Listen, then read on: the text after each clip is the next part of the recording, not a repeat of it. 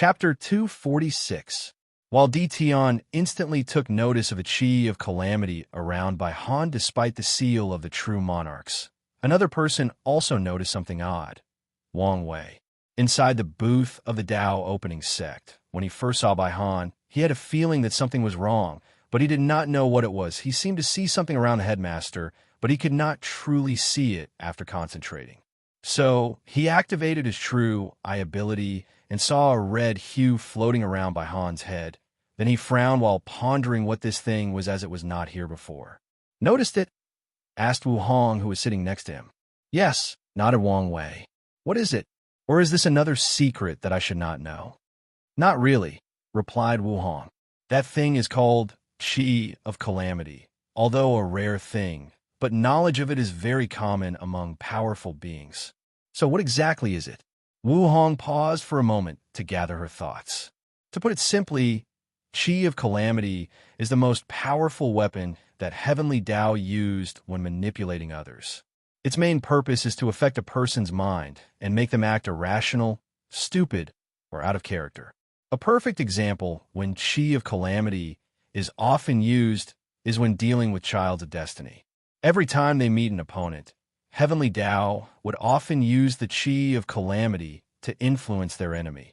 That way, they will act stupidly.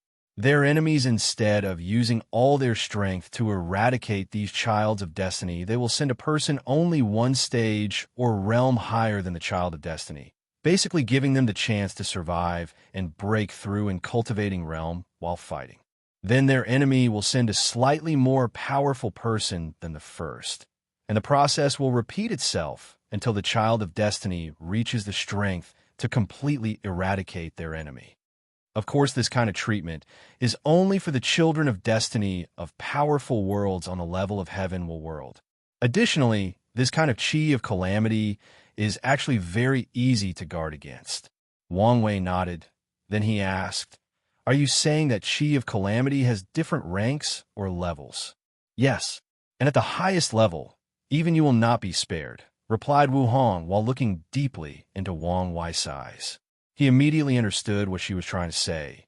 The highest level of Chi of Calamity can even affect paragons, hence even he could be affected by it one day if he is not careful. Immediately, he took this information more seriously. "I understand. Is there anything else?" "Yes," replied Wu Hong. "Actually, the main purpose of Chi of Calamity is to induce the great calamity of heaven and earth, or the Great Purge, as it is often referred to by many other worlds." Wang Wei frowned as he remembered that he read about such a thing in the sect's library.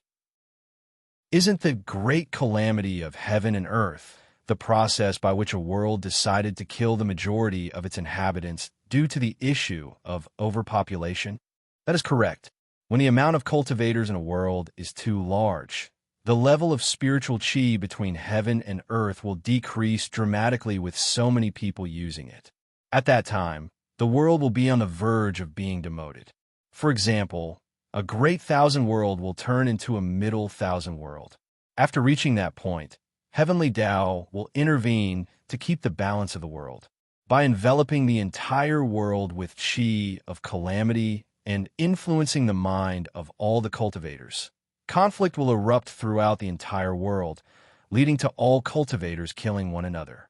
Then, Heavenly Tao will decompose the bodies of these cultivators and replenish the spiritual chi of heaven and earth. By then, both the population and spiritual chi problem will be solved." Wang Wei sighed as he muttered to himself. Cultivators absorb spiritual chi in order to one day become immortal and escape the shackles of death. If they fail, then their bodies will decompose and return to the embrace of Mother Nature, replenishing heaven and earth. What a horrifying and beautiful cycle. "True," responded Wu Hong as she also sighed. "How many people can become immortal? In each generation, there are probably a handful. Meanwhile, the number of cultivators are in the trillions. The terrible thing about this situation is that even if a person knows about this, there is nothing they can do besides fighting to be the few that actually become immortal. I was wondering, has there been a time that the Myriad Emperor world suffered a great purge?" asked Wang Wei curiously. It actually happened twice. Twice? Yes. Once during the Null Era, and the second time during the Middle Emperor Era. Wang Wei was slightly surprised. He could understand how such a thing happened in the Void Era, but he could not understand what this has to do with the Middle Emperor Era. If such a thing occurred, he would have known that this era was very recent compared to the others. Wu Hong noticed his surprise, so she explained, I will talk about the Middle Emperor Era later.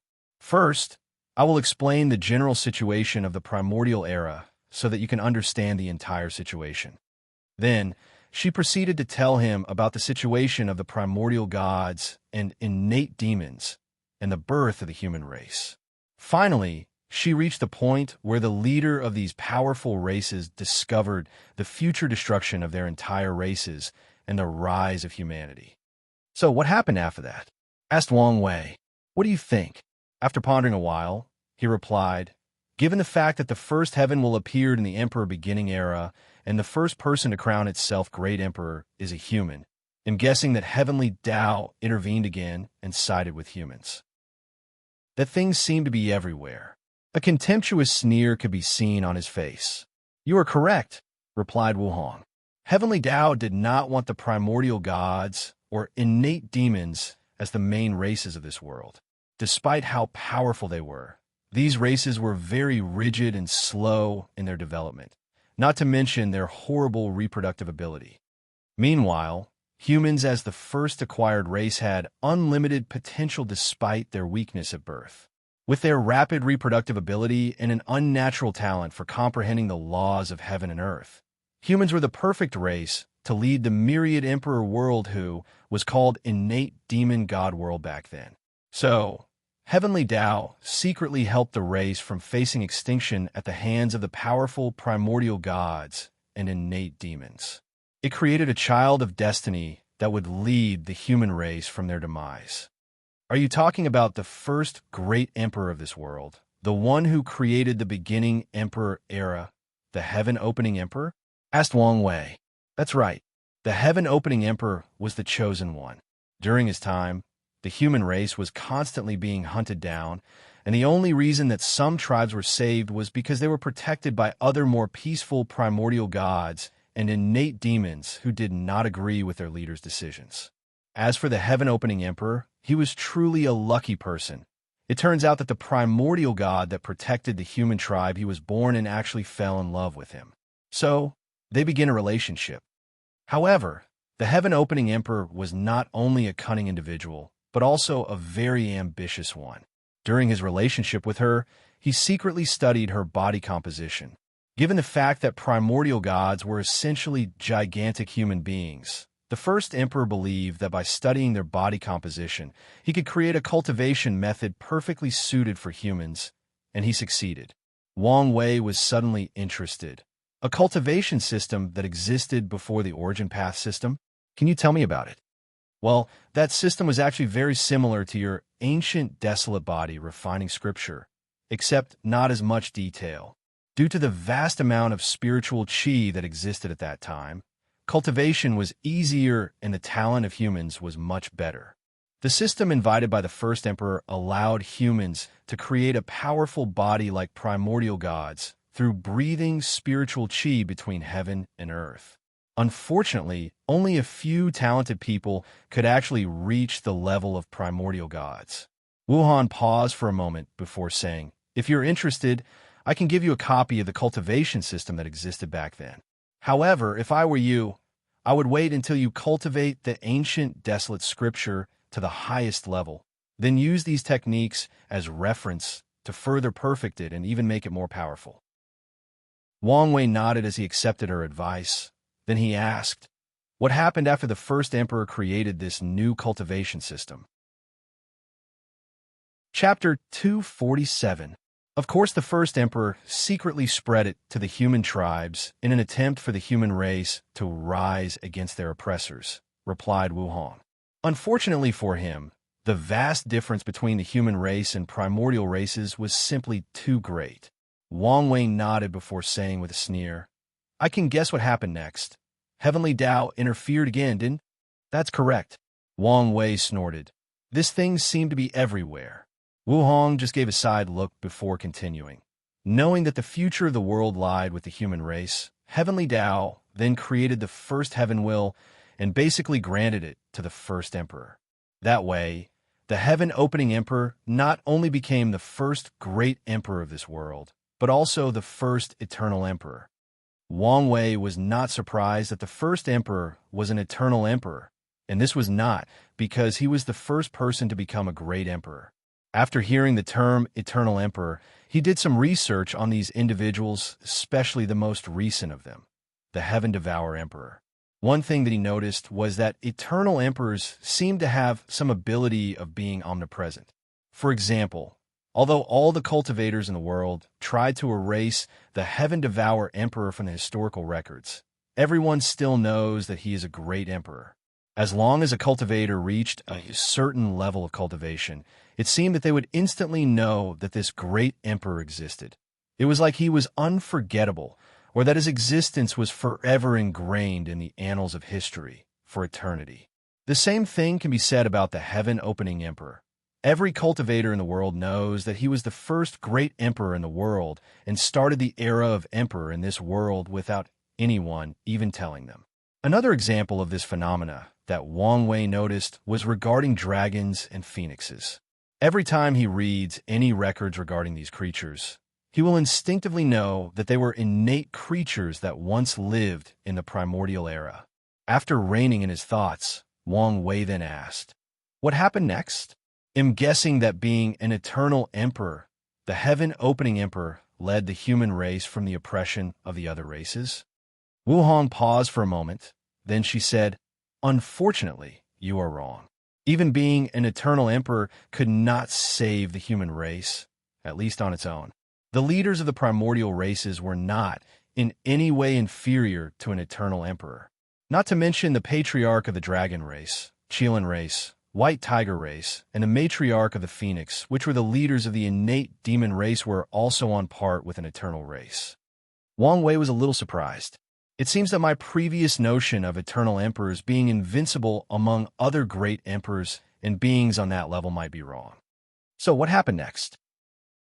Obviously, the human race survived somehow. So how did it happen? Well, after the first emperor proved the Tao, heavenly Tao kept lowering heaven well after a certain period of time, thus creating many great emperors for the human race. "Wait, you mean?" asked Wang Wei with an incredible look on his face. "That's correct. The beginning emperor era was an age where many great emperors walked the world at the same time," replied Wu Hong calmly. After taking a few seconds to process this news, he asked, "None of them, you know?" Then he motioned his head upward. Back then, the concept of ascension was not very prevailing due to the fact that the spiritual qi between heaven and earth was very abundant, thus allowing these great emperors to cultivate with a peace of mind. Additionally, the human race needed their support and help. So, only a few of them actually left. Wang Wei sighed as he imagined what it would be like to live in a world where so many great emperors walked the world and competed with another. Well, maybe in the future, he still has the chance. Then a question suddenly appeared in his mind. What about Tao ancestors and immortal venerables? Did these existences exist back then? Yes, replied. The realm of Tao ancestor was created based on the existence of plain Lord, while immortal venerables are nothing but a sublimation of a cultivator's internal qi or energy into a higher form. Plain Lord? If I remember correctly, these should be individuals born in great thousand worlds who actually swallowed the heavenly Tao of their worlds and became the sole controller. Are they related to Tao ancestors? However, the information I read about them was very vague, thought Wang Wei to himself. Back then, the great emperors created these methods after traveling to other world communities in order to create emperor-level strength for the human race without the heaven will. To be exact, they just copied these systems from other worlds, modified it a little, and gave it their own name, continued Wu Hong without stopping. Wang Wei nodded. However, he knew that things were not that simple. According to historical records, his ancestor Emperor Qiyuan is credited with creating both the path of Tao ancestor and the path of immortality. However, According to Wu Hong, these paths seem to have long existed before then. So, there must be either something shady about this, or some great secret. Nevertheless, Wang Wei did not ask. He was already receiving too much information in just a few minutes, so there was no need to acquire more. Furthermore, he still would like to discover some of these secrets on his own. For example, according to Wu Hong, there may have been world communities born before this one, meaning that there were heaven will world born or created way before the myriad emperor world, and even developed civilization way before them. Although Wang Wei did not know how ancient his own world or community was compared to the others, he still wanted to find out, especially given his future plans after becoming a great emperor. This kind of information might be useful. All of these thoughts appeared less than a millisecond from his mind. So he continued his conversation. Why didn't any of the primordial gods or innate demons also acquire a heaven will and become a great emperor? That's because heavenly Tao played a little trick on the heaven will, replied Wu Hong. Of course it did. Ignoring his remark, Wu Hong continued. It added a condition to the heaven will. Only acquired life forms could use it, thus prevented both the primordial gods and innate demons who were innate life forms from being able to use it, even if they acquired one. However, none of these two races gave up, especially the innate demons race. So, they came together to create an acquired race. By constantly degrading their own bloodlines, they were able to create what we now know as the demon race. This explains how the demon race's cultivation system involves slowly purifying their own bloodline, thought Wang Wei. The innate demon race's plan was to use the demon race to compete for the heaven will, thus lowering the overall strength of their races. At first, their plan succeeded as many demon races actually became great emperors. However, under the machination of one, the human race great emperors, the demon race eventually betrayed their own creators, then joined the human race side. Wang Wei nodded, not surprised by that outcome. Then came the Null Era. After both the human race and the demon race concluded that they had enough strength to fight these innate races, they started an earth-shaking, heaven-shattering war. As a matter of fact, neither of these two fighting factions knew beforehand how great that war would become and a lasting impact that it would have. What do you mean? Asked Wang Wei with a concentrated look on his face. What I mean was that the scope of this war was beyond these factions' wildest imagination. Although the war started from our world, it soon spread to countless world communities until the entire lower dimension was engulfed in war. The war soon turned into acquired life forms against innate life forms. Lower dimensions? Is it the name for the entire endless void? Does that mean that the world that all great emperors go to is considered a higher dimension? Secretly thought Wang Wei.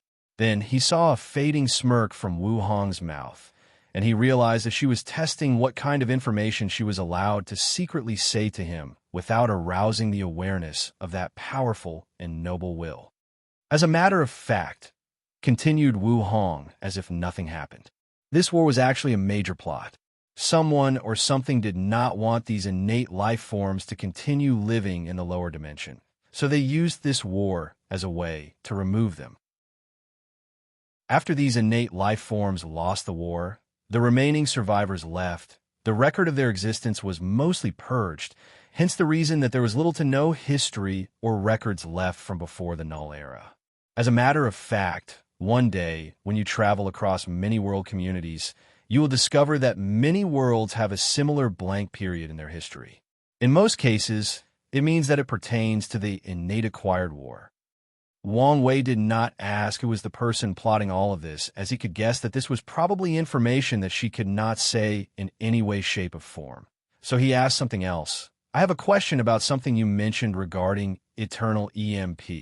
His word stopped midway as he noticed something strange happening on the Heaven-Chosen Selection Trial. Chapter 248. A few minutes ago, while Wang Wei and Wu Hong were distracted talking to one another, Headmaster Baihan appeared in front of all the people watching the tournament. He first swore to Heavenly Tao and his own Tao that the Academy has nothing to do with Fan Li's affairs. Then he started introducing the rules of the tournament. Due to the fact that the professional champions are not allowed in the top 30 in this year's tournament, the rules are a little different. There are currently 19-20 participants in the final round. Each participant will face a randomly selected opponent. The winner will move on to the next round, while the loser will be eliminated. This process will continue until the top 30 Heaven Chosen is selected. Now, let the final round of the Heaven Chosen selection trial begins. After Baihan made the announcement, he returned to the floating booth of the Emperor Enlightening Academy with all the other teachers. During the process, he started thinking to himself, hopefully, this move can buy some breathing room for the academy. As for the Chi of Calamity, it is obvious that Heavenly Tao is using my projected hatred for Wang Wei to ensure that I become his enemy. However, as long as I manage to prevent him from entering the secret realm of the Tao tablets, I can find a way to remove it. After thinking about this, Baihan sighed deeply. If I still had my original body with my father's protection, I would never be so easily affected by Chi of Calamity. Well, there is no need to lament about the past now.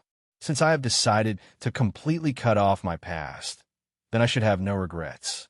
After Baihan returned to his booth, the majestic fighting ring in the middle of the large stadium was divided into many different rings. In each ring, there was a projected screen made of arrays that showed two numbers which represent the participants chosen to fight one another, as they all had to randomly choose a number before the final round began. The audience surrounding the fighting rings had a giant projected screen that showed all the battles simultaneously, so that they could either watch everyone at once or focus on a particular participant. All the people watching the tournament remotely also had similar divided screens like the members of the audiences. Inside the floating booths, each person had their own personal divided screen with all the participants. However, this particular one had the ability to only show one match based on the choice of the user. While Wu Hong and Wang Wei were talking, they ignored the screen as they were too focused on their discussion even when Li Jun's fight began. Holding his trusted spear, Li Jun walked to one of the fighting rings after his name was chosen. After only waiting for a few seconds, his opponent also appeared in front of him. It was a beautiful girl with a blue dress and a shy look on her face. However, despite her appearance, she had a firm determination in her eyes. Taking a brief moment to recall all the information he read about all the participants of this tournament, he recognized her as a genius from a holy land in the Eastern Azure Dragon continent. Li Jun secretly sighed as he acknowledged that she was either very lucky or very talented to reach the final round based on her background. Nevertheless, this will not change the fact that she had reached the end of the road after meeting him. His big brother had given him a mission to get one of the top 30 spots, and nothing or no one could stop him from fulfilling his mission. So, as soon as the battle began, Li Jun did not say anything to his opponent. He directly attacked her. Holding his spear in his hand, Li Jun threw it with all of his strength, turning it into a red light that flew straight to the Holy Land genius. However, she was not to be underestimated. As a person who made it to the final round, she was one of the people who fought against the seeded players and survived. Although she no longer had the advantage of large numbers, she would not give up so easily. So, with a wave of her hand, a group of metal gates appeared in front of her as a form of protection. Unfortunately, the gates could only stop the spear for a brief moment before they were pierced one by one. Fortunately, she only needed this brief pause to move out of the way of the spear, thus dodging the attack. After seeing this, Li Jun made a grabbing motion with his hand. Then his spear disappeared from the distance before appearing in his hand. Then, he made a circular motion with the spear while holding it with one hand. Following which, more than 10 spears materialized in front of him, an act which made the Holy Land genius face become very ugly. Without hesitation, she encased herself in a very dense, spherical metal shield. Her actions were correct. As soon as she finished, the first spear hit her. Immediately, she coughed a big mouthful of blood. Although she managed to defend the attack, the aftershock still penetrated her defense and injured her. Then, her nightmare began. Boom! 9 explosions followed the 9 spears as they attacked her metal shield. A cloud of dust enveloped her following the explosions, thus impeding the sight of the audience. Few seconds after the dust was swept away by the blowing wind, the Holy Land genius could be seen.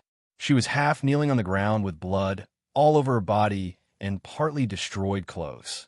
Her hair was messy, and pieces of metals could be seen scattered next to her. She struggled to get up from her floor, but she was incapable of doing so. Li Jun frowned after seeing this. Then he said, "You should give up this fight. There is no need to risk your life for a battle that you know you will lose." However, she did not immediately answer him as a metal rod appeared in her hand, which she used as support to get up from the ground. "You do not understand," she replied with a firm determination on her face. "I have too many people counting on me. I cannot fail now." As she said these words, she gave a brief glance at a particular glance in the audience where a group of disciples were looking at her with both worry and encouraging eyes. Everyone who can reach this level in the tournament has some sort of emotional support or conviction driving them forwards, replied Li Jun calmly. This does not change the fact that you are weak and unable to win this battle.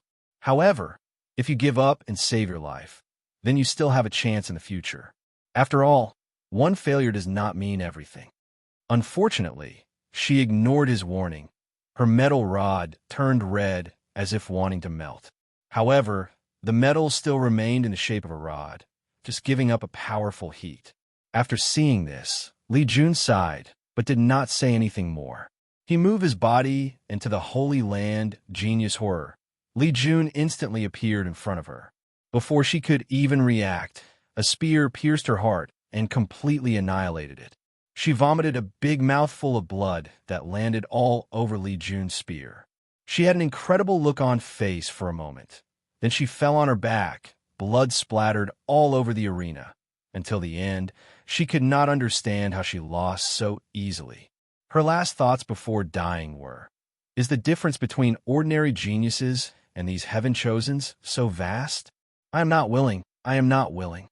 As for Li Jun, he just looked at her for a brief moment before leaving the fighting ring. He had already given his opponent the chance to retreat intact.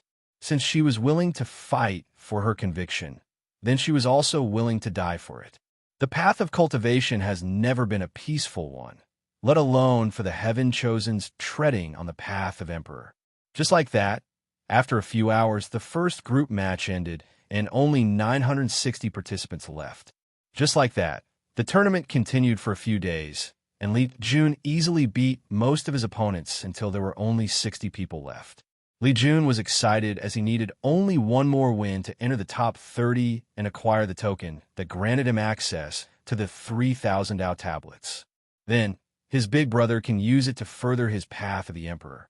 Li Jun was standing in one of the arena waiting for his next opponent with a little excitement deep in his eyes. However, when he saw the person who showed up, he said with a grave voice, "It's you." Chapter 249. Across from Li Jun stood a beautiful girl dressed in a golden dress, with a phoenix crown on her head. She had the majesty of a powerful empress who looked down on myriad beings, and the pride of a heavenly peacock who cannot bear to be stained by mortal dust. This goddess did not expect to meet you so soon. "Very well. This goddess can finally have her revenge," said the beautiful woman with a voice full of loftiness and aloofness. "Fong Li Juan," said Li Jun with deep furrow brows. He knew that there was a hidden rule that none of the seeded players would meet before the final 30 rounds, but he actually met one beforehand. Thinking about Wang Wei's warning before the battle, Li Jun could guess that something shady had taken place. However, he was not afraid. "Revenge? Since I defeated you once, I can do it a second time," replied Li Jun with a sneer on his face. However, Fong Li Juan just smirked without saying anything. Nevertheless, a powerful confidence could be seen radiating from her body.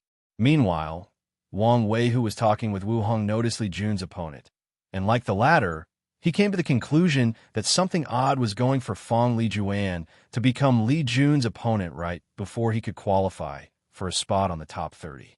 Inside the Emperor Enlightening Academy's booth, all the teachers watched this battle with bated breath.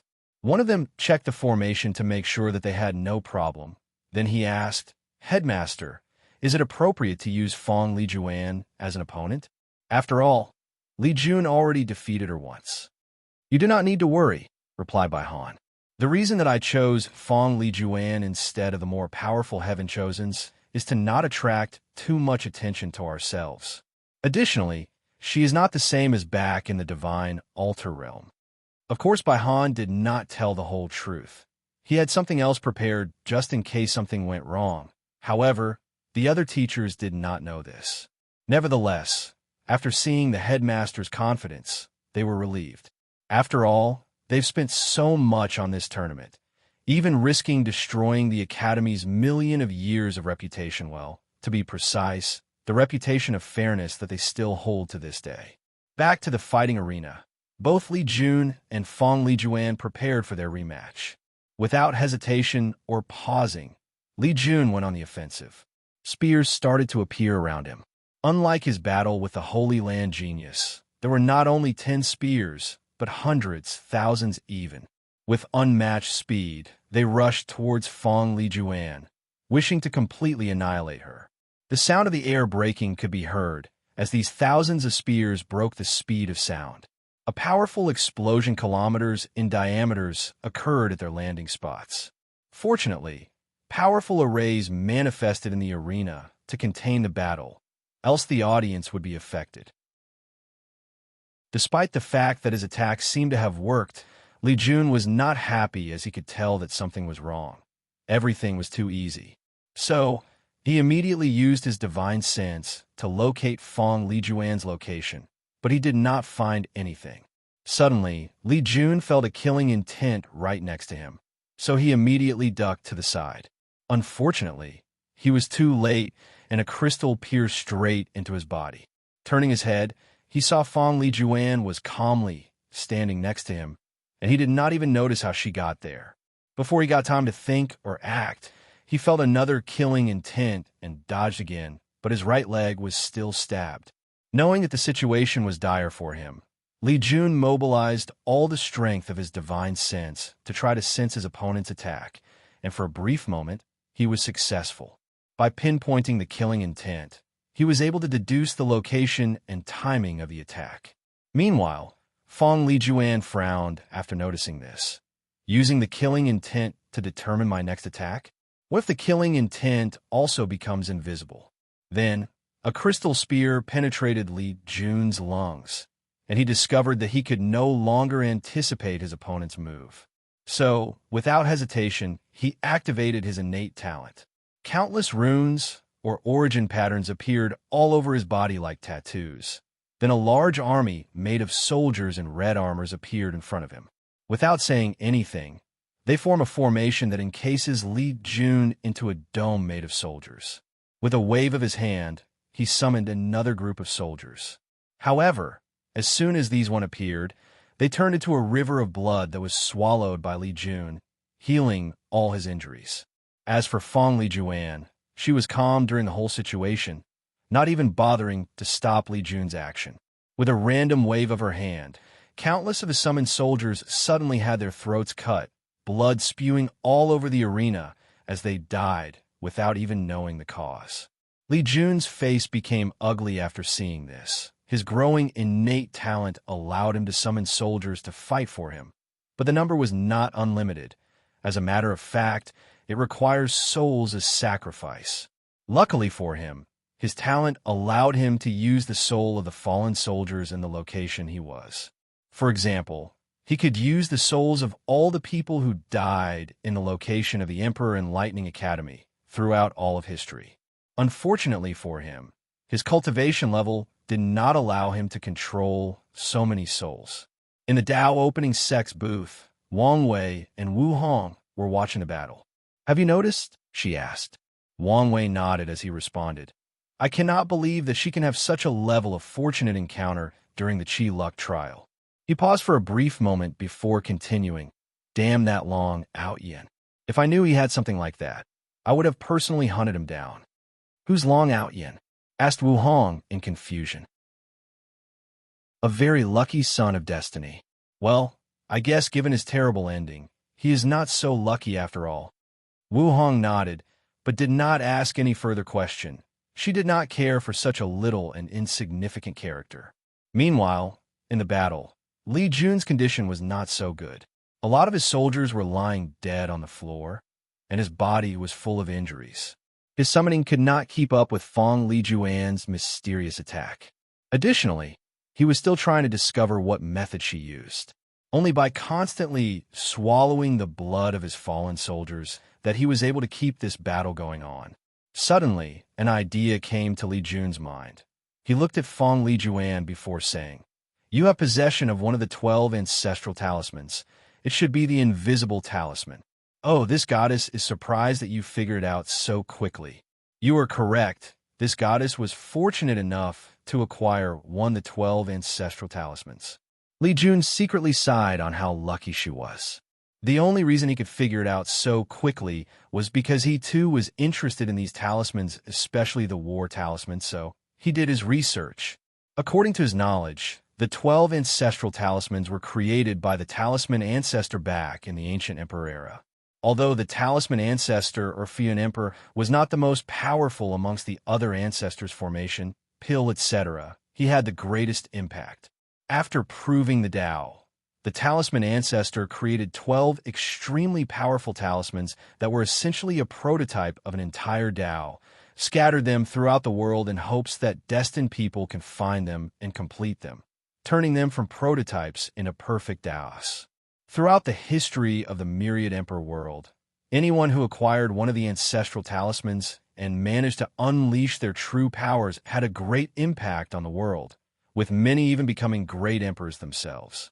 By this current era, only a few of the talismans were still not found, including the invisible talisman in Fong Lijuan's hand, and the war talisman that Li Jun was after. The invisible talisman was famous because of the words that the talisman ancestors said after creating it. According to her, the highest level of this talisman can allow a cultivator to reach a state of being unknown to death, nor known to life. All these thoughts only took less than a millisecond to flash across Li Jun's mind.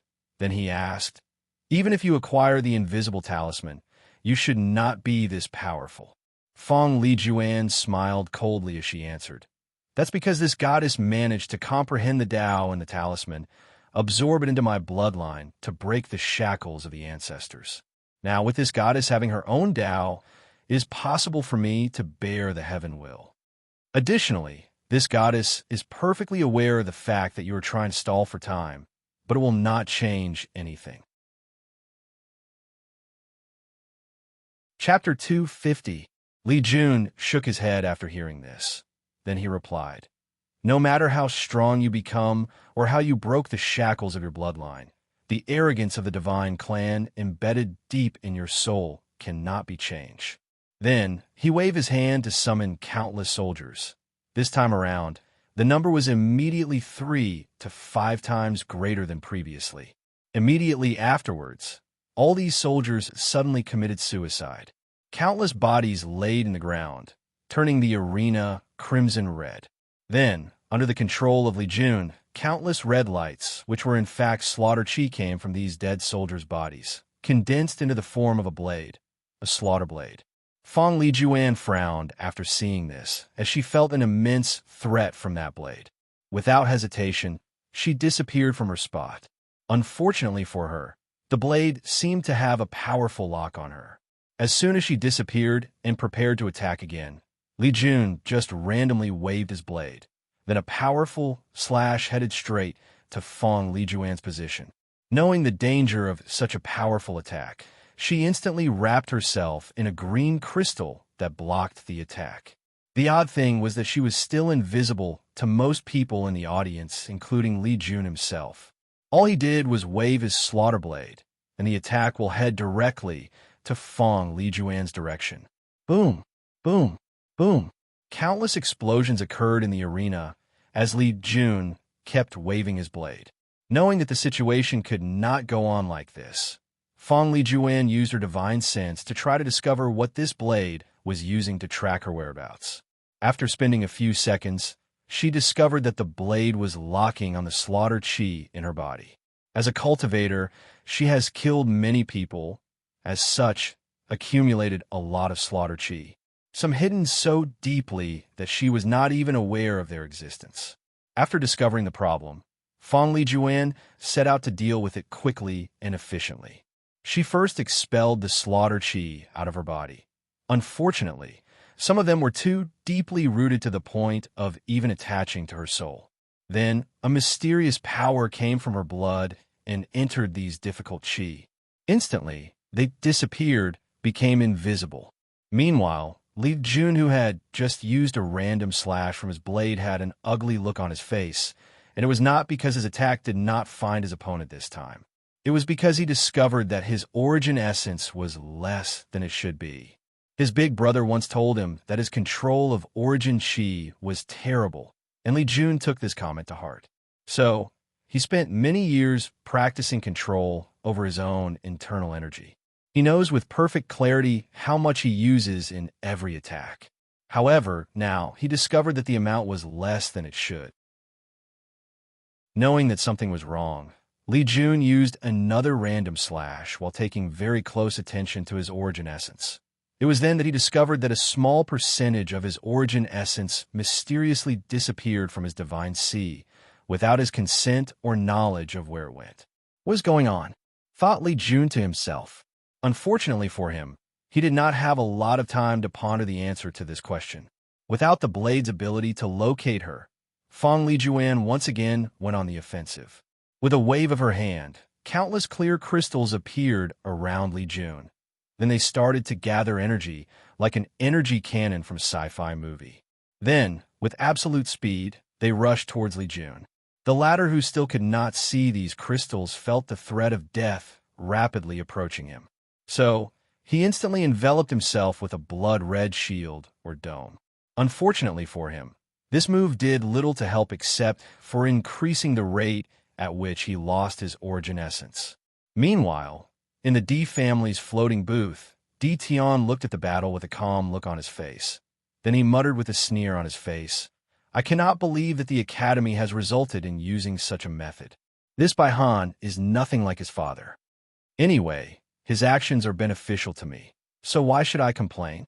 Inside the Dao opening sex floating booth, Wang Wei looked at the battle with a frown on his face. Instinctively, he felt that something was wrong, but he could not wrap his head around what it was.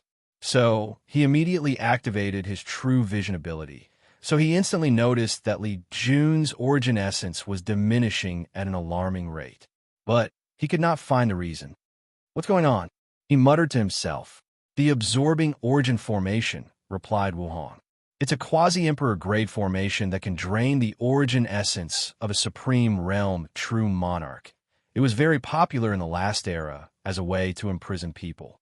After hearing this, he concentrated his ocular power, but he did not find anything. "Where?" he asked. "Deep under the fighting arena," replied Wu Hong. Wang Wei then focused his eyes there, but he still could not see anything. So he closed his eyes, mobilized the power of his souls to fuel the strength of his true vision. Finally, he discovered a very complex formation. The amount of runes in that array even made him dizzy just by looking at it. Wang Wei's first thought was to reveal the Academy's cheating, but he soon gave up that idea. Even he needed the power of his soul to notice the existence of that formation, let alone others. Since it is a quasi-emperor tier, there is no guarantee that a true monarch may be able to discover its existence. And even if they did, he could guess that the Academy has a backup plan for this formation to completely disappear before someone reveals its existence. Nevertheless, he still used his divine sense to warn his Dao protector. Unfortunately for him, a few minutes later, Yinshin said to him, "I'm sorry, young master. I could not discover anything." Wang Wei's brain rapidly operated in order to find a solution. "Maybe I could use the array virus to try to remotely control it?" "No, that won't work. The array virus cannot even work on a heaven-grade formation, let alone a quasi-emperor one." Then, he looked at Wu Hong. "Can't you do anything?" "Unfortunately, no," replied Wu Hong as she shook her head. This formation is actually linked to the 8 Emperor tier formation of the Academy. As long as anyone tries to interfere with it in any way possible, it will self-destruct and erase any evidence of its existence.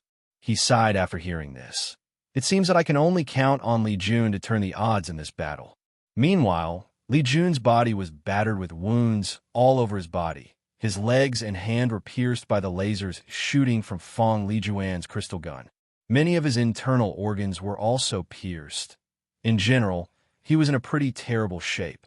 The only reason that he was not dead yet was due to the fact that he kept on summoning more soldiers, then sacrificed their blood and life energy to heal himself. Unfortunately, both the amount of summon and his body was slowly reaching their limits. Despite all of this, there was no look of despair in his eyes. On the contrary, his determination to win this battle did not waver in the slightest. He was desperately trying to discover the location.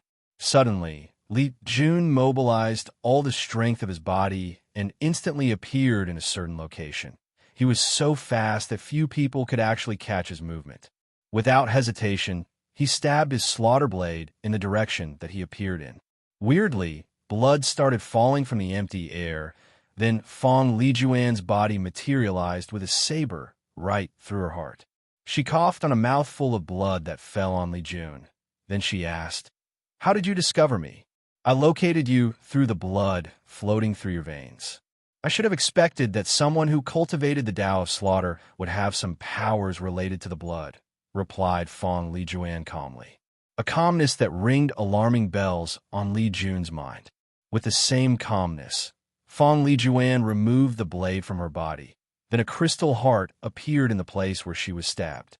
Li Jun could actually see that a new heart was slowly being cultivated inside the crystal heart, following which all of Fong Lijuan's muscles and skins that were pierced rapidly healed. Even her dress returned to a normal state. She looked at Li Jun, smiled coldly before saying, "Now, let the real battle commence." Of course, that is if he can still keep up. Li Jun's heart skipped a beat after hearing this. With his current shape, he was incapable of any intense fight. Not to mention that his origin essence was almost bottom out. "Do I have to use my taboo innate talent?"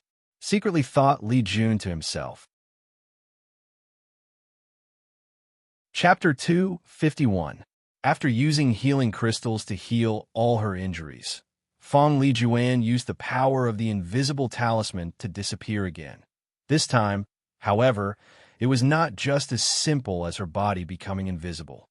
Her blood, skin, muscles, organs, bones, divine sea, aura, and even her souls became invisible. She was completely gone, and Li Jun could not track her existence at all. The majority of people in the audience could not track her whereabouts, including a few saints. Even Wang Wei himself could not see her with his bare eyes and had to use his true vision to see her. Of course, if these saints released their domains, they would be able to discover. However, given that Fong Lijuan was just in the supernatural realm and only had possession of the invisible talisman for a few decades, this accomplishment was astonishing. After becoming invisible, Fong Lijuan did not attack Li Jun immediately, but said, "Many people believe that the invisible talisman can only allow this goddess to become invisible, but can also affect my enemy. Now, God of War Li Jun," pronouncing the phrase God of War with the utmost disdain. "Let's see how you react when all your senses including taste, smell, sight, touch, sound, and divine sense become invisible." Her voice echoed throughout the fighting arena, seeming to be coming everywhere and nowhere at the same time. Immediately afterward, Li Jun knelt on the floor while grunting painfully. He discovered that his vision became black. He could not smell the surrounding environment. His mouth had a bland aftertaste that was impossible to get rid of. He could not feel anything or any part of his body. Even though he knew that he was half kneeling, he could not feel the sensation of the ground. No, it was more than that.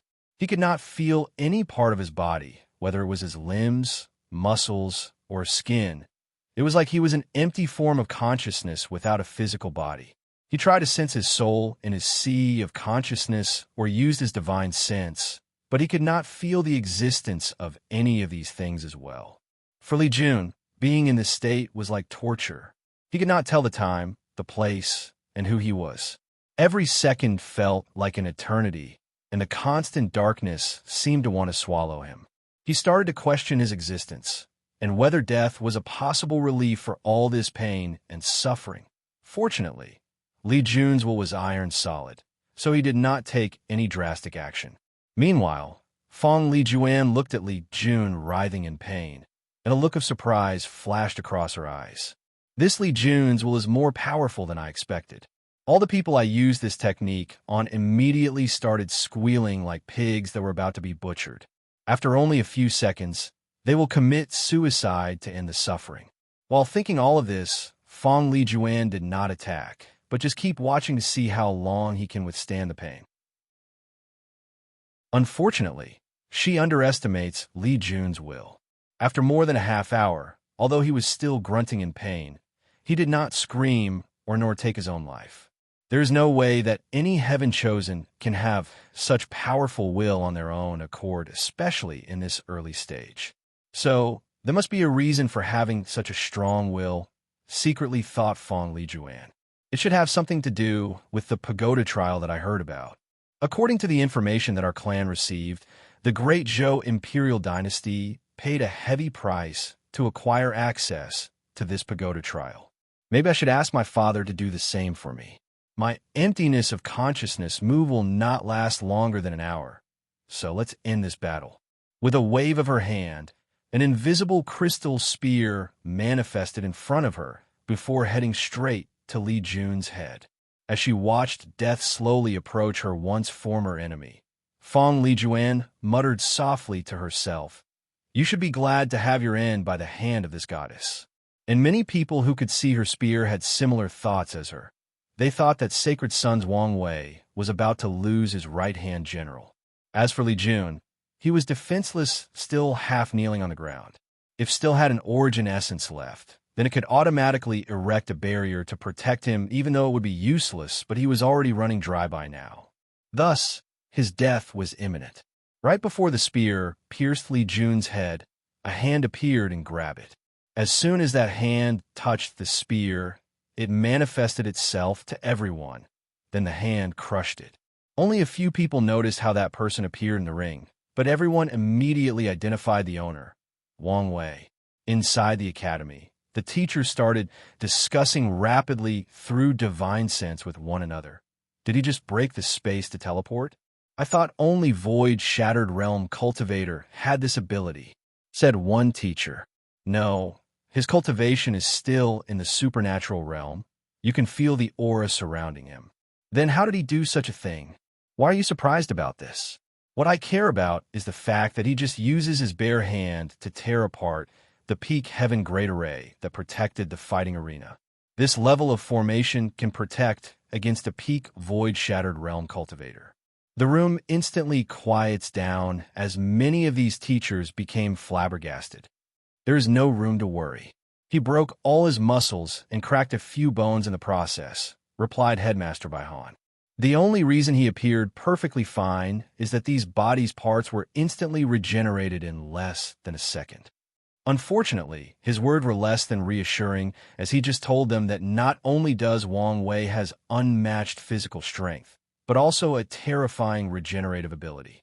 Without saying anything more, Headmaster Baihan stepped out of the booth and appeared in front of all the audience and distant watchers. Sacred Son Wang Wei, it is forbidden to intervene in any of the battles. Once someone steps into this arena, his or her life and death are determined by heaven and their skills. Look around, many people have lost precious friends and family members in this arena, but no one intervened. Just because you have a high status does not mean that you can break the rules as you please. Headmaster Baihan had a noble and sage-like demeanor while saying these words.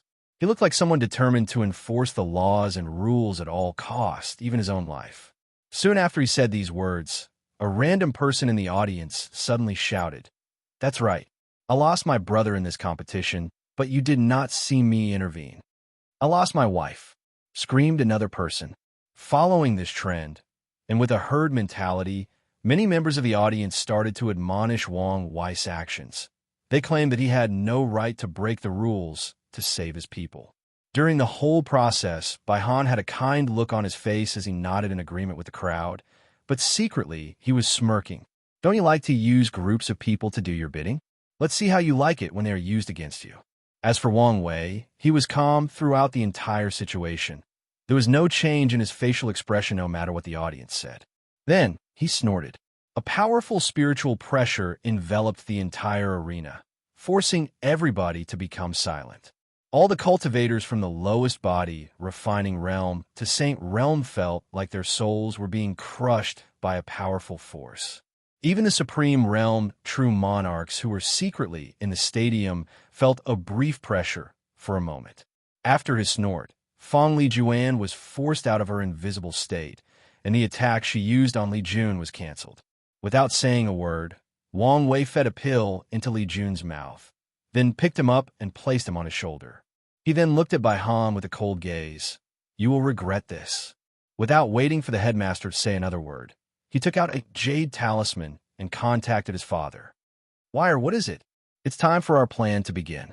This academy has been on their high horses for far too long. It's time to bring them down, time to remind them who truly stands at the apex of this world." Soon after that, Wang Wei disappeared from the stadium. Nevertheless, his last words echoed throughout the silent arena. Everyone watching this tournament knew that something big was about to happen with worldwide repercussions. As for the ones who were aware of what was about to happen, they cheered gleefully as they were finally about to reap the benefits promised by the Dao Opening Academy. Chapter 252. After hearing Wang Wei's last words, Baihan's face became very ugly and twisted.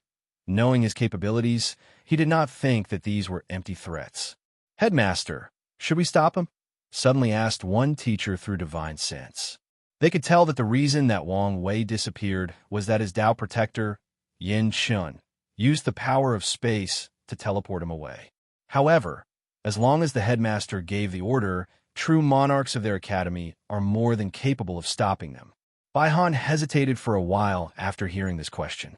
Thinking swiftly, he replied, "There is no need." Although Baihan was enveloped by Qi of calamity, he could still barely keep his reason.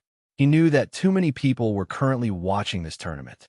If he made such an order, it won't take a few seconds for all the Supreme Realm true monarchs to instantly appear and force their way into the world that the Academy is located in. The only way to stop them would be to use the Academy's Emperor formations. And if he did that, the Dao Opening Sect would use their Emperor artifacts. With Wang Wei's status and his father's love for him, Baihan believed that they would not hesitate to do so. This kind of confrontation could quickly escalate to an Emperor Dao war. More importantly, Baihan feared that the Supreme Realm true monarchs of the Academy might not listen to his orders. He could tell that many of them were very dissatisfied with his recent decisions, even if they did not outrightly say so. He could feel that the respect that they had for him as a born sage was slowly fading. So, he did not want to test their attitudes in this situation or give them more reasons to lose faith in his leadership abilities. All these thoughts took less than a millisecond to flash across his mind. After making his decision, he watched Yin Shun and Wang Wei leave. Then, he ordered, "Have all our spied pay close attention to the movements of the Dao Opening Sect. Not just them, but all the emperor lineages of the world. I want to know every single movement that they make." Meanwhile, after spending a few minutes traveling through space, Wang Wei returned to the Dao Opening Sect with a comatose Li Jun. He headed straight to the Alchemy Hall and handed him to Great Elder Li Jian for treatment. Li Jian used his divine sense to scan Li Jun's body, then fed him some saint pills. "How is he?" asked Wang Wei. Great Elder Li Jian sighed. "Physically, he is perfectly fine after consuming the pills, but his mind seemed to be affected. I'm afraid that waking him up will have severe consequences." Wang Wei frowned after hearing this. Then his mind started to work rapidly. "Wake him up. Sacred Son, are you sure?" "I have an idea, so let me try." Great Elder Li Jian nodded, then took out a pill, crushed it into powder. With a wave of his hand, the powder entered Li Jun's nose and mouth. Soon afterward, Li Jun opened his eyes. He screamed in pain for a few seconds before quiet down. "I can see again," he said. "Wait, why wouldn't I be able to see?" He looked around for a moment before noticing great elderly Jian and Wang Wei. "Who are you people? And what have you done to me?" He tried to get up, but his body could not move. After struggling for a while, he stopped. "Wait, where am I? No, more importantly, who am I? Do you people know me? Do you know my name?" Both great elderly Jian and Wang Wei frowned as they realized that the situation was more grave than anticipated. Wang Wei walked over to Li Jun, looked him deeply in the eyes. "I need you to follow my words exactly as I say." Li Jun immediately quieted down after hearing this. For some reason, he felt like he could trust this strange person. His instinct told him that if he listened to that person, then everything might be all right. So he nodded his head. "Your name is Li Jun, and you cultivate the Tao of slaughter. The ultimate purpose of slaughter is to bring death to all things. And death is nothing but the end of the consciousness, absolute darkness devoid of everything, devoid of all senses. Now, close your eyes and meditate on the meaning of my words." After hearing the term devoid of all senses, an intense fear appeared in Li Jun's mind. However, he forcefully controlled it by listening to Wang Wei's voice. After seeing Li Jun closing his eyes, Wang Wei took out a golden orb from his space ring. This was the merit he received during his Qi luck trial. Without hesitation, he placed it inside Li Jun's forehead. He looked at the peaceful face of Li Jun. Then he muttered, "This is all I can do for you for now. With this merit, it should be very easy to enter a state of enlightenment. So, whether you can heal and even grow from this experience all depends on yourself." After that, he left the alchemy hall heading to Tianwei Peak to meet with his father. "Father, is everything ready?" "Yes, and all the other people have been notified." "In that case, let's begin." Wang Wei went to take a shower, light up, incant, meditate for a few minutes, then change into a ceremonial garment. Although he does not care for these formalities, this was required given the situation. Following this, he flew into a specific unoccupied mountain. There, all the high levels of the sect were waiting in front of an ancient altar. Even the supreme true monarchs were secretly present. Wang Wei walked to the altar, cupped his hand, and said, "Heavenly Tao above, I have seen the woes of mortals in this world. Cultivators have the ability to escape the shackles of the earth, have a long lifespan, can destroy mountains and move rivers, can conquer life and death, can travel through the endless void, and can pass their inheritance for eternity. Despite all of this, mortals spend all of their lives living on little food. Most of them could not recognize words, write their names, or have any form of inheritance. They are ignorant. But I want to change all of this. Here, today, I have created the concept school to teach basic knowledge to all living mortals in this plane. I want to expand their minds, expel ignorance, enlighten them so that our civilization can thrive and prosper. Please acknowledge it." After Wang Wei said these words, a gigantic eye appeared in the sky, alarming everyone. The eye looked directly in Wang Wei's position. Then his words were broadcasted to the entire myriad emperor world. All cultivators, and more importantly, all mortals heard these words with shock on their faces. Then, many people started crying, laughing, and roaring in excitement. All trillions upon trillions of mortals in this world had excited smiles on their face as well. Most of them. In this world, nobles in the mortal world use knowledge to keep the peasants under control, and cultivators also use knowledge to keep these nobles under control. But now this strict hierarchy was slowly being broken. Meanwhile, after Wang Wei's declaration, many of the emperor factions who were invited to participate in this plan also have a ceremony of their own. Then they all said the same thing. "Please allow it." This phrase echoed throughout the entire world. Heavenly Tao then looked at the elated look of the mortals, calculated the benefit of such a thing. Then it said, "Allow." Following this, a massive golden light appeared in the sky. It was golden merit. Then, it was split into different portions with 20% landed on the hand of Wang Wei and the Tao opening sect.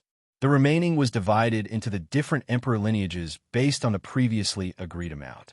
Another smaller purple orb also manifested and landed on Wang Wei's hand.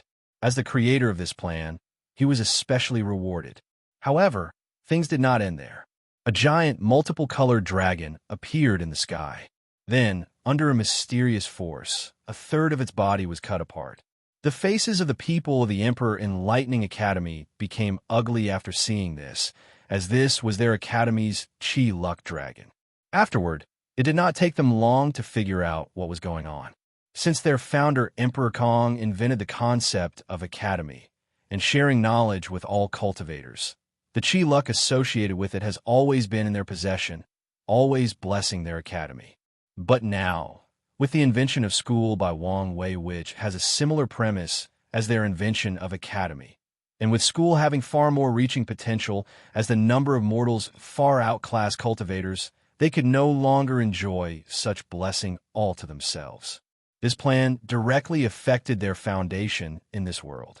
Title: Consequences. Chapter 253. After a third of the Academy's Chi Luck was cut off from them, a new Chi Luck Dragon slowly formed. However, this one was different due to its color, pure white. After being formed, the pure white Chi Luck Dragon rapidly traveled around the world while swallowing a bunch of white lights from the bodies of all the mortals, thus rapidly growing in size. Is that the Chi Luck Dragon associated with the concept of school? Asked one of the elders of the Tao opening sect in awe. No one answered them as they were too busy marveling at the sight they were witnessing. Suddenly, one of the elders said, "I'm guessing that the only time our sect created such an achievement was when our ancestor first created the origin path system." All the people realized that this was indeed true. One person immediately bowed to Wang Wei, who was still standing in front of the altar. "Thank you, young sect master, for recreating the glory of our ancestors." "Thank you, young sect master," added another person. Following this, many other elders and even all the great elders bowed to him. Wang Wei could guess the real reason for this gift. For so many years, the Tao opening sect has been relying on the Chi Luck of the origin path system created by the ancestors. However, as time passed, many people feared that someday they would no longer be blessed by it. And this was an unnecessary worry, as there are precedents to follow. Sects created by the formation ancestors, array ancestors, and so on, although they still survive to this day, many if not all of them have either started to decline or reach a plateau in their development. They have to use their long-standing heritage to remain relevant in this world.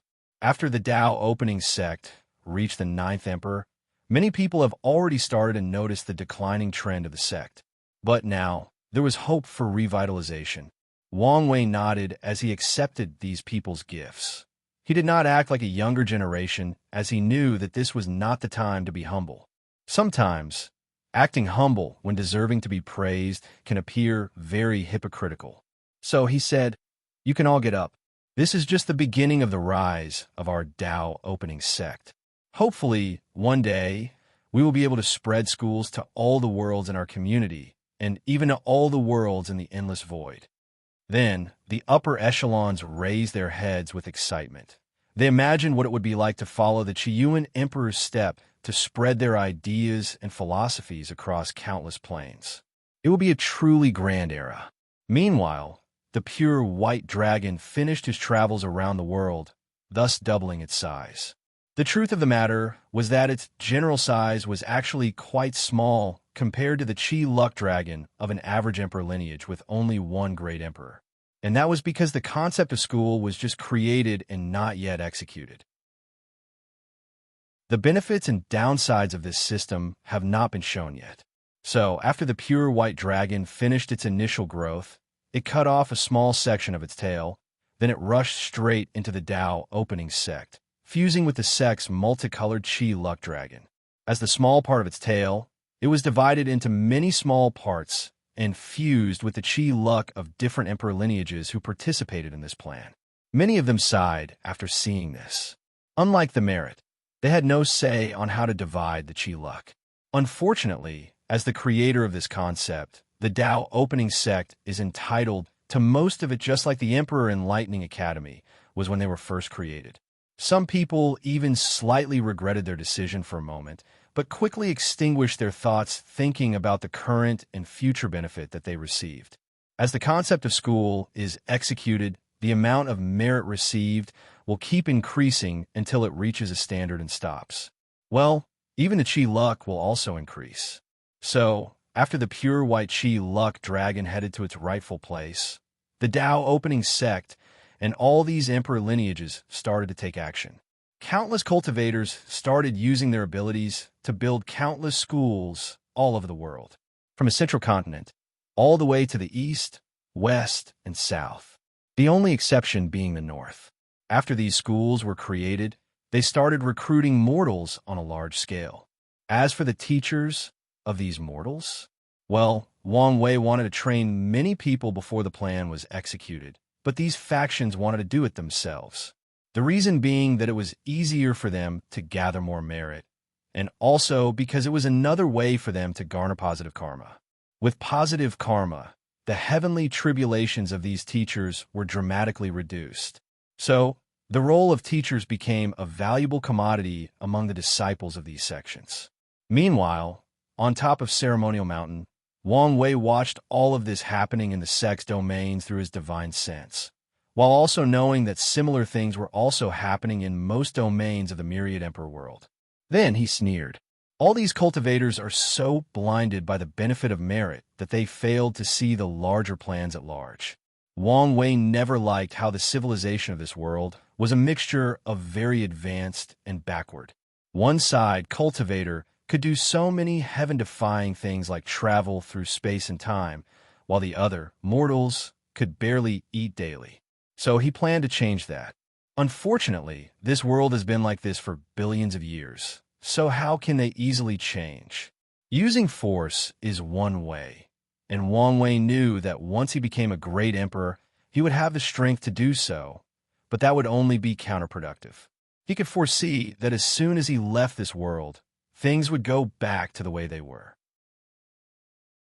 And the conservative nature of these cultivators might make them even become more reserved.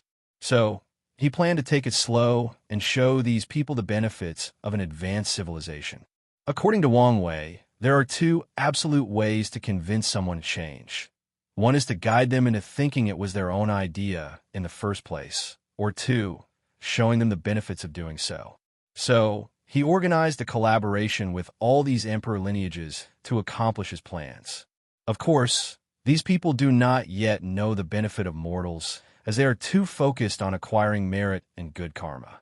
Furthermore, Wang Wei still has many plans ahead. His ideal goal is to turn the myriad emperor world just like the warring kingdom world that his Qi luck trial took place. However, he also knows that the complex nature of this world is far from what a small thousand world can compare to, so he was not in a hurry. He still had plenty of time. With the school system, all the mortals in the world will no longer be illiterate and have a basic understanding of the world. After a few generations, they can build on the basic knowledge that they were granted and lay a solid foundation for the future. By the time Wang Wei becomes a great emperor, it will become much easier to advance the level of civilization of the entire world. A few days have passed, and the Emperor Enlightening Academy has temporarily suspended the tournament. A meeting was taking place inside the headmaster quarter. Bai Han looked haggard, and his sage-like appearance was gone. "What is the current situation?" asked Bai Han with a listless look on his face. With the drastic decrease in Qi luck, the cultivation increase that all teachers and students were blessed have also decreased, resulting in many people secretly complaining. And, like fortune dynasties, the Qi luck of sects also blessed its members based on their position. For example, sect master, great elders, and different levels of disciples have different levels of blessings. And what? Asked Bai Han. Many of our disciples' loyalty has been shaking up after the recent incidents. I fear that many of them have already contacted other factions in an attempt to change sides. Bai Han's face became ugly after hearing this. He guessed that the situation might even be more severe than stated. I'm afraid it is not just the disciples, but many of the elder teachers. There may even be some of the people sitting inside this room. You need to watch these suspected disciples clearly, and I permit you to execute anyone who is found to be a traitor. Furthermore, there is no need to worry. Even if they defected, these disciples have powerful bands on their souls so that they cannot reveal our emperor techniques to other factions. The head of the wisdom, I nodded. As the person responsible for the spying agency of the academy, he rarely has the authority to do anything without the order of the headmaster. How is Lin Fan? Asked by Han. Besides showing envy towards Wan Wei, he is not that affected. It seems that his loyalty to the academy is not a problem for now. Bai Han was relieved. In that case, the headmaster paused midway through his sentence as he received a message through divine sense. His face changed for a moment before returning to normal. He then said to all the people present, "Excuse me, I have to attend another meeting." Chapter 254. Bai Han walked to another building of the academy while wondering why the supreme teacher summoned him. Usually, when they have something to say or report to him, they would come in person. But this time, they summoned him. Thus, he knew that something was wrong. After entering the meeting room, Bai Han's heart skipped a beat because he saw all the active true monarchs of the academy in the same room. And this time, there was not the usual respect that they had for him. After a quick analysis of the structure of the room, Bai Han could guess the reason for this meeting. "Bai Han, do you know your crimes?" directly asked one of the true monarchs. "I do not know," replied Bai Han. "Even now you are still trying to absolve yourself of your crimes. The majority of our sect's Chi luck is gone. The loyalty of many of our disciples is wavering.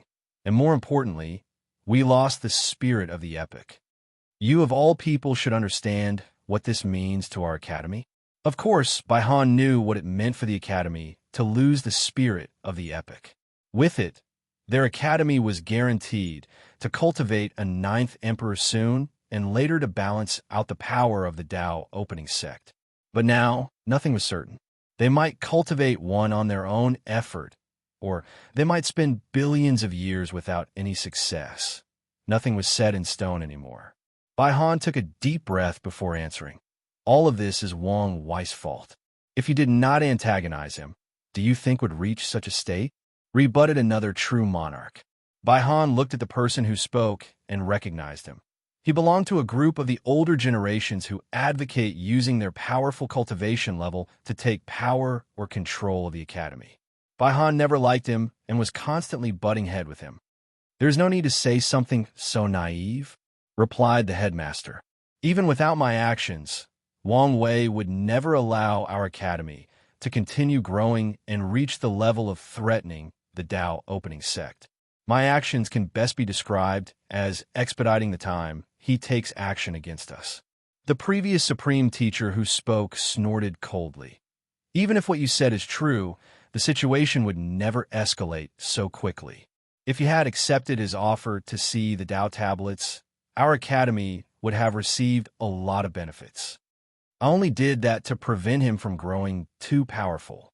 This only shows that you do not have as much of an accepting mind as him and his confidence. Didn't he allow Ji Song to gain access to the pagoda trial, fully knowing that it would help train his opponent?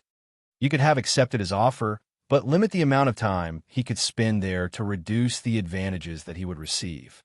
Bai Han did not say anything after hearing this.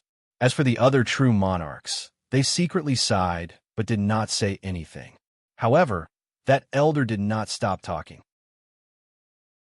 "Not to mention that you almost ruined the academy's reputation by the little stunt you pulled on both Li Jun and Ji Song." Bai Han took a deep breath to calm himself down. Then he asked, "Did you call me here to berate me?" "No, we did not." This time it was another true monarch that spoke. "We called you here to announce that effective immediately, you are hereby removed from your position as the headmaster." Although Bai Han expected this outcome when he was summoned to this meeting, he was still angry and worried after hearing the official decision. So, he hurriedly said, "You cannot do this." "Oh, why is that?" asked a true monarch with a sneer on his face. Bai Hai paused for a moment, his mind rapidly moving. Then he gritted his teeth before saying, "Because I am the son of Emperor Kong. My father and mother built this academy, and am its rightful heir." The room instantly became quiet. However, Bai Han did not see any look of surprise on these people's faces. So, a bad premonition overcame him. "We were already aware of this fact," responded one of the true monarch. "What? How come?" "After you were born, a will of the founder manifested itself and told us about your existence. He even warned us not to let you go too far, and if necessary, we should deprive you of your status and position." Bai Han's face became ugly after hearing this. That damn old man. Has he calculated everything? Has he been watching me make a clown of myself? Damn him. He then looked at all these true monarchs. "Is that the reason you all respected me so much? The reason that you chose me to become the headmaster?" Bai Han was roaring by the end of the sentence. His eyes were red, and veins could be seen squirming on his forehead. "Of course not," replied one of the true monarch. "If you were incompetent, we would never allow you to become the headmaster." "Correct. We also admire your understanding of cultivation and the ability to guide others." Bai Han snorted. "Hell will be frozen before I believe your words." Many of the true monarch secretly sighed as they could see that Bai Han had a lot of emotional problems when it comes to his father. With their strength and status, they do not need to lie about such a thing. Of course, they also did not want to completely ruin their relationship with him. After all, he was an emperor offspring. Unfortunately, this did not apply to all the members. The one who wanted to take power snorted coldly before saying, "Do not act as if you ever relied on yourself to accomplish anything. Do you think that it was your effort that granted you such a deep understanding of cultivation? I can imagine how many years you have spent listening to the founder preach the Tao, listening to his understanding of cultivation." Bai Han clenched his hand until they turned red, while also glaring at that true monarch with bloodshot eyes. "Fate is unfair, but it was favorable to you. It granted you wealth, status, and power at birth. Instead of being grateful for these things, you've forsaken them for heaven knows what reason. But what has that decision gotten you? You were suppressed by Wang Tian in the last generation, and in this one, you were played like a fool by his son. You do not know me and the things that I have been through, so don't act as if you do," replied Bai Han. The true monarch wanted to say something, but another person said, "Enough. There is no need to further ruin our relationship. What the Academy needs now is to unite to deal with the situation, not play a blame game." All the other people nodded. As for Bai Han, he gave one last look at these people before saying, "You will regret this." Then, he left the meeting hall without looking back. "We should probably send someone to monitor him, lest he does something drastic and affecting our academy." "That's a good idea. Now, let's talk about how to deal with the situation. There is nothing we can do at the moment about our academy's loss of chi luck." "Not necessarily." "Oh, do you have an idea?" "Yes. We can try to conquer a few other worlds to supplement our loss of chi luck." That's a good idea, but there's a lot of problem with this method. We have to spend a lot of time to discover these worlds, send people to conquer them, and link the gathered chi luck with our academy. Logistically speaking, it is not worth it. There is a reason that mostly Great Emperor can take place in planar warfare. However, this is still a good way to mediate our current situation. In that case, let's vote. Agree. Agree. All the true monarchs agreed with this plan. Does anyone has any other ideas? I think we should remove the focus of the world from us to something else. That way, we can become low-key and develop our strength. Indeed, but how do we accomplish this?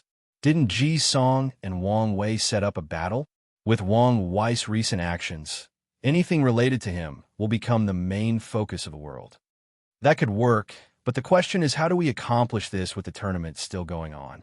"I think we should do this," stated one of the true monarch. "Isn't that a little too drastic?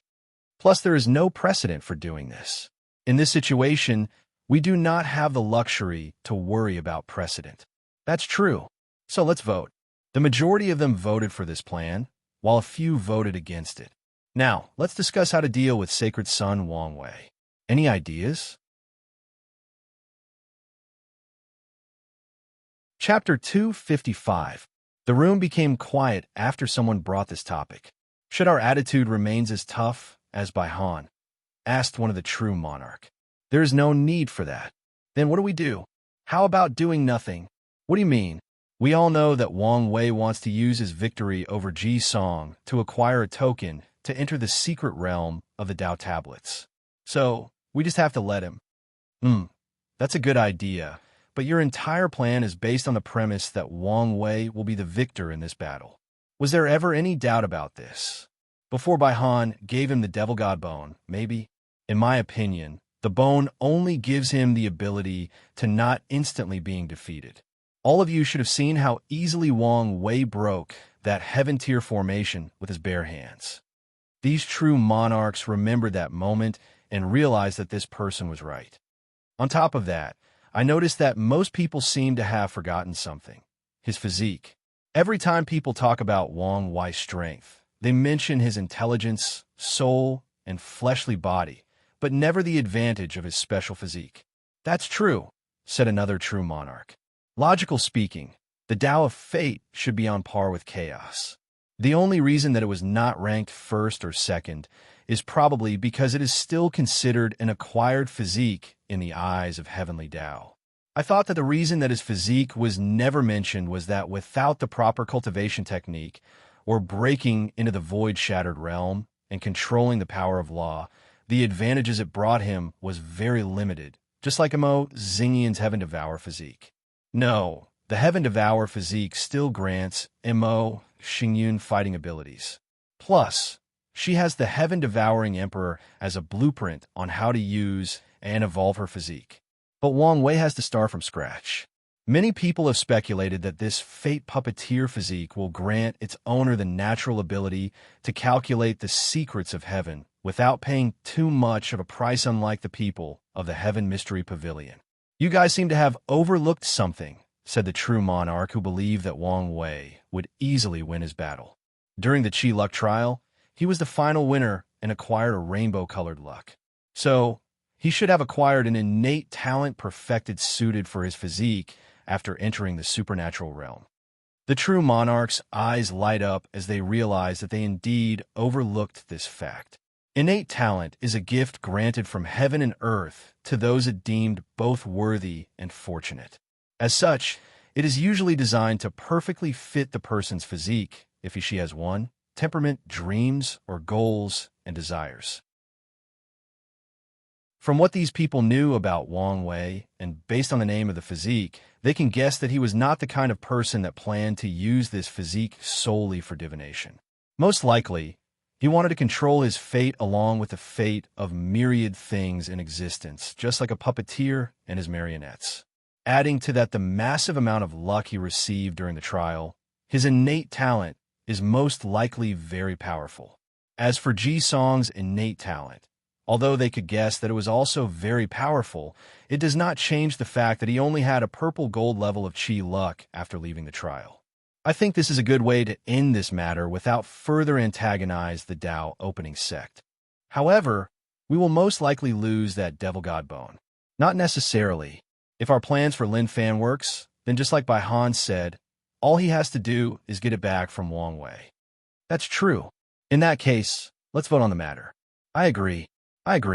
All the true monarchs agreed on this proposition. Finally, let's decide on the next headmaster of the academy and when to announce it to the world. I still think that we should not let these people control the power of the academy. We already decided on this. As the remnant of the last generation, we should not intervene too much on the government of the academy. Otherwise, the contradictions you just had with Bai Han will happen with all the current upper echelon members of his generation. This will then lead to instability in the academy. All I'm hearing is excuses. All right, let's decide on the next headmaster. If you have someone to nominate, do so now. Inside a large and luxurious residence decorated with star-like black color, a young man was sitting inside a room with many beautiful women with him. There were at least 30 of them.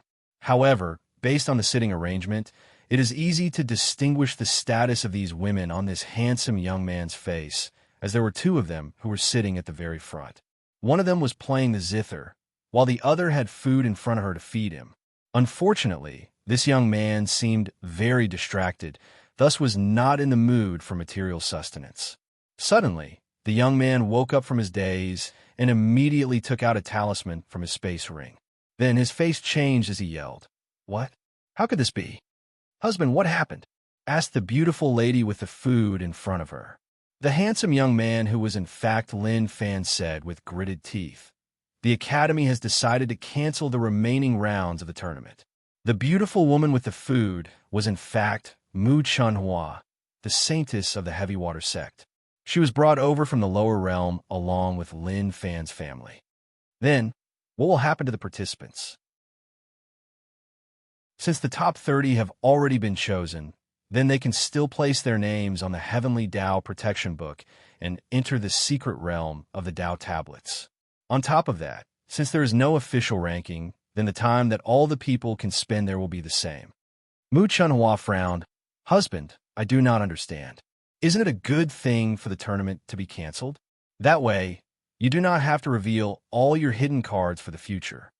"I could not give a damn about hiding my powers. I just want the world to see what I'm capable of," replied Lin Fan. "Ever since I came to this world, I've always been underestimated by everyone due to my low background. Even after I defeated the previous #1 acting true disciple who was in the primordial spirit realm and become the true heir of the Academy, many people still underestimated me. Especially that damn list created by the Heaven Mystery Pavilion. They placed me at the bottom of all the top 5 heavenly physique. Even a #6 physique, Zhan Biuhu, was ranked after me, was speculated to be more powerful than me. Don't forget that Wang Wei. Everyone seems to always compare my strength, talents, and abilities with him. He has become a standard for the perfect heaven chosen.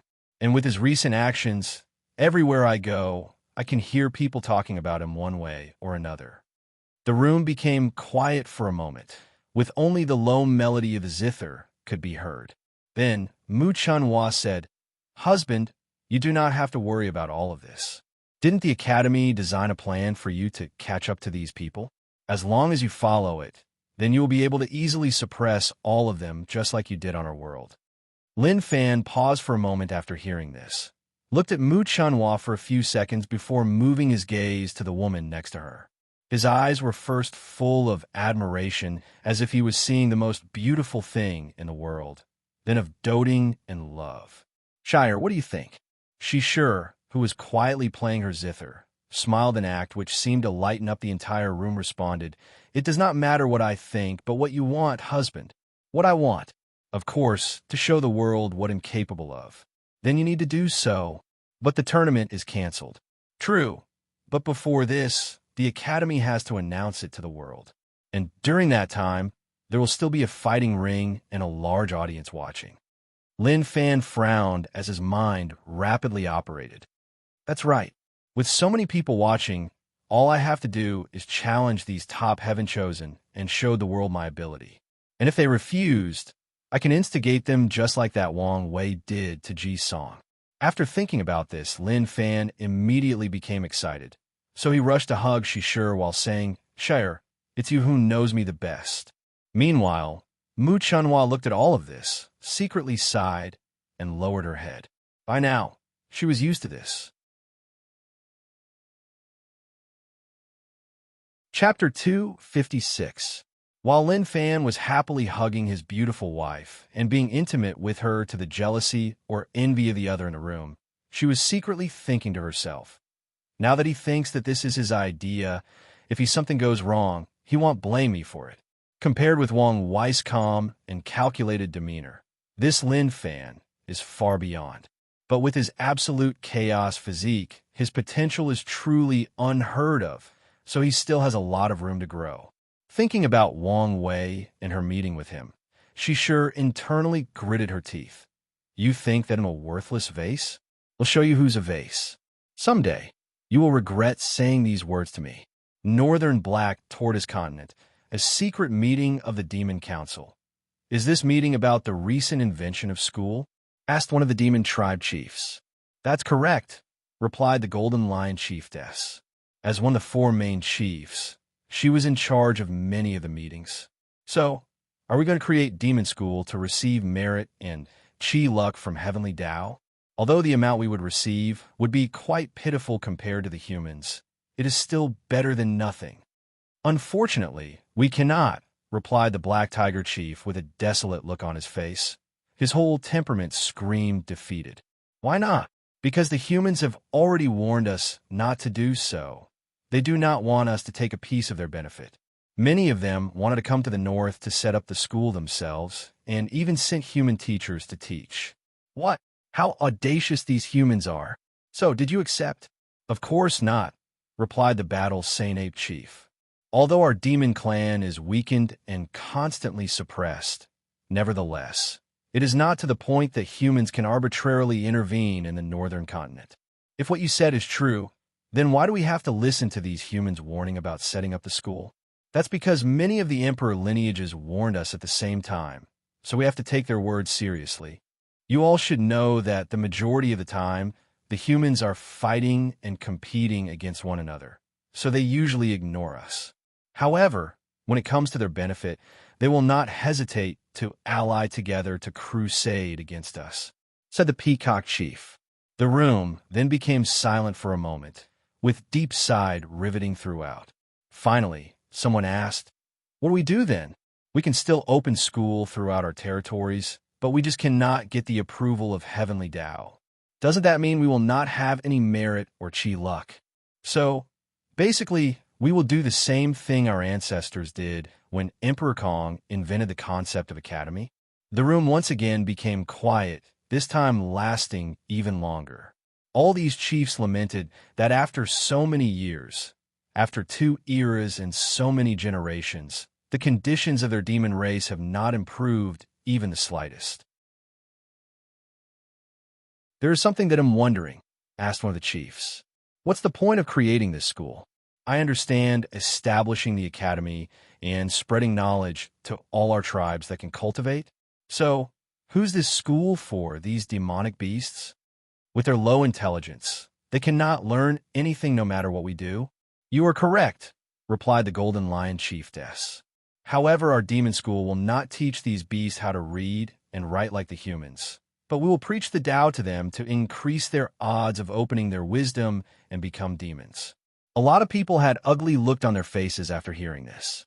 In the Myriad Emperor world, there is only one way for a beast to be classified as a demon. After being baptized by spiritual chi for many years, or after having a fortunate encounter, an ordinary animal will open their wisdom and activate its bloodline powers and instinctively can absorb spiritual chi from heaven and earth to further evolve.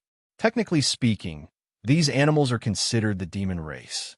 Unfortunately, the concept of bloodline superiority has been ingrained in the demon race for countless eras, so they looked down on these demon races and called them demonic beasts. Then, after a demonic beast opens his wisdom and started cultivating, once it reached the supernatural realm, it can go through heavenly tribulation to turn into human form. By then, they will officially be accepted as demon race instead of demonic beasts. Unfortunately, these types of demon race faced heavy discrimination among their race. They are often treated as slaves or servants to a more powerful demon race with better bloodlines. They received less few resources, do the dirtiest of jobs. In general, they are treated worse than excrement. Even in the academies opened by the demon race whose purpose was to share knowledge, they were not treated equally. I know how many of you feel about the demonic beasts, but given the current situation, this is not the time to be picky. With this method, the number of demon races can increase greatly, thus granting us the chance to compete with the humans, at least in terms of population. We will not be completely outnumbered. I disagree. All we need is to have our own eternal emperor, then our situation will change for the better. We are only doing this as a backup, just in case things don't go as we planned, said the Golden Rock Chief. So, what you are saying is that you guys do not have faith in him to become an eternal emperor. You know that this is not what we meant? He replied back, "I don't know what you mean." The golden lion chiefess couched lightly, rendering the room silent. The simple truth is that an eternal emperor is not absolute. Didn't the humans have one that turned his back on? What happened to him? He was exiled and never seen before. How do we know that the same thing won't happen to him after he proves the Tao? So, we need a backup plan in case things goes wrong. After all, the fate of our entire race depends on how decisions. Although these demon chiefs knew that her words were reasonable, unfortunately, their entire culture and civilization were built on the concept of bloodline supremacy. Wanting them to change their views on these demonic beasts so easily was not that simple. While these chiefs were still hesitating on their choices, a suddenly melodious voice ringed throughout heaven and earth. The voice was beautiful and contained a mysterious power that could charm everyone and everything between heaven and earth. Heavenly Tao above, the demon race is weak and savage, causing countless calamities across the world and gaining negative karma. This is all because they do not know better. So, I would like to open the demon school to preach to them and open their wisdom. Guide them to live in harmony with humans for the better of our world. After these words echoed throughout the world, Heavenly Tao, I did not appear this time. But countless golden merits still manifested from the sky and headed for that voice. However, this time, the merit was not divided. Following this, a pure white chi luck dragon also appeared, cut a very small part of luck from the Emperor in Lightning Academy, before heading in the same direction as his predecessor. "Damn it!" screamed the four main chiefs at the same time. Meanwhile, a few of the demon chiefs also had ugly looks on their faces. Isn't that the voice of Su Xiang, the matriarch of the Fox Demon tribe? You mean the traitor? What is going? Can someone explain? The people of the Tao opening sect used the traitor Su Xiang to create the demon school. That way, they can completely control both the merit and chi luck associated with school in the entire Myriad Emperor world. Didn't you see that the new chi luck dragon also fused with their sect's chi luck dragon, and all the merits fell on their hands? Replied the peacock chiefess with gritted teeth. The faces of these chiefs became ugly after hearing this. Although they could not do so because the humans warned them, it does not mean that they wanted other people to do it as well, especially their enemy, the human race. In that case, we should not create our own school in our territories. Otherwise, all the merits and chi luck of our actions will go to the Tao opening sect, while we get absolutely nothing, said one of the chiefs. On the contrary, we must do it, and as soon as possible, said the Golden Lion chiefess. Why? Because with this move, the human race can dramatically increase the number of demon race in their territory. Isn't that a good thing for us? Stupid. These demon races will be either brainwashed or forcefully controlled to serve the human race. They will not recognize us and even attack us. I can see a few generations from now, the northern Black Continent is full of these demon races that treat humans as their master. Then, these new demons race can start fighting with us in order to replace us, leading to a massive war. With the support of the human race, they might win the war and completely replace us. That way, the human race can completely control the Myriad Emperor world without even losing much. Whoever came up with this plan is truly a terrifying person.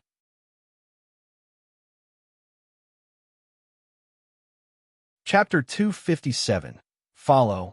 After the invention of the demon school, the people most affected were the other emperor lineages, as they were also trying to find a way to control this aspect of merit and chi luck of the concept of school.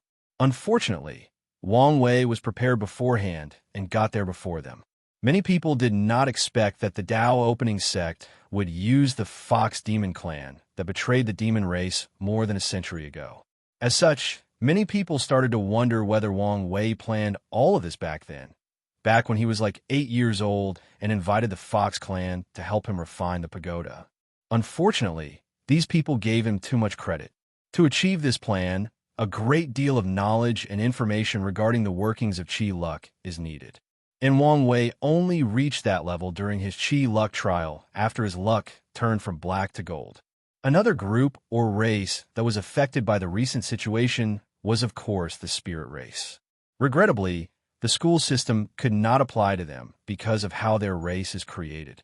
Like the demon race, the spirit race contained individuals or things who have gained sentience like plants, flowers, stones, weapons, or even concepts like dreams. However, the spirit race is the darling of heaven and earth, due to how difficult it is for these things to acquire wisdom. As soon as they do, they will be baptized by heaven and earth and turned into human shape. Furthermore, each spirit race is born with their inheritance designed specifically by heaven and earth, so they usually do not need cultivation techniques from other people. As such, each new member of the spirit race is usually a very talented individual. In general, the spirit race is similar to a lesser version of the primordial gods and innate demons from the primordial era. Born from heaven and earth, granted own cultivation technique at birth, extremely talented, and usually have a longer lifespan than ordinary cultivators. The only difference between them is the fact that the spirit race is not born with an extremely high cultivation realm. The majority of them have to start cultivating from scratch after taking human shape, while some more talented might be born in the body refining realm or divine sea realm. Only a very few talented ones are born in the divine altar realm. As such, the concept of academy did not apply to them because all their members are born with their fitted cultivation technique. As for the concept of school, it cannot apply to them as well, even the demon version of it. The members of the spirit race are too diverse. After all, technically speaking, anything object both organic or inorganic can become a member of their race as long as they gain sentience. For example, one of the most famous great emperors of the spirit race is the everlasting Dream Emperor, the founder of the Eternal Dream sect located in the southern Vermilion Bird Continent. One of the reasons that he is so famous was not only because of his power, but his interesting origin. Back in the Incense era, one great emperor tried to destroy one of the Forbidden Land, but was failed and was injured instead. To recuperate from his injury, he entered a deep slumber, and during that slumber, the great emperor started to dream. Of course, as a higher being, his dream was not a normal one, so it affected the entire area that he was sleeping, turning it into his dream. Even after that emperor recuperated and left the myriad emperor world, his dream remained in that area. Then, after a few millennia, his dream gained sentience and turned into human shape. It turned into a member of the spirit race. Later, that spirit race went on to prove the Tao and took the name Everlasting Dream, created the Eternal Dream sect. So, with the complexity of the spirit race, the school system provided them with no advantage. Nevertheless, some people were still willing to try the same method as the demon race, preaching to inanimate objects to see whether they can accelerate the rate at which members of their clans can be born. Tao Opening Sect, Tianwei Peak. Wang Wei was having a meeting with all the upper echelons of the sect. They were going over all the problems that arose in the past few days. "Anything to report?" asked Wang Wei. "Everything seemed to be going well, with a few minor problems," said one of the great elders. "It's a shame that the Emperor Enlightening Academy already secretly controlled the Qi Luck aspect related to Demon Academy. Otherwise, we could have done even more damage to them." Well, Emperor Kong was a very wise individual. How could he not notice such benefit and leaving it for others to exploit? Replied Wang Wei calmly. Anyway, we are still the ones who benefited the most in this situation. Now, let's talk about the minor problems you mentioned. Many of the Emperor factions have since complained about not sharing the benefit of the Demon School luck. Ignore them. If they were the ones who executed this idea first, they would never share the benefit, responded Wang Wei. Anything else? The number of mortals attending school is not as high as predicted. The reason? Many of them need a farm to feed their family, so they are worried about the next harvest. Send a few Divine Sea Realm disciples that know water spell to help irrigate their farms, and the ones who know with spells to further increase the yield of each field. However, this is not a permanent solution. We need the mortals to be self-sufficient to some degree. So, let's start introducing the farming constructs that I made during my Qi luck trial to them. Not just them, but all the ones that I used to make the great Xia dynasty so prosperous. Young sect master, should we be worried about other sects stealing our blueprints for the constructs? There is no need to worry about that, as these constructs are not that difficult to copy. The technical aspect of them is not as high as you imagine. All we need to focus on is to get as much benefit as possible as quickly as possible. As for other factions copying us, it is inevitable, but we will still have a large enough head start to dramatically increase our advantages. Of course, Wang Wei was not telling the whole truth. He wanted these factions to copy him. He always wanted to bring the civilization of the myriad emperor world forward. Yet he also knew how difficult it would be with the somewhat conservative and backward mentality of many of these factions. However, now was his chance to do it without anyone even noticing. By advancing the domains that the Tao opening sect from the ancient time to a more modern time through artifact refining, many other factions, after noticing and envying all the benefit that their sect is receiving, will secretly copy their actions to gather more merit and more luck. In that way, thinking that it was their ideas, will slowly start developing their own domains. Wang Wei can foresee that soon there will crawling dragon constructs, modern train, soaring phoenix constructs, modern plane, and flying horse carriage, modern car, all over the myriad emperor world. By the time some people notice something wrong, the world would have changed so much that it would be very difficult to change back. What about the nobles and wealthy of the mortal kingdoms? How do they react? Asked Wang Wei. Well, given the fact that education used to be the way that they enforced their rules over ordinary people, all of them were not happy about the situation. Some of them even tried to use force to prevent commoners from attending the schools. Of course, with us cultivators intervening in the situation, they were forced to compromise. However, I heard a few mortal kings became mad and ordered the massacre of all the people in their kingdom. These people should not be a problem, right? Asked Wang Wei. No problem at all. After nodding, he continued asking, what about the Western White Tiger continent? Not a lot of emperor lineage from there participated in this plan. So how did the devil cultivators there act? Them? They also started schools. Oh, responded Wang Wei with a little surprise. Did they want to use merit to offset some of their bad karma? That's correct. Wang Wei nodded. Then he spent a few hours dealing with all the issues concerning the recent events.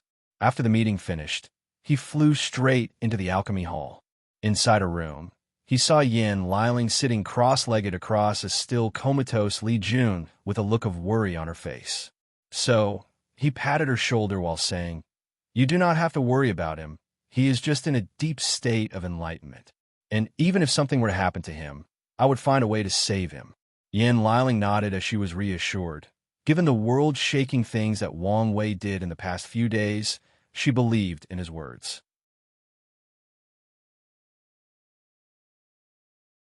Chapter 258. Wang Wei spent the next few days accompanying Li Jun, and on the third day after his arrival, Li Jun's eyes finally opened. He first looked around with a little confusion in his eyes, which was then quickly replaced by clarity as he muttered to himself. The ultimate form of slaughter encompasses the pain, scream, despair, and grief of losing everything. It's having the ability to send all your opponent and enemies into a state of emptiness, a state of desolateness, a state of darkness, called death. After saying these words, Li Jun's eyes turned dark red for a moment before returning to normal. He finally turned his head around. "Linger, is that you?" "Yes, it's me," replied Yin Liling with tears falling down her eyes, but she quickly wiped them off. Following this, Li Jun looked at Wang Wei before saying, "Big brother, I'm sorry I could not get the token for you. You do not need to blame yourself. After all, this is not your fault," replied Wang Wei. Li Jun's eyebrows raised a little after hearing this. Then he asked, "Does it have to do with the reason that my origin essence was rapidly decreasing?" "Yes. The Academy cheated. They used a secret formation to absorb your origin essence, giving Feng Li Juan the advantage. "Is that so?" replied Li Jun. However, these words did not comfort him. He knew perfectly well that even without the Academy's interferences, his chances of winning against her were very slim. Meanwhile, after guessing Li Jun's current mood, Wang Wei patted his shoulder as he said, "You should be aware that one failure does not mean anything, so cheer up. Additionally, didn't you gain something from this experience? How about we test your newfound ability?" Li Jun's eyes lit up after hearing this. Then he took a pill from Yin Liling's hand and swallowed. A few minutes later, he was back on his feet. Standing in front of him was a very large demonic beast that looked like a rhino. Without hesitation, Li Jun took out his spear, and a red light appeared on the tip of it. This red light was in fact Slaughter Chi. Under Li Jun's control, the red light suddenly turned into a dark gray color. With a wave of his spear, the gray color light rushed into the body of this demonic beast. Immediately, the stampede rhino turned paler than a piece of paper before falling to the ground. The three of them came to check on it. "It's dead," said Yin Liling blankly. "To be precise, his vitality was completely destroyed by my death chi," added Li Jun. "So, your new power involves turning Slaughter Chi into death chi?" asked Wang Wei with a pensive look on his face. "That's correct. Can you directly make the death chi?" "No, it has to be transformed from Slaughter Chi. However, both my battle maniac physique and the heaven fighting scripture allow me to create Slaughter Chi, thus essentially granting me endless death chi. However, I understand your concern, big brother." During the battle, the slight gap in time when I conduct the transformation is enough for truly powerful opponents to take advantage of the situation. So, I will watch out. "As long as you know," nodded Wang Wei. "Now, let's test this ability on me." Li Jun did not say anything, but directly pierced his spear on Wang Wei's arm. Ping! The sound of two metals clashing could be heard, and Li Jun's attack did not even break his skin. As for the death chi, it was stopped by his innate field that protected him. After closer observation, Wang Wei noticed that the death chi was slowly eroding his field. If the quantity is large enough and enough time has passed, he could tell that his shield would not last long. After nodding, he disabled the shield before motioning for Li Jun to attack again. With a helpless look, Li Jun took out a Saint Tier artifact before stabbing his big brother again. This time, Wang Wei's skin was pierced and the death chi entered his body. However, without him doing anything, powerful energy came from his blood to resist the power of the death chi. Although Wang Wei has not begun to temper his blood yet, it was still very powerful due to all the transformation his body went through after tempering the other parts. Meanwhile, Li Jun, who was using his divine sense to observe the reaction of the death chi inside Wang Wei's body, muttered out loud. It seemed that for powerful body refiner like Big Brother Wang Wei, it's best to use prolonged battle as a tactic. Slowly wear them out. After that, Wang Wei and Yin Liling spent a few hours helping Li Jun test his new ability and its limit. Finally, as the group rested, Wang Wei told Li Jun, "I have some good news for you." Well, it might also be considered bad news, while looking at Yin Liling while saying the latter half of this sentence. She snorted unhappily, obviously knowing what he was going to say. "What's going on?" asked Li Jun. Before giving him the news, Wang Wei first explained what happened in the few days that he was in a coma. "What does this have to do with me?"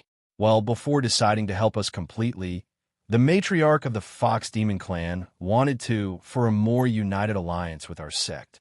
To be precise, they wanted to form a marriage alliance. Li Jun immediately guessed where this was going, and his instinct was warning him that things will be bad for him from now on. "As you can imagine," continued Wang Wei, while ignoring the sweating Li Jun in front of him, "since I already find the love of my life, and I have no plan or desire to add another one to the list, the sect chose you for this alliance." Li Jun's mouth twitched after hearing this, as he felt the fury of Yin Liling sitting next to him. More importantly, she was holding his hand tightly.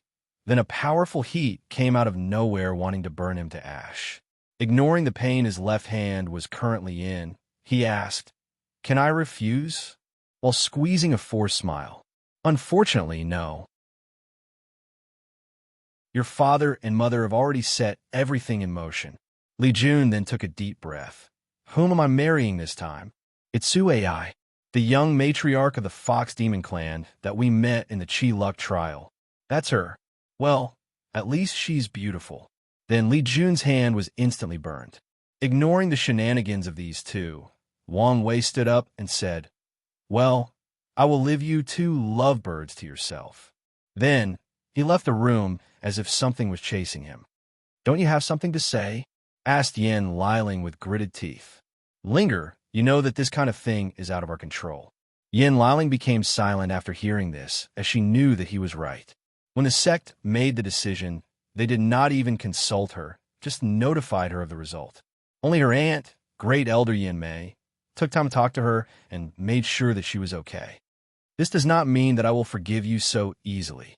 Okay, you can be mad at me for as long as you want, but before that, I need your help with something, replied Li Jun. Are you trying to change the subject? No. After seeing the serious look on his face, Yen Liling realized that he was not kidding around, so she took the matter seriously. What do you need my help with? I need you to use your innate talent to create a special pill for me. A special pill? What kind of pill? One that can read memories. And what are you going to do with it? After a brief pause, Li Jun explains to her all his plans. Yen Liling suddenly screamed, Are you crazy? Do you want to get yourself killed? I need to do this, replied Li Jun with a determined voice. After the recent failure, I realized that the amount of help that I can offer Big Brother Wang Wei is smaller than I anticipated. After many calculations, I think that currently, this is the best way to help him. Yen Liling became silent after hearing his words. Then she asked, How long have you been thinking about doing this? For quite some time. But your plan relies too much on luck, added Yen Liling. We're dealing with someone that is likely an expert of the soul, and you want to read their memories without them even noticing? Big Brother Wang Wei once theorized that memories are located in two places, the brain and the soul. Most mortals have weak souls, so they store their memories in their brains, while cultivators have powerful souls, so they use their souls to store their memories. However, it does not mean that mortal's soul does not have any memory, nor does cultivator's brain. It is just that they do not rely on it too much, if at all. So what we have to do is to target the brain instead of the soul. That way, our chances of success will greatly increase.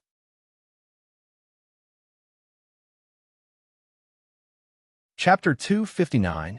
Wang Wei sat on a purple-golden throne full of decorations of dragons, different worlds and civilizations, and strings of fate connecting all these things. He was waiting for someone, and he did not have to wait long.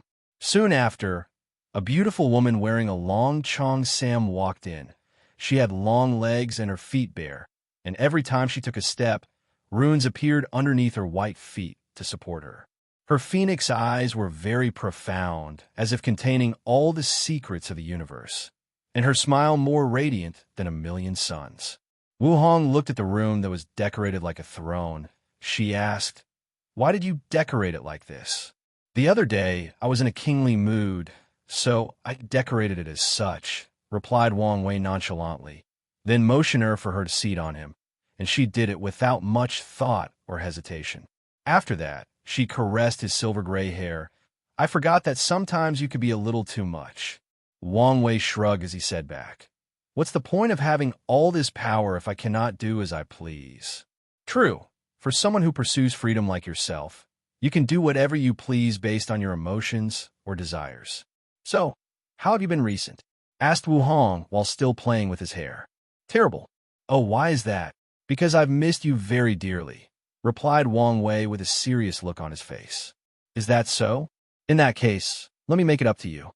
She lowered her head and kissed him very passionately. The two spent the next half hour inseparable from one another. Since they did not need to breathe, their lips never separated from one another. This single kiss made it look like they were separated for countless millennia, and were finally reunited after fighting gods, demons, Buddhas, and even heaven and earth itself.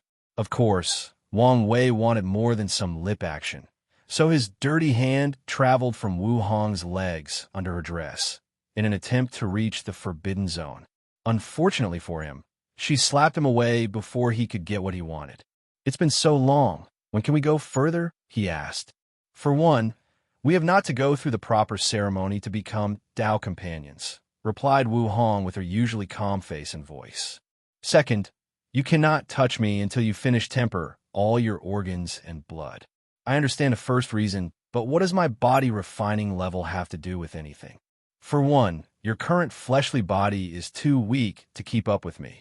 Wang Wei immediately looked at her as if she was crazy. However, Wu Hong just held his hand and squeezed lightly.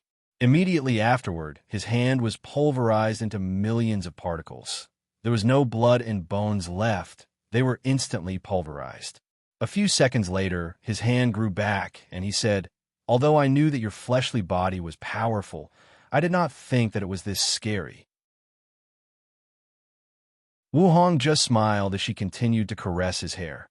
This was one of the reasons that she loved him. He did not have the usual ego of man in this world, the ego that would not accept their companions to be more powerful than them. Also, he will not feel inferior because of this, but motivate himself to reach the level of being equal to her.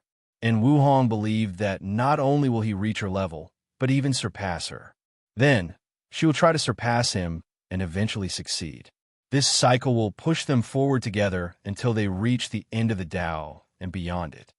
The main reason for stopping you is that after your body reaches a certain level, I can use dual cultivation to help further refine your body, thus saving you a lot of time and detour in the future. Wang Wei nodded in agreement with her. Then he did not mention the subjects anymore. Taking out a purple light from his space ring, he said, "Just seeing your beautiful face was not the only reason that I wanted to meet you today. Is that the special merit you received after setting up the school system?" "Yes. I have checked it, and have many of the elders of the sect checked it, and they found nothing wrong with it. But just in case, I want you to see if there is anything wrong with it, if there is some kind of backhand left in it." "I think you are being too paranoid," replied Wu Hong as she took the purple merit to check. Her eyes turned into strange, circular runes as she looked at it. "Given my history with Heavenly Tao, can you blame? Well, I've checked, and there is nothing wrong with it. As I said before, you are too paranoid. Heavenly Tao is fair. It has rules and regulations to follow, and it cannot attack or plot against you for no reason. Then why does it hate me so much? I can feel it during the ceremony. It was very reluctant to give me the reward I deserve. According to your logic, it should have a reason to hate me." Wu Hong became silent after hearing this. So after seeing this, Wang Wei asked, "Is this one of the things that you cannot tell me?" Wu Hong shook her head. "It's not this. It's because I do not know." "Do not know? What do you mean?" "Logically speaking, when it comes to this kind of information that is very important to you, I should know about it, but my mind or memory is blank. The odd thing is when I tried to do actual research to find the cause of your problems, I could not find anything. To be precise, it was like the information was right in front of me, but I gloss it over." Wang Wei frowned after hearing this. Then he asked, "Do you know what's going on?" "Well, it's like someone—" However, she stopped midway and did not continue. "Like someone is only giving you a limited amount of information enough to help me, but not enough for me to be too reliant on you." Wu Hong nodded her head, and Wang Wei sighed deeply. It seems that we might be in a bigger quagmire than anticipated. Wu Hong could not agree more, as she knew more than him. So, she lowered her head to touch his, and they remained silent in each other's embrace. Meanwhile, she looked in the distance with a dazed look on her face. There Wu Hong could see a vague figure that looked exactly like herself, except the temperament was otherworldly, transcendent. She thought to herself while looking at the figure, "Crazy woman, why do you have to put so many restrictions on me? Couldn't you do what you wanted and not care about the consequences?" However, soon, she realized that she might be calling herself crazy, and she secretly sighed deeply. Things were beginning to be more complicated than she would like them to be. Wang Family Mountain, inside a secret room. Yu Yin sat cross-legged in front of a formation with an elderly woman on the other side. "Mom, did the merit help cure father's injuries?" "Unfortunately, no, replied to Yan's mother and Wang Wei's grandmother, Yin Zhaojun. What? How come? Does he need more? Yin Zhaojun sighed deeply with melancholy. By now, you should guess that your father's problem cannot be dealt with resources and the decision that he has made. Yu Yin became quiet for a moment after hearing this. Then she asked, What about you? He'll always accompany him wherever he goes. Knowing her mother, she was not that surprised, so she asked, How long do we have? A few 100 years, maybe less. That's not a long time, replied Yu Yin. Although she knew that this day would come, she never thought that it would be so soon. Can't you both of you change your minds? Or, at the very least, you do. Yin Zhaojun sighed again before saying, Daughter, I know that my decision is very selfish, and I'm very sorry to you. But I have made my mind. If you cannot change your mind for me, then do it for Wire. You should know how attached he is to you. Can you imagine how devastating this news will be to him? This time, it was Yin Zhaojun to be silent. After more than 5 minutes, she sighed for the third time and said, Wire has always been a very intelligent kid, so I know he will understand our decision. Even if he understands, it does not mean he can accept it. You may be right, daughter. Unfortunately, this will be one of the many hard lessons that he will have to learn in his cultivation journey. After discovering that she could not change her mother's mind, Yu Yin gave up. Fine, I respect your choice, but you have to be the one who tells Wire the truth. Fine, but it does not have to be right now. There is no need to place such worry in his mind for now.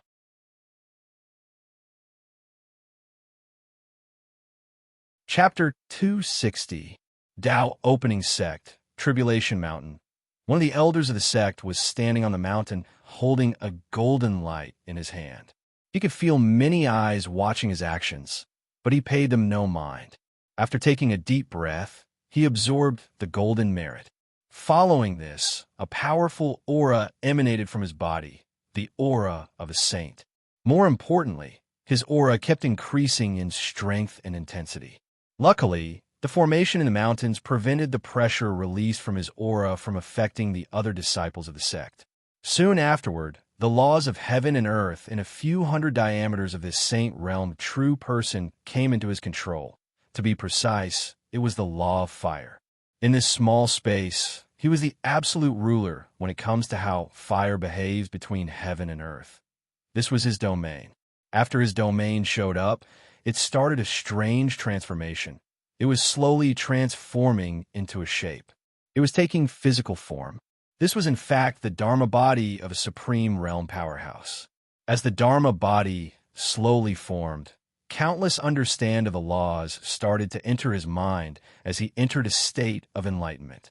As time passed by, the Dharma body was slowly formed except for the face. The reason being that this elder has to pass a certain test before the face can be completely formed. And this test involves his own Tao. Soon afterward, the face of the Dharma body was shown, and it was not the face of the elder, but Emperor Chiyuan's face. Meaning, this elder cultivated the origin path scripture. After seeing this, the elder sighed in disappointment. Although he knew that this was most likely the outcome, he still hoped that the golden merit would help. In the supreme realm, there are 3 echelons or tiers. First, the people rely on their cultivation techniques to break through.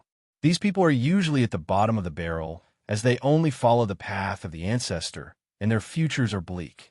The second tiers are the people who have a slight understanding of their own Tao or path. This tier can slightly modify their cultivation techniques to fit them the best. This tier is considered the mainstream of the myriad emperor world, as most talented individuals are in that category. Nevertheless, the Dharma bodies of both these tiers are the people who created the techniques that they cultivate. As for the last tier, it is for the geniuses who have their own Tao, their own path and pursuit. All the people in that tier create their own cultivation techniques perfectly suited for them before entering the supreme realm. Hence, their Dharma bodies are always their own face and body. Additionally, this tier is the only one who can actually bear the heaven will and prove the Tao. Without having your own Tao, even the heaven will was granted to a cultivator, he could not do anything with it. Furthermore, Even if the people of this tier do not manage to prove the Tao, some of the truly talented ones can enter a cultivator realm called quasi-emperor. As the name implied, these true monarchs have some qualities of a great emperor, thus making them extremely powerful and their lifespan dramatically increase. Of course, in the end, they are still mortals and will eventually die. Back to the tribulation peak. After Emperor Chiyuan's face manifested, the aura surrounded the elder changed from a saint one to a supreme one. Finally, a cloud appeared in the sky as heavenly tribulation finally showed up. However, before it could descend, a golden light came from the elder's body and the clouds in the sky were dispersed. This was the power of golden merit. With the right amount, it can not only turn a saint into a supreme, but even heavenly tribulation will not be a problem. Following this, the Dharma body entered the elder's body and his body started transforming. During the process, countless visions appeared around the domains of the Tao opening sect. There were golden lotuses in the sky, followed by heavenly music. Heavenly maidens were dancing, and saints were preaching in harmony. Many people quickly noticed the changes happening there and started to secretly observe. The visions lasted for a few hours until the new Supreme Elder woke up from his transformation. He sighed with a very hidden melancholy. He waved his hand, and the laws of fire manifested in front of him. Although the power was more powerful than before, he could tell that it was different. It has the power of origin in it. The new Supreme Elder knew that the reason for that was because he entered the first tier of Supreme Realm.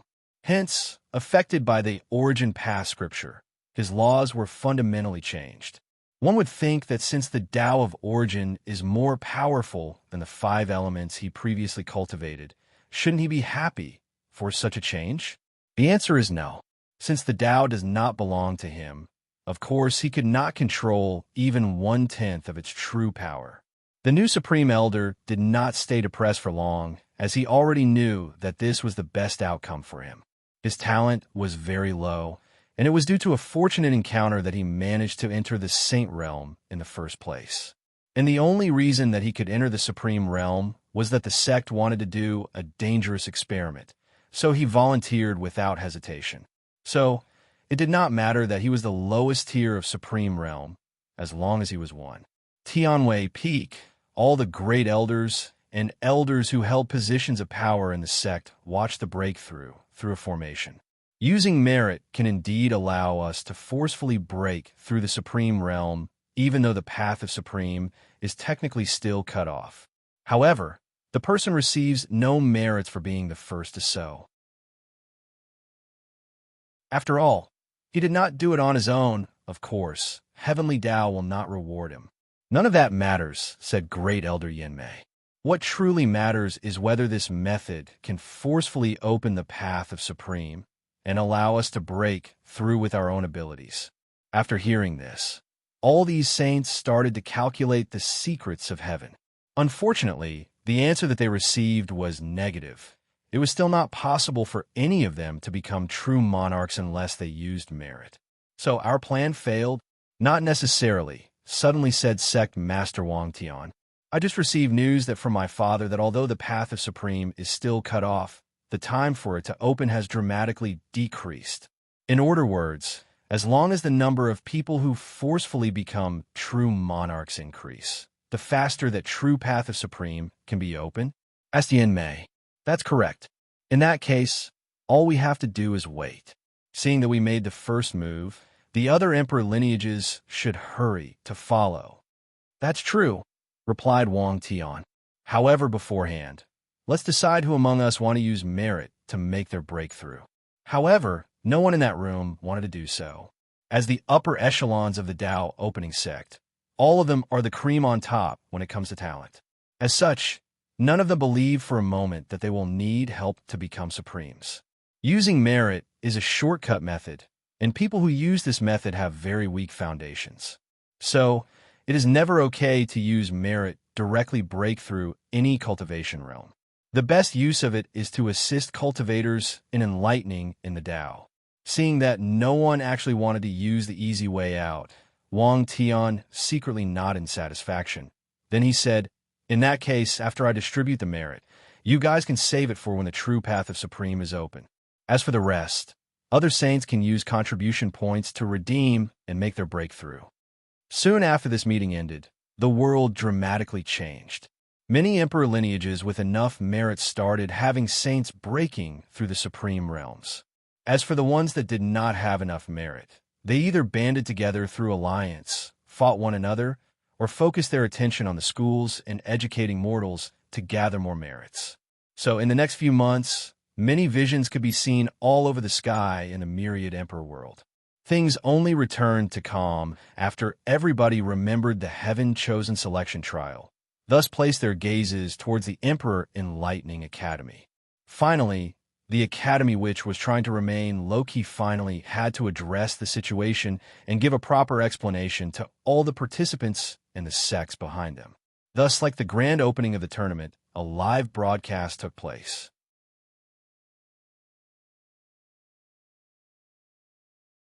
Chapter 261. Under the eyes of all the people watching the tournament, someone from the Academy appeared in the stadium. Most people quickly noticed that it was not Bai Han who showed up this time, but a middle-aged man named Song Li. Many people knew him as the upper echelon of the Academy, while the teachers there knew him as the head of the faction that was against Bai Han cheating and asked him to just bow his head. After Song Li showed up at the venue, he announced, "Due to recent events, the Academy has decided to cancel the remaining rounds of the tournament. But do not fret, we are aware that our decision is quite abrupt. As such, we will compensate the participants by giving all the top 30 heaven chosen the same amount of time enlightening in front of the Tao tablets." The cancellation of this tournament was not a surprise to some people, as rumors were previously released by the Academy to give the Emperor lineages a heads up. The real reason that many people came to participate in the first place was to see what kind of compensation that the Academy would give the participants. And many people were not happy at least the people with the ability to enter the top 10 were not. According to the Academy's previous rules, the higher a participant ranked, the more time he or she could spend with the Tao tablets, thus giving them an advantage over their competitors. In the battle for the heaven will, any little advantage could mean the difference between becoming an immortal supreme being, great emperor, and forever remaining immoral. But now this advantage was gone. Although the Academy used the term fairness to explain their actions, anyone thinking logically knew that there was no fairness in this situation. For example, while they had a limited time with the tablets, a person like Lin Fan could basically use it whenever he felt like it. Nevertheless, despite how these people felt, Song Li did not pay them any mind and continued. Additionally, the Academy would like to take this opportunity to apologize to all the professionals that we have offended. In our attempt to remedy the situation, we have also reserved 4 additional spots for the tablets, just like previous tournaments. Please choose the 4 individuals that will gain access to this opportunity. Many of the people watching this broadcast and sneered after hearing this. The cunning ones instantly understood that this Song Li wanted the people who allied against the Academy to fight between themselves when deciding which professionals to gain this opportunity. And hopefully, during the process, break this loose alliance headed by the Tao opening sect based solely on benefit. What's beautiful about this simple plan is the fact, even if someone is aware of it, there is nothing that they could do about it, as this is an open plot. Cultivators will never give up any benefit. After this short event, many people knew not to underestimate this new headmaster, as he is a cunning fox. Now that everything is settled, said Song Li, let's begin the ceremony to place these heaven-chosen's name on the heavenly Tao protection book. Hold on, headmaster, suddenly ringed a voice throughout the stadium. Song Li turned his head to see who spoke, and to his surprise, it was the true disciple of his own academy, Lin Fan. Young headmaster, this is not the time. If you have something to say, you do so after the ceremony is over, said Song Li with a frown on his face. I'm sorry, headmaster, but this is the exact time to speak. Song Li could guess what Lin Fan wanted to say next, but he did not stop it. So what do you want to say? Many of us here came to this trial to garner fame, glory, and recognition. Personally, I do not think it's fair to those people to stop this tournament just like that. The Academy has already decided to stop the tournament. It's fine if it stopped, replied Lin Fan calmly with a smile on his face. But this is not reason enough to stop any battles from happening. After all, I'm sure many people in the audience would love to see a clash between this generation's top Heaven Chosen. A brief pause followed Lin Fan's words. Then a member of the audience yelled, "That's true. I would love to see such battles." "Me too. Me as well. Fight! Fight! Fight!" Soon enough, the entire stadium was full of chanting, invigorating the previously dull and desolate atmosphere. As for Lin Fan, he had a slight smirk on his face as he enjoyed being in the spotlight. He imagined the trillion of people watching this broadcast, and him being the center of attention. He was glad that he followed this plan. Meanwhile, Song Li looked at the satisfied look on Lin Fan's face, sighed deeply before saying, "So, young headmaster, what do you propose we do?" Since Lin Fan was their future headmaster and he wanted to do something, the Academy would support him.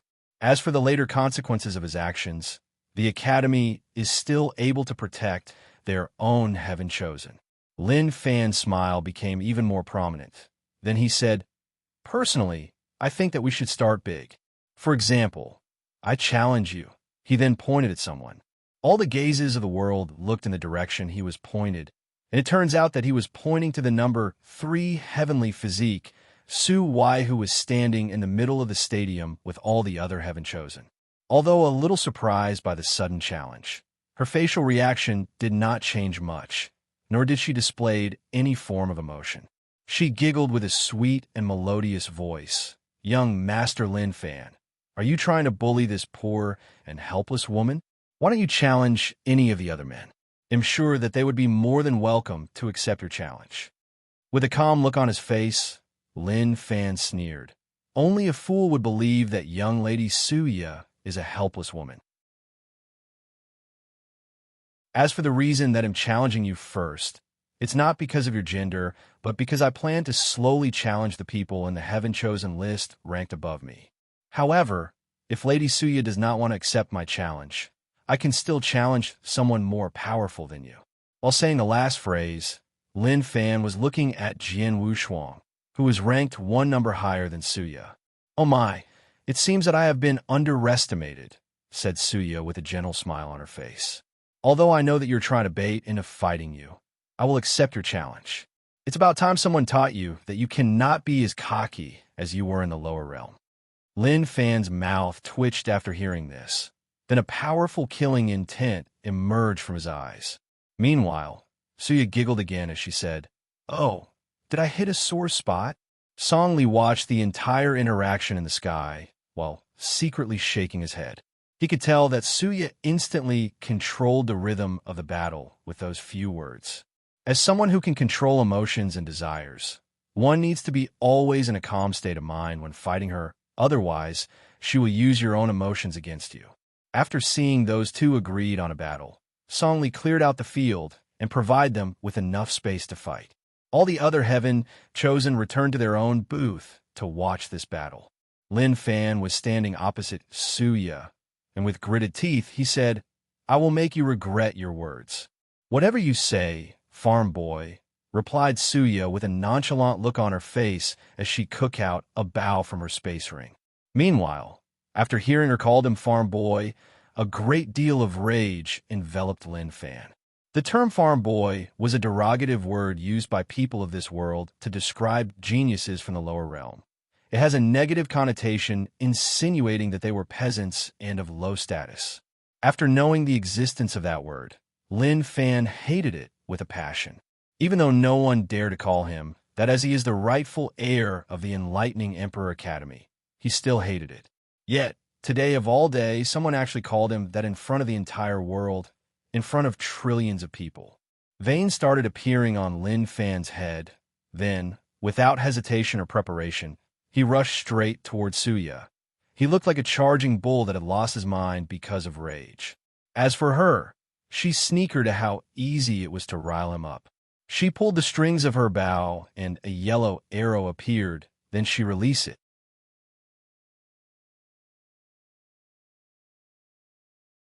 Chapter 262. After Suya released the yellow arrow, it turned into countless arrows before reaching its destination. It was like a barrage of thousand, if nor more archers shooting at once. Nevertheless, Lin Fan just sneered after seeing this attack. Once the arrows hit, they bounced off his skin while making sounds of two metals clashing. His absolute chaos physique granted a very powerful fleshly body as well, so he continued his rush towards his opponent. Unfortunately for him, midway through, he suddenly vomited a big mouthful of blood. He was injured. With a confused look on his face, Lin Fan could not discover where the injuries came from, and Suya was not about to give him time to think or process the entire situation. Soon, more arrows came from the sky, wanting to turn Lin Fan into a hedgehog. He did not want to be careless this time, so he used his origin essence to erect a barrier around himself. Thus, all the arrows bounced off his shield. Yet, he still spewed out another big mouthful of blood. This time, though, Lin Fan discovered the origin of his injuries. It was his liver. Somehow, Su Ya's attack could directly bypass his outer layer protection and directly attack his internal organs. Despite knowing this, another problem aroused. How did she do it? While these thoughts quickly rushed through Lin Fan's head, another barrage of arrows came toward him. This time, though, he opted to use his speed to evade. Although he was constrained by the small size of the arena, he was still fast enough to evade all these arrows. Unfortunately, Lin Fan still discovered that he was injured even without any contact with his opponent. Oh my, looked at the number 1 absolute chaos physique running away in battles, with confusion written all over his face. "What's going on?" said Suya with a smirk in her voice. Meanwhile, after hearing this, a sudden fear emerged in Lin Fan's mind. Fear of the unknown, fear of the possibility of losing. As soon as those emotions appeared in his mind, he coughed a large amount of blood again. However, he quickly noticed that this time around, it was his kidney that was injured. A few common sayings quickly appeared in his mind. Anger hurts the liver. Fear hurts the liver. Adding to that Su Ya's physique that involves controlling emotions and desires, and the fact that she made him angry at the beginning of the match, Lin Fan quickly figured out how her attacks work. So, Lin Fan controlled his soul inside his sea of consciousness to enter a state of peace, a state of indifference to worldly matters and desires, a state similar to the Taoist sect's ultimate state of inactiveness, Taishuang indifference. After seeing Lin Fan's current situation, Suya sneered as she thought to herself, "Figure it out so quickly? Unfortunately for you, your state of mind is nothing compared to these Taoist masters that have spent their entire life cultivating their minds." After entering this pseudo-quiet state, Su Ya's attacks were rendered ineffective. Even if the arrows directly hit Lin Fan, they could not bypass his defense. So, with newfound confidence, he went on the offensive. He first took out a sword. As a person who has the absolute chaos physique, Lin Fan is innately gifted with everything. Whatever he wants to learn, he can. With this physique, he can easily become a jack of all trade. After all, chaos is the embodiment of everything that was and ever will be. It is the origin of Taos. It could be everything or nothing at all. So, it was very easy for Lin Fan to learn the way of the sword, and became accomplished in it even if he was not a pure swordsman. With a wave of his sword, a powerful purple thunder rushed straight towards Suya. What's more, this thunder was also wrapped in flame. Without hesitation, Suya evaded that attack. She did not want to go toe-to-toe with such a powerful attack. And her instinct was correct. Boom! A massive explosion occurred on the spot that the thunder flame attacked hit the stadium, leading to the entire arena shaking uncontrollably. A large number of runes appeared surrounding the arena as a formation was activated. It prevented the attack to reach the members of the audience and reinforced the fighting arena so that it was not destroyed by these mighty attacks. Without any pause or giving his opponent any room to breathe, Lin Fan continued to attack Suya with his Chaos Thunder Flame, and she did not want to fight head-on with this attack. Suya could tell that even if she could block it, she might suffer from low to mild injuries. Unfortunately, Unlike those people in the top 4 heavenly physique, she did not have a powerful fleshly body or unimaginable healing abilities. Although she had her ways to quickly heal herself in case needed, it was not as easy for her as the others. So, she dodged the attacks. Meanwhile, Lin Fan slightly changed his tactics when he saw that his attacks were not directly working.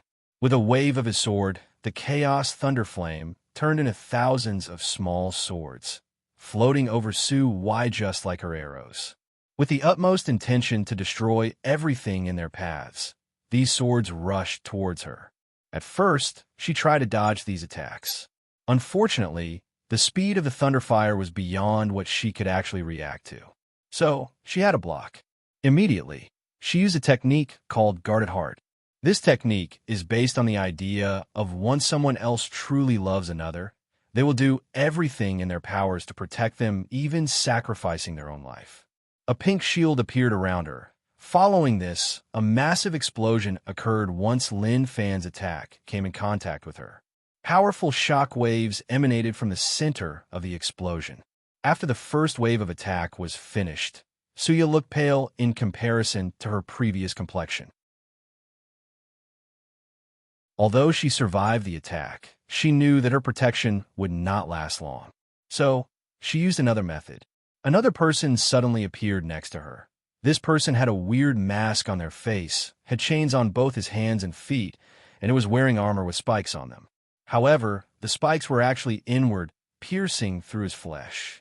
He looked like he was in severe pain, but he did not scream, maybe because his mask was covering his mouth. Su Ya's shield also enveloped the masked figure.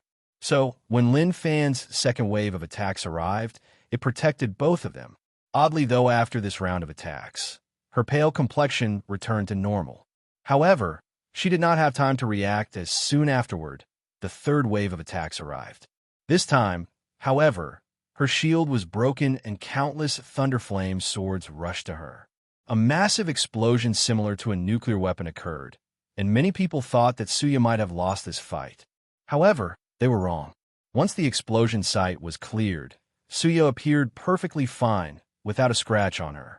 Of course, the same could not be said to the masked figure next to her. It was completely disfigured with burnt all over its body. For the people who could use their divine sense to watch what happened, they knew that Suya actually transferred all her injuries to the masked figure.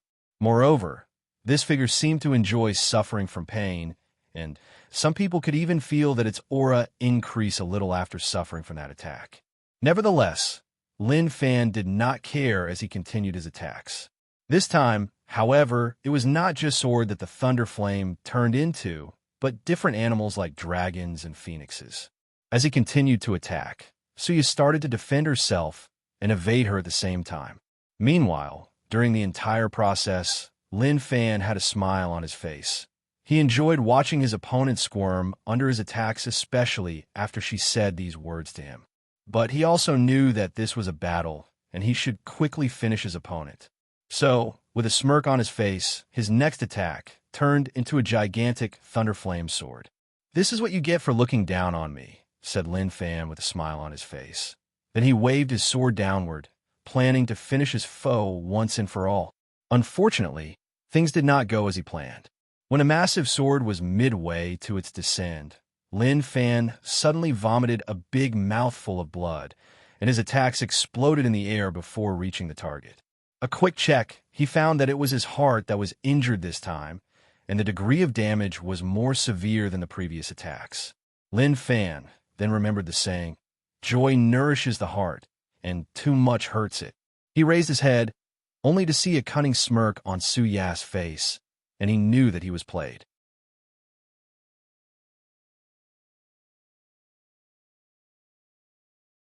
Chapter 263. Lin Fan knew that his injuries this time were truly severe. After all, it was his heart that was attacked.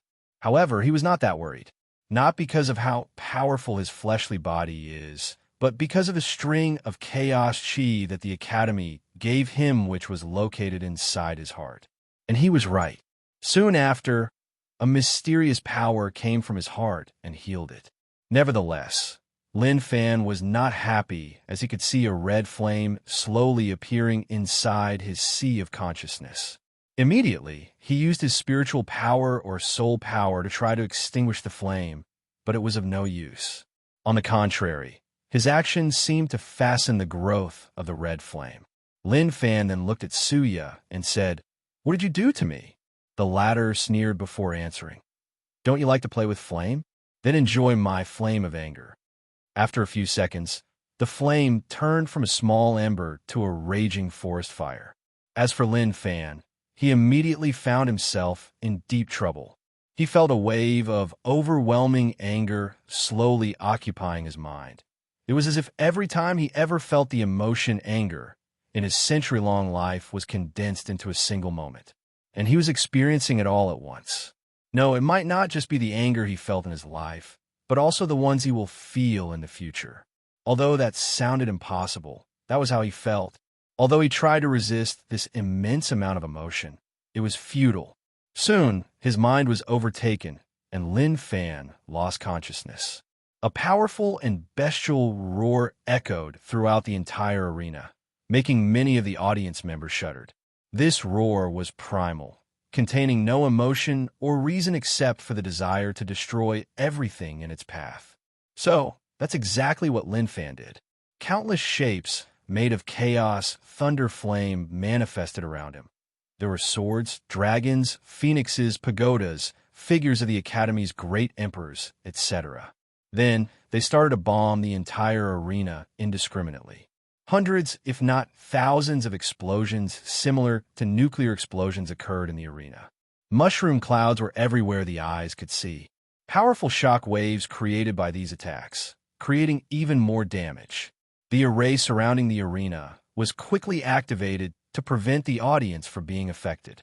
However, the entire formation was shaking far greater than an earthquake of magnitude of 10 or higher. So, many of them who had low cultivation feared that the array would not be able to hold on for long. During the entire process, Lin Fan was still standing in the arena. Due to his madness, he did not even evade his own attack, so he was injured. Luckily for him, his origin essence still automatically erected a barrier around him. Unfortunately, that only managed to slightly reduce the damage he received. So, a very burned Lin Fan was standing in the arena. More importantly, he did not stop after the first volley of attack, but continued to indiscriminately attack the surroundings. Luckily for him, his absolute chaos physique provided him with a powerful fleshly body, and the chaos chi inside his body quickly healed his body. Unfortunately for him, his origin essence was rapidly consuming with these large attacks. Although he could replenish it by absorbing the spiritual chi in the surrounding, with how much these powerful attacks cost him, he won't be able to last long. Meanwhile, during the entire process, Suya was floating in the sky, far from Lin Fan and the arena, watching everything with a sneer on her face. There's a reason that the 7 Emotions 6 Desire physique is ranked 3rd in the Heavenly Physique list. No matter the person or cultivator, he or she cannot escape the shackles of emotions and desires. Whether it was those cultivators who cultivate the indifferent Tao and abandon their emotions, or the Taoist sect cultivators who practice a form of indifferent Tao that involves accepting that things in the universe happen for a reason, even life and death, so do not worry about them. All of them also have desires, the desire to pursue the Tao. So, even they would be susceptible to Su Ya's powers. Fighting her is like fighting yourself, or always being in a state of heart demon. She can take advantage of the slightest flaws in your mind and use them to her advantage. Given that no being in existence is absolutely perfect, no one can escape her power. Down in the arena, after Lin Fan went on his 5th round of attack, his complexion was pale, and he was breathing heavily. The amount of time it took him to heal his injuries has dramatically increased. When he was about to commence his 6th round, a bell suddenly rang in Lin Fan's sea of consciousness. Immediately afterward, Lin Fan managed to regain consciousness for a brief moment. Without wasting this opportunity, he immediately controlled his chaos chi to enter his sea of consciousness and purged the flame of anger from his body. While taking deep breaths, Lin Fan half knelt in the arena. On the sky, Suya frowned after seeing this. Then she muttered softly, "Soul protection treasure?" She is not blind to soul protection treasure, as she has one too. All the heaven chosens from emperor lineages will be granted a soul protection treasure once they enter the supernatural realm. As the name implies, the treasure is to protect their souls from being directly attacked and destroyed, protect their bodies from being taken over by other cultivators, and when they reach the primordial spirit realm, the soul protection treasure can save their primordial spirit in case their bodies are destroyed.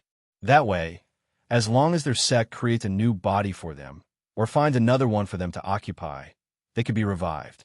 As for Wang Wei, the only reason that he did not have one was that his soul was too unique.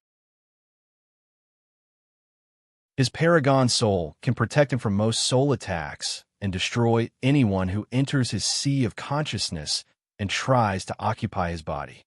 According to a test that the Tao opening sect made, it would take an average Supreme Realm true monarchs an entire hour constantly attacking Wang Wei's soul before they could injure him. And the reason for that is because although the quality of his soul is very high, the amount of soul power he had cannot be compared to Supreme Realm powerhouses. Another reason was that his soul was somewhat arrogant. After placing a saint-level soul protection treasure inside his sea of consciousness, it was kicked out by his own soul, telling him that it was not worthy to share the same space as him. So, Wang Wei tried a Supreme Tier 1. Although it was not kicked out, he felt very uncomfortable for some reason. So, he placed the treasure in his space ring instead. Hopefully, if one day he actually needs to use that treasure, he will have enough time to remove it from his space ring, or it can activate on his own. Of course, after that test, Wang Wei's grandfather warned him not to be too arrogant or careless about this ability, as in this world, nothing is absolute. Wang Chong went on to tell his grandson a story about something that happened in his generation. Apparently, a mortal once killed a Supreme Realm powerhouse. According to the tale, this Supreme Realm true monarchs accidentally killed this mortal's family during a battle. As a result, the mortal held a tremendous amount of hatred for him. 100 years later, when that mortal was close to death, he somehow managed to track down the true monarch. Then, in front of him, the mortal slit his own throat while cursing the true monarch to die a painful death. The mortal's hatred was so strong that he actually managed to create a powerful curse after sacrificing his life. The true monarch was entangled by the curse for a few hundred years before he died a painful and gruesome death. This event was famous during Wang Chang's generation, as cultivators never imagined that a mortal could actually kill a cultivator, let alone one at the top of the food chain. Meanwhile, back to the fight. After Lin Fan woke up from his madness, he looked at Suya with hatred. However, knowing that his opponent can use his own emotions against him, he quickly used the chaos chi to calm himself down. Then, tattoos or symbols started appearing all over Lin Fan's body. He was prepared to use his innate talent. His body turned into a purple-black color, and similar aura-like energy seemed to envelop him. It was as if it was part of his body. Stars, galaxies, and worlds could be seen in the aura surrounding him. His eyes turned completely white. It was a very pure white, the purest of white that ever existed in the universe. A noble aura emanated from his body. It was like the aura of the noble creatures between heaven and earth. After his transformation, Lin Fan looked at Suya as he said with a majestic voice, "Now, you will experience the power of my chaos demon god body."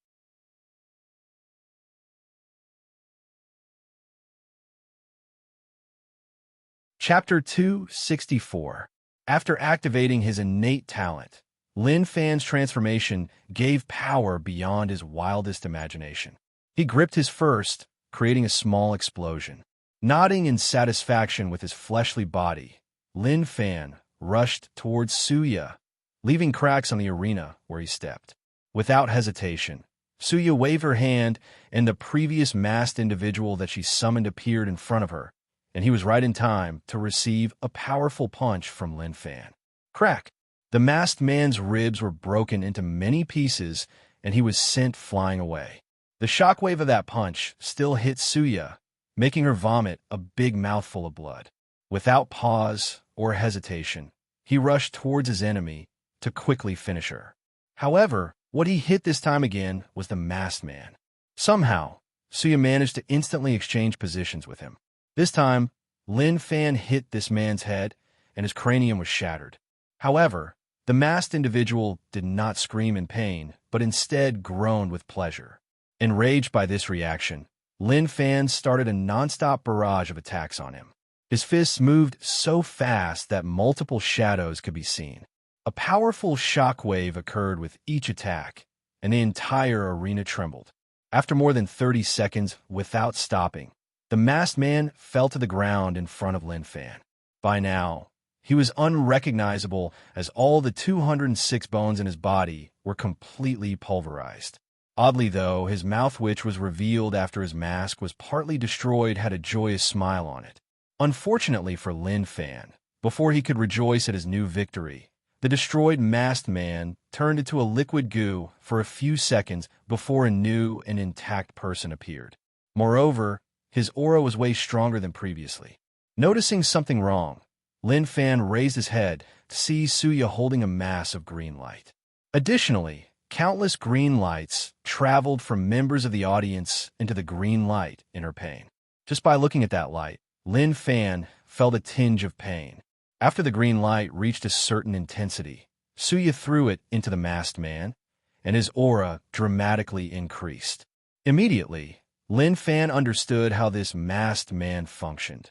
The more pain it receives, the stronger it becomes. His mind rapidly calculates, and he figures out that Suya probably used this technique as a way to heal herself, but also to fight people with powerful, fleshly bodies. Nevertheless, Lin Fan did not care, and he had good reason for being so confident.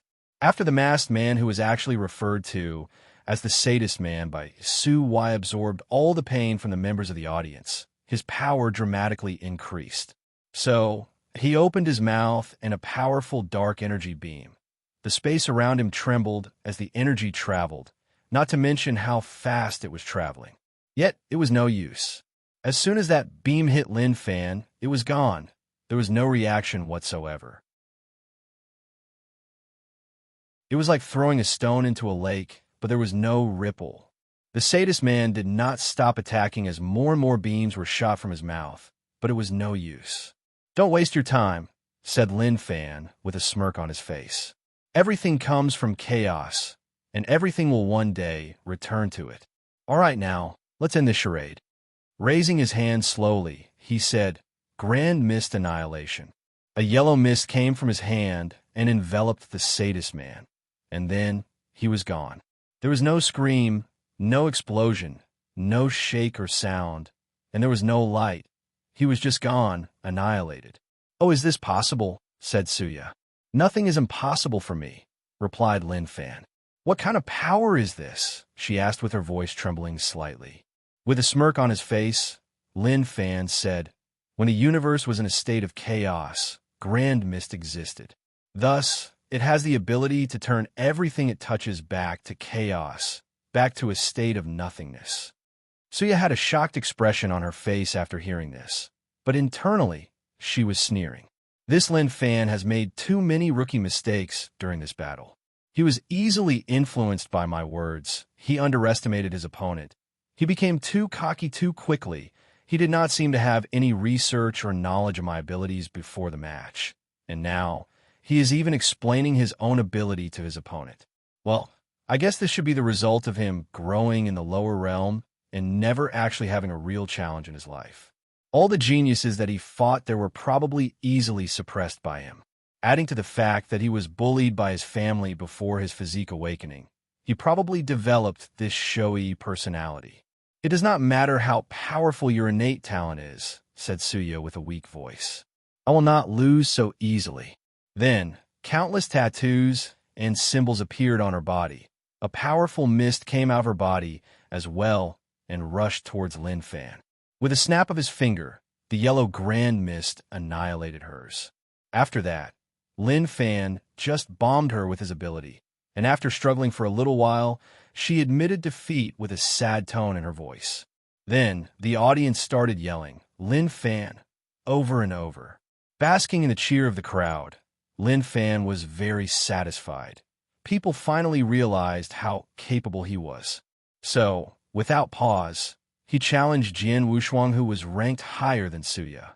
He knew that this battle would be more difficult as his opponent once defeated Suya, but Lin Fan was not scared. He had the utmost confidence in his Chaz demon god body. And Lin Fan was correct. Although he struggled more during his battle with Jian Wushuang because of how powerful swordsman's attacks are, he was still the final victor after suffering from a few minor injuries. After that, the crowd almost lost their minds to how much they cheered him up.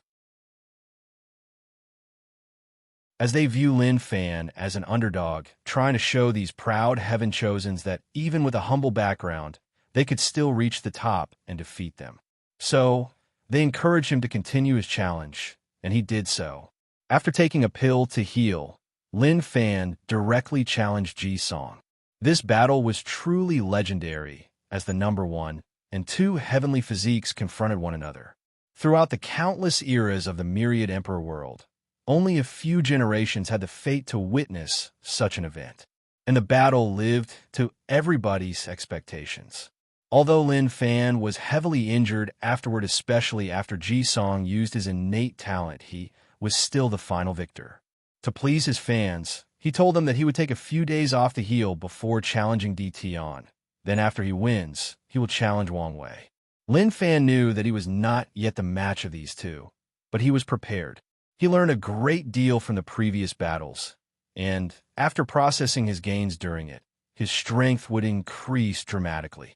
Additionally, he would use the dual cultivation method with his new wife, Shi Shi, to increase his strength. So, before the battle with Tion, Lin Fan spent a few days in heavenly bliss with not just Shi Shi, but all of his wives and concubines. Meanwhile, in the fighting arena, the audience saw Lin Fan raise his hand, then stopped as if he was frozen. He stood there for a few minutes without even moving. As for Suya, she sneered as she looked at the frozen Lin Fan. Although your innate talent provides you with a powerful, fleshly body and unmatched destructive power, it does not protect your mind. With these unchecked ambitions and never-ending lust, do you think you could escape from me? Moreover, this time, your soul protection treasure cannot save you, or your chaos chi. She took out her bow, an arrow, and fired an attack called Broken Heart Arrow. The arrow hit Lin Fan, but did not punch anything or leave any mark on him. However, soon afterward, he screamed louder than any squealing pig. Waking up from the embrace of pleasure, Lin Fan felt a terrible pain running all over his body. This pain was not physical, but emotional. It was like all his wives had cheated on him with his worst enemies. Soon after, he fell to the ground, passing out even before hitting the floor. Many members of the audience were confused about what happened, while few people who understood what happened had similar thoughts. What a terrifying illusion. What a terrifying innate talent. Of course, Sue was the only one who truly knew about the terror of her innate talent called Ultimate Illusion of Desires, which has the ability to create a perfect illusion based on the victim's emotions and desires. No one can escape from this ability as long as they have any emotions and desires, even the most basic desire to live. And if a person does not have any emotions or desires, then that person is not living. After Lin Fan's defeat, Suya left. If given the opportunity, she would kill him on the spot, but she knew that the Academy would never allow such a thing to happen in their home court. After the battle ended, she flew to her sex floating booth. As soon as she entered, she sighed and immediately sat down. The first thing she did was to check inside the Divine Sea, where 7 books were floating. To prevent his chaos chi from intervening, I had to use their powers, but the strain they placed on my body was more severe than I anticipated, muttered Suya.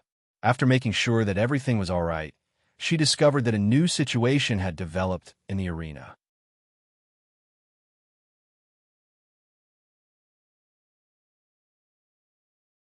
Chapter 265. After Suya and Lin Fan's battle ended, another challenge occurred. It was Jian Wushuang who challenged Ji Song. Unfortunately, the latter declined the invitation. "Why did you refuse my invitation?" asked the swordsman. "Because I have a more important battle waiting for me after this." It was then that Jian Wushuang remembered the promised battle between Ji Song and Wang Wei a few decades ago. So he said, "In that case, how about we decide the outcome of the match with one attack?" Ji Song first grunted at the suggestion, but after seeing the determination and fierce fighting intent inside his opponent's eyes, he accepted. So the two of them flew into the arena in front of all the viewers. Without wasting time, Jian Wushuang took out his sword, and instantly his calm and gentle temperament changed. He became sharp like a sword. A supreme sword will manifest it from his body. The sword will seem endless, boundless, infinite. After spending more than 10 seconds gathering that sword will, he looked at Ji Song, who was looking at him calmly, without moving an inch. Without saying another word, Jian Wushuang slashed his sword. A large moon-shaped slash rushed straight towards Ji Song, leaving a mark on the arena that seemed to divide it into two parts. Meanwhile, Ji Song with a calm demeanor raised his hand and blocked that attack with his bare hands. After the slash hit his hand, it did not explode, nor was it completely destroyed. It fought against Ji Song's hand for a few seconds before it was extinguished. Jian Wushuang looked at the slight cut in Ji Song's palm with a calm expression on his face. My intuition was correct. After the third round of the tournament, I suddenly felt a great threat from Ji Song, meaning that he had a fortunate encounter that dramatically increased his strength. I guess that even if I use my innate talent and my hidden cards, I might not be his opponent. "Thank you for participating in my little game," said Jian Wushuang, who then flew to his own booth.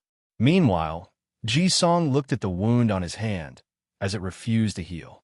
With his fleshly body, a small wound like that should heal instantly. Unfortunately, the sword will remain in his body, impeding his regenerative ability.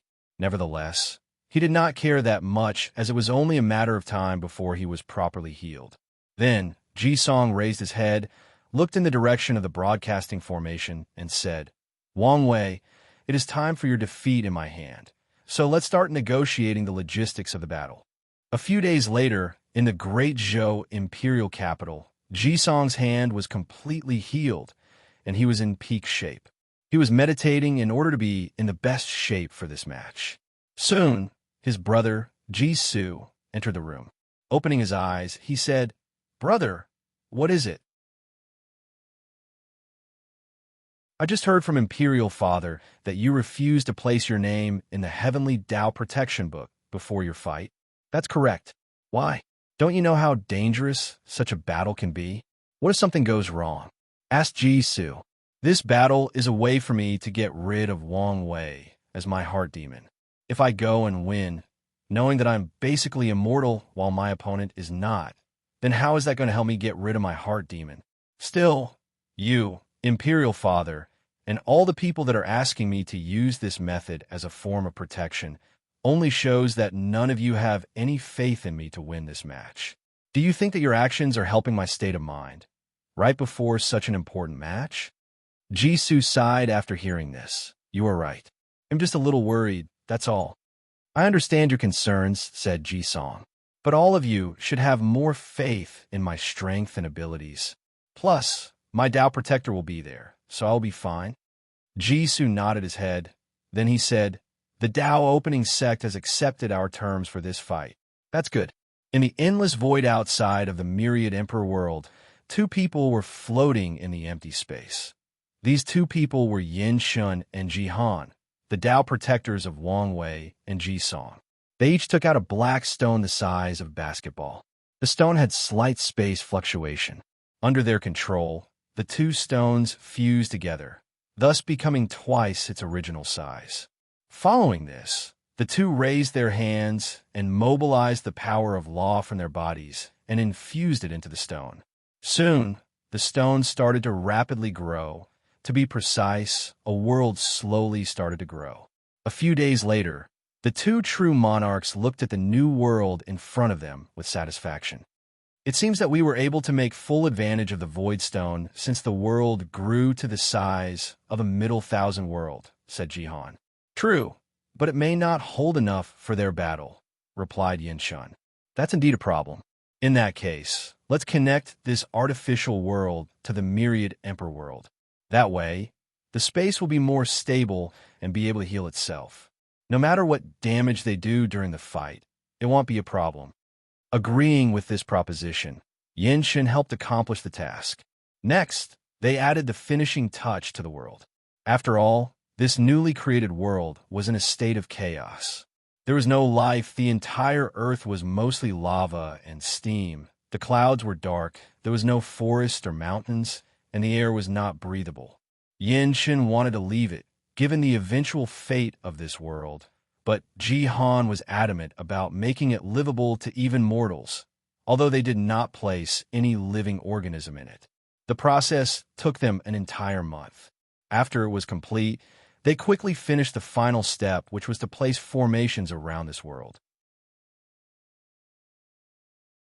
Wang Wei opened his eyes from his meditation after receiving the news that everything was ready for the fight. He stood up and stretched his body. After making sure that he was in perfect condition, he left the room. After saying hello to his family, he met with Yin-shun, who teleported him to the location of the battle. Meanwhile, all the cultivators in the world tuned in to watch. The Heaven Chosens who were still at the academy also started watching this event. Although they were not happy after learning that they had to wait for the final result of this match before they could gain access to the Tao tablets, it was still helpful for many of them to watch such a battle. Whether it was to analyze it and learn something from it, or to determine the level of strength or threat of the two participants to them, it was still worth the wait. Meanwhile, after arriving on the battlefield, Wang Wei instantly felt Ji Song's aura at the center. However, he did not immediately go to meet him. Instead, he surveyed the surrounding environment of this world. He discovered that it was a very primitive world full of forest, mountains, rivers, oceans, and many more.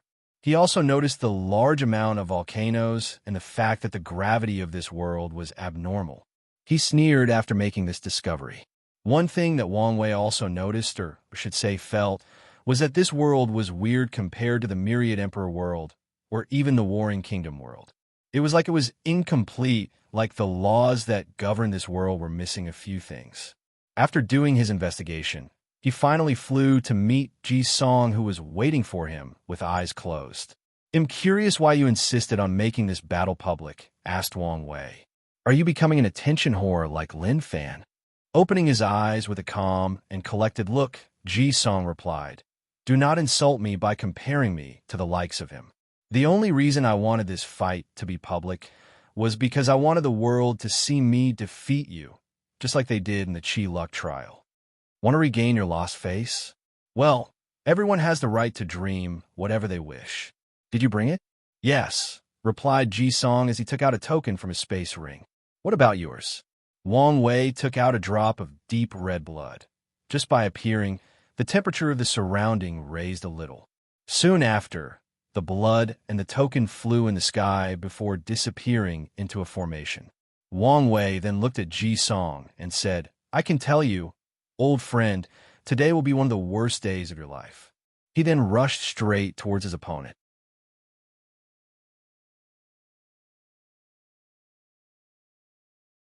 Chapter 266. As Wang Wei rushed towards his opponent, the aura of an ancient and primal desolate beast emanated from his body. Before Ji Song could react, he saw a first headed straight to his head. Instinctively, the void around oscillated slightly as a gravity shield surrounded his body. Unfortunately, it was of no use.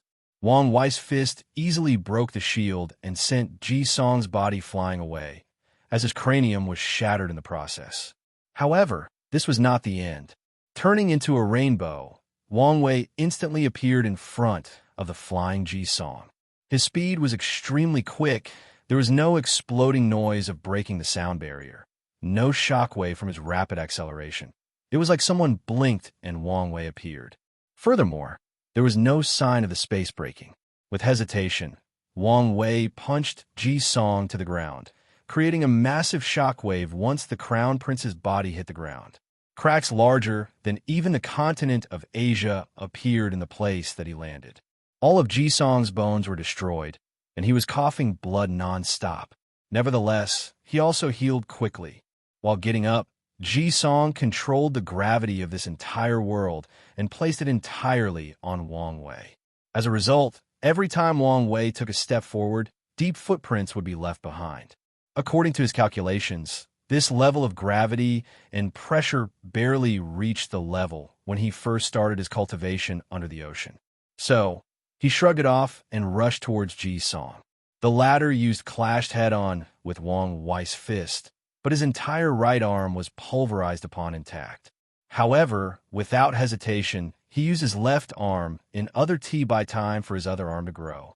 Nevertheless, the left arm suffered the same fate as the other. Ji Song wanted to use his feet, but he was not given enough time. Wang Wei grabbed him by his head and flew straight to the nearest chains of mountains. Boom! Boom! Boom! Using Ji Song's body as a shield or digging equipment, Wang Wei ran through more than 20 mountains without stopping. Then, he looked at Ji Song's body, and he was not as in bad shape as one would imagine. Moreover, his two arms were halfway from completely regrowing. Nodding in satisfaction with this new punching bag, Wang Wei flew underground, using Ji Song's body as his digging tool. He wanted to see what was at the core of this artificial world. After a few minutes of digging, Wang Wei arrived at his destination. He first looked at Ji Song, who had the skin in his body grind off from the gravels, ores, and minerals underneath the earth. Nevertheless, he was still alive. Wang Wei then focused on the environment, and all he saw was lava. The heat around was enough to melt any steel or diamond construct. He frowned after seeing this, as he knew that his opponent would benefit from this environment. So, Wang Wei took a deep breath, then blew out. A chilling cold came from his mouth, instantly solidified the lava, and turning it into an ice continent. Finally, he threw Ji Song's body into the continent. Following this, he spent the next 5 minutes holding Ji Song by the foot and smashing him all over the place like children playing with their dolls. Once he saw that his opponent was on the verge of death, Wang Wei stopped as he looked at him. I have to say, this battle was more disappointing than I anticipated. Luckily for you, I'm in the mood to be arrogant, so let me see what your true strength is. After that, Wang Wei waited a few minutes until Ji Song was completely healed. The crown prince then looked at him with hatred and humiliation, but he did not say anything. Flying straight to the surface, Ji Song prepared for his next attack. Looking at the sun, he raised his hand and made a downward motion while saying, "Falling Sun Day, a powerful gravitational force applied to this world's sun, bring it crashing down towards Wang Wei." However, he just watched it happen without even doing anything. A massive explosion occurred with Wang Wei at the center, which then soon enveloped a quarter of this entire world, scorching everything in its path: trees, rivers, mountains, and oceans. Soon after that, the entire world went dark and the temperature rapidly decreased. Nevertheless, not all plant life in this world died as a result of lack of sunlight. With spiritual qi still existing between heaven and earth, these plants do not have to obey the laws of physics. Meanwhile, far away from the explosion, Ji Song had an ugly look on his face as his divine sense could still notice someone standing in the middle of the explosion. After everything was cleared, Wang Wei was standing perfectly fine, with not even a scratch on his white skin. Even his sacred sun clothes were not damaged in the slightest. With a smirk on his face, Wang Wei said, "Well, if this was a real Middle Thousand world, maybe this attack would work. Unfortunately for you, even back in the divine altar realm, mortal fire did not affect me. So, even if this sun had a temperature of a few 100 billion Fahrenheit, without having any spiritual flames, it's no use." Wait, why am I explaining my abilities to you? Have I been infected by that idiot Lin Fan? My mother always warned me that idiocy was contagious. Maybe she was right. The wisdom of the older generation is always valuable. Nodding his head, he decided to listen to his mother's words more often. Meanwhile, Lin Fan, back in the academy, was outraged while watching all of this happening. This was the second time that he was humiliated in front of so many people in just a few minutes during this battle. Unfortunately for him, Wang Wei has recently developed a dislike for both Li Jun and Lin Fan. The reason? Because both of these guys have a massive harem full of beautiful women, and he was a little jealous. Although it was his choice to practice monogamy, he can still complain. And it's not like he can change his mind now, as Wu Hong would immediately kill him, and he will be as helpless as Ji Song currently in this fight. Also, since Li Jin is his brother and he cannot maltreat him too much, his attention was placed on Lin Fan. Meanwhile, another person feeling humiliated was, of course, Ji Song, but he did not let his emotions get the best of him. To him, this fight was far from over, as he still had many cards to play. Suddenly, countless black little vortexes appeared around his body, floating around him like subatomic particles floating around a nucleus. Then, these black vortexes entered his body. Oddly, no real visible change occurred afterward. Still, giving the confident look on Ji Song's face, it seemed that something amazing may have happened. Then he waved his hand to manifest a very large black vortex, which started attracting and swallowing everything in the surrounding. As for Wang Wei, he looked at the ground, forests, rocks that were pulled toward Ji Song due to a powerful attractive force. Even he was submerged by this force, but it was no use to him. Nevertheless, he still rushed forward toward his opponent. Although his path was blocked by numerous giant, flaming meteorites created by all the debris that Ji Song pulled, that still did not stop his footstep. He rushed straight into these meteorites and destroyed them without reducing his speed. Once he reached in front of Ji Song, he threw a punch. The air broke as his fist traveled toward its destination. Unfortunately, this attack did not do as much damage as anticipated. A black light appeared from Ji Song's body and the attack was gone. Immediately afterward, Wang Wei sensed something from behind him and he instinctively evaded. A powerful attack appeared where he previously stood. Instantly, he noticed that the force of that attack was similar to his attack. Thinking of a possibility, he attacked again to test his theory. He rushed towards Ji Song again and threw another punch, and a similar event occurred as the first attack. However, this time, Wang Wei observed everything. A small black vortex appeared next to him, and his attack was redirected at him. Following this, Wang Wei tried a few more attacks, which were proven to be ineffective, but he still figured out this technique. Using a black hole to create a wormhole, connecting two different points of space. Then redirect my attack through space. A clever tactic, but let's see if there's a limit to what he can absorb. Then, Wang Wei started a barrage of punches on Ji Song. As for the redirected attacks, he just opened his innate field which was developed by him after he tempered his skin to great perfection and blocked them.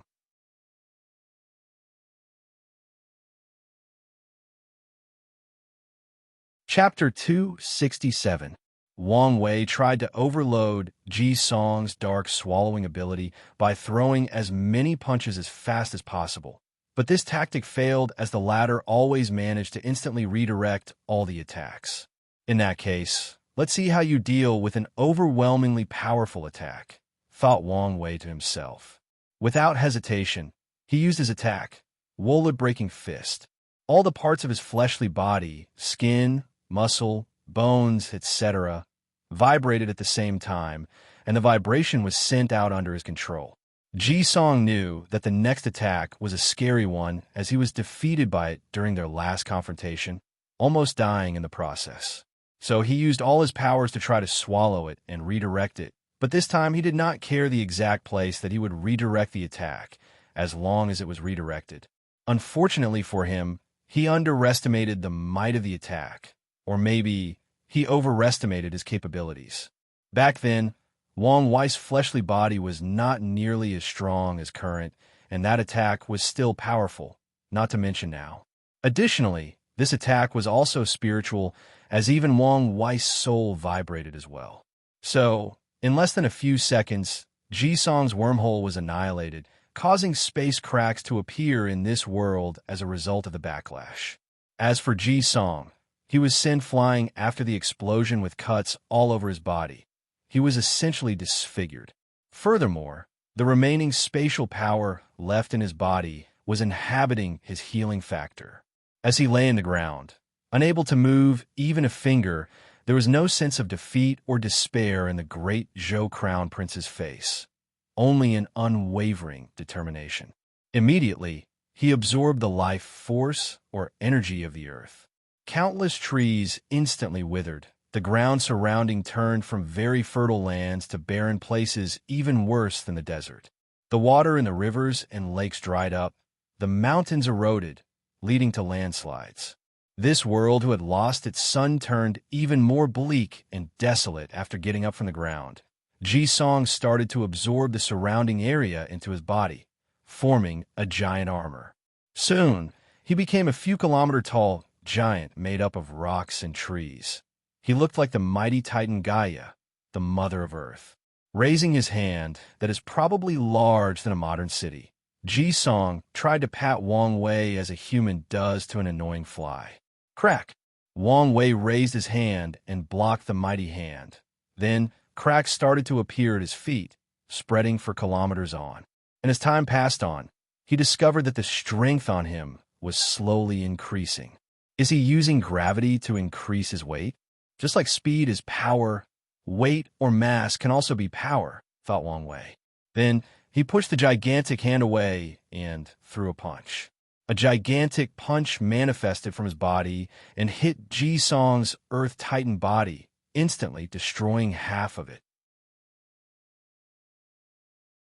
However, the destroyed part quickly grew as if nothing happened. Ji-song then flew straight into the sky. Even with his massive body, he was as light as a swallow and as rapid as one too. After arriving at a certain distance, he flew downward, using the power of gravity to accelerate his descent. With its massive size, adding to his constant acceleration, this move of Ji-song was indeed powerful compared to the other ones.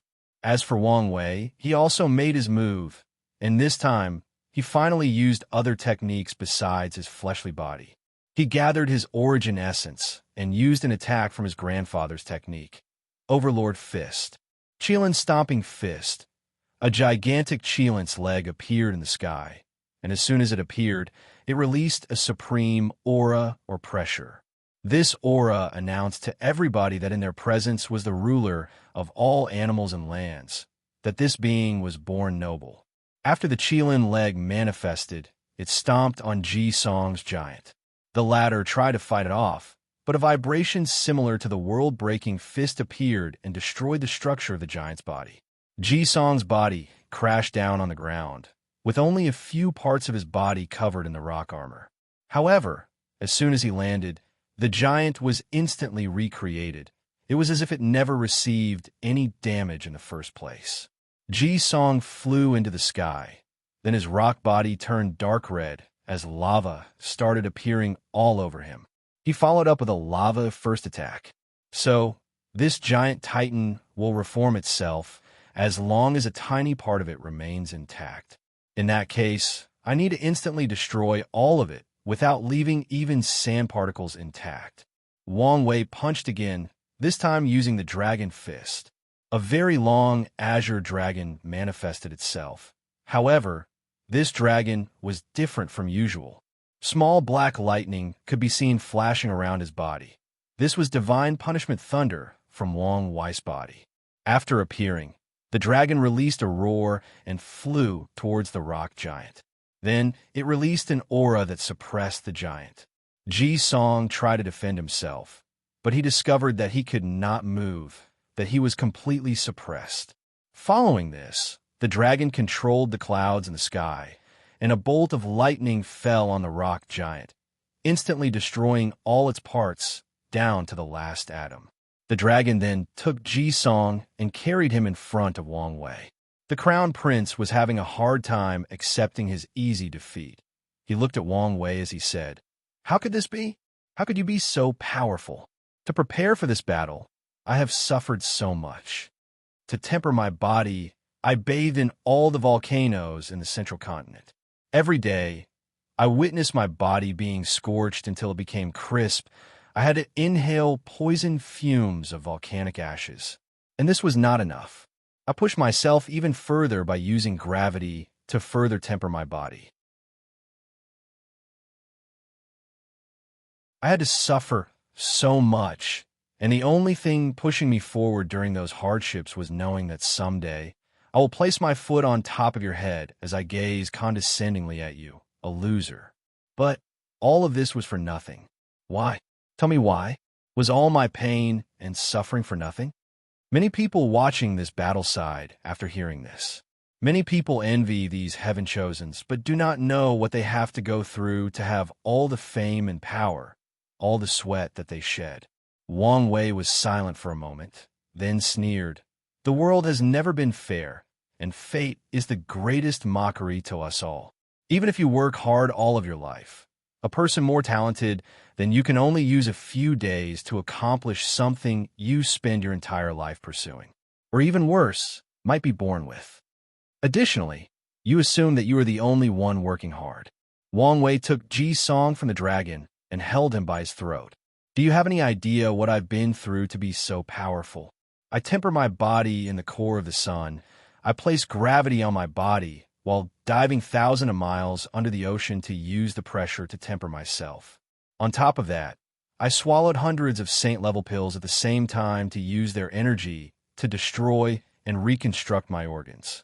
I used all of these methods at the same time, and that was not the end of it. I even used the power of divine punishment thunder to refine my body. And even during my battle with you, the gravity formation on my body has not been turned off. Could your suffering compare to mine?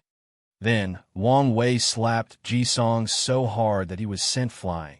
He flew through countless mountains, passed over the ocean in this world, and only stopped after reaching the end of the world, where the barrier of this small plane was located.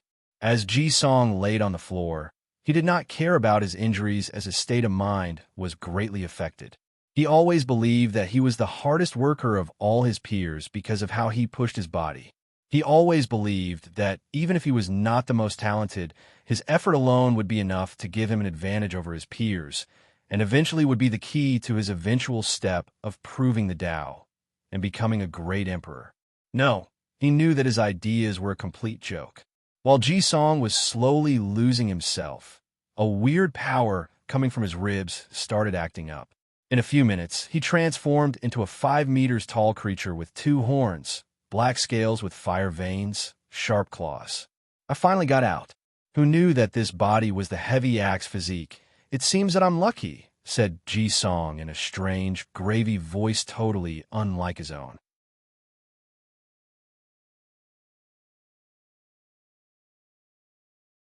Chapter 268. The space broke apart and Wang Wei walked out of it. There, he witnessed Ji Song's sudden transformation. With a scan of his divine sense, he sensed a powerful force from a bone in Ji Song's ribs taking over his soul. Meanwhile, after the new owner of Ji Song adjusted to his new body, he finally looked at the person in front of him and said, "I have to thank you. If you did not destroy his confidence so thoroughly, it would not be so easy for me to take control of his body." "Devil?" asked Wang Wei. Then he shook his head. "I'm even more disappointed in you, Ji Song. You could not even control your power." As soon as those words came out, the face of Ji Song's face, half of it was twisted, while the other was perfectly fine. However, the change only lasted for a few seconds before returning to normal.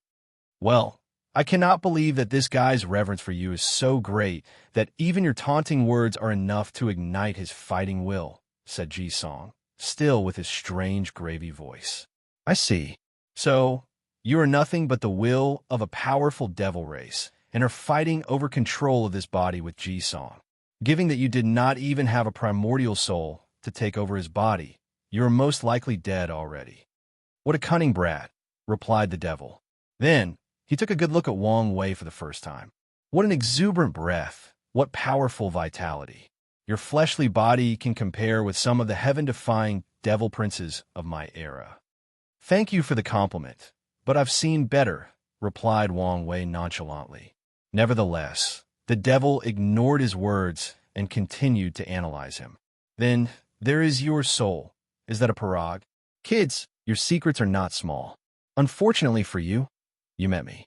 After I swallow your soul, I can properly resurrect. Should I be afraid of a dead person even if you were once a devil god? How much power can you use in your current state? More than enough to deal with you. Wait, why do I smell the vile sin of that woman on you? What woman? Empress Wu, replied the devil with gritted teeth. Oh, she's my wife. Don't be ridiculous. As if any man would ever be worthy of that woman, let alone a snot-nosed brat in the supernatural realm. Anyway, after I kill you and swallow your soul, you'll know the answer. Just because you suffer from low self-esteem does not mean that I do. Enough with the sarcastic taunts. I'm starting to understand why the owner of this body hated you so much. You brat have a poisonous tongue. Unfortunately, this is one of the few flaws that I learned from my mother. Well, I probably should not say that since she is watching. Wang Wei then looked upward toward the broadcasting formation and said, Mother, I'm sorry. It was all Father's fault. He taught me that you had a poisonous tongue and that I should learn from you to mess up the mind of my enemies. Many people watching this fight were speechless for a while, as this was the first time that they saw such a side to Wang Wei. Most people often think of him as calm, collected, cunning, and ruthless. But today, they saw his humorous and carefree side. Many women like that side about him.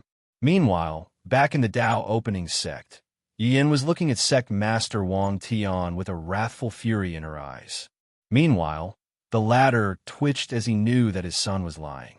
Unfortunately, even if he explained, he knew that she would not believe him. So, he just accepted his fate. Meanwhile, back on the battlefield, the devil was furious that this brat ignored. He quickly calmed himself down as he sniffed the air.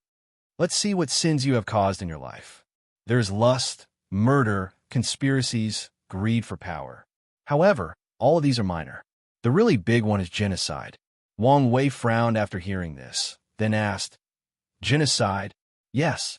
In the Chi Luck trial, you committed genocide by killing more than 99% of all the demonic beasts of that world. Shouldn't you pay for your sins?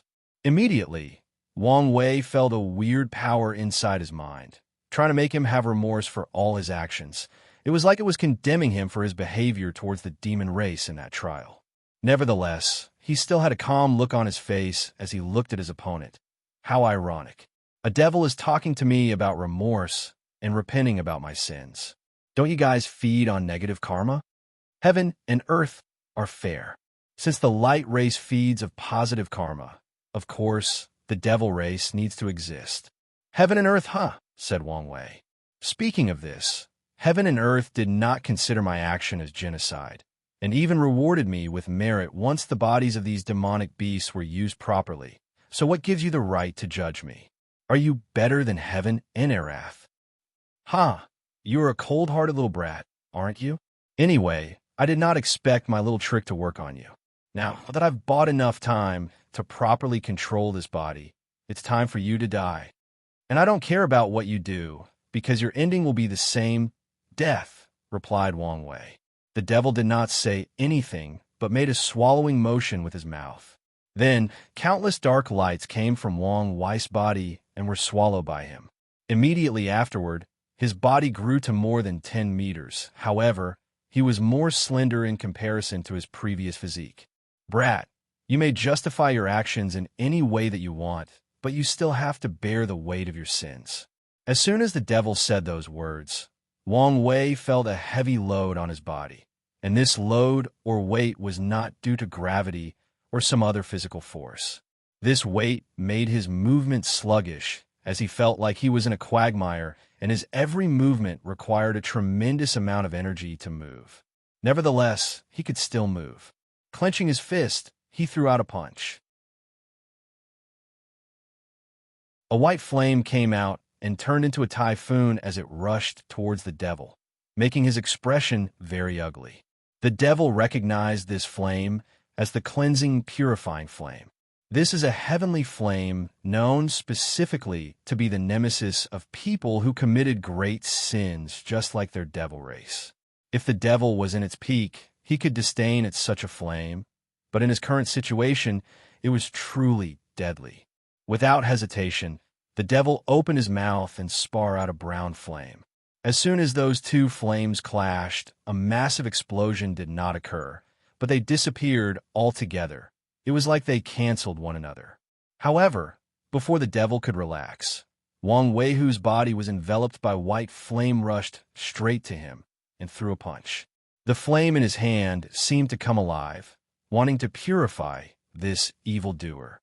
Unfortunately, the devil reciprocated with a punch of his own, and the brown flame in his body seemed to be the antithesis of the cleansing, purifying flame.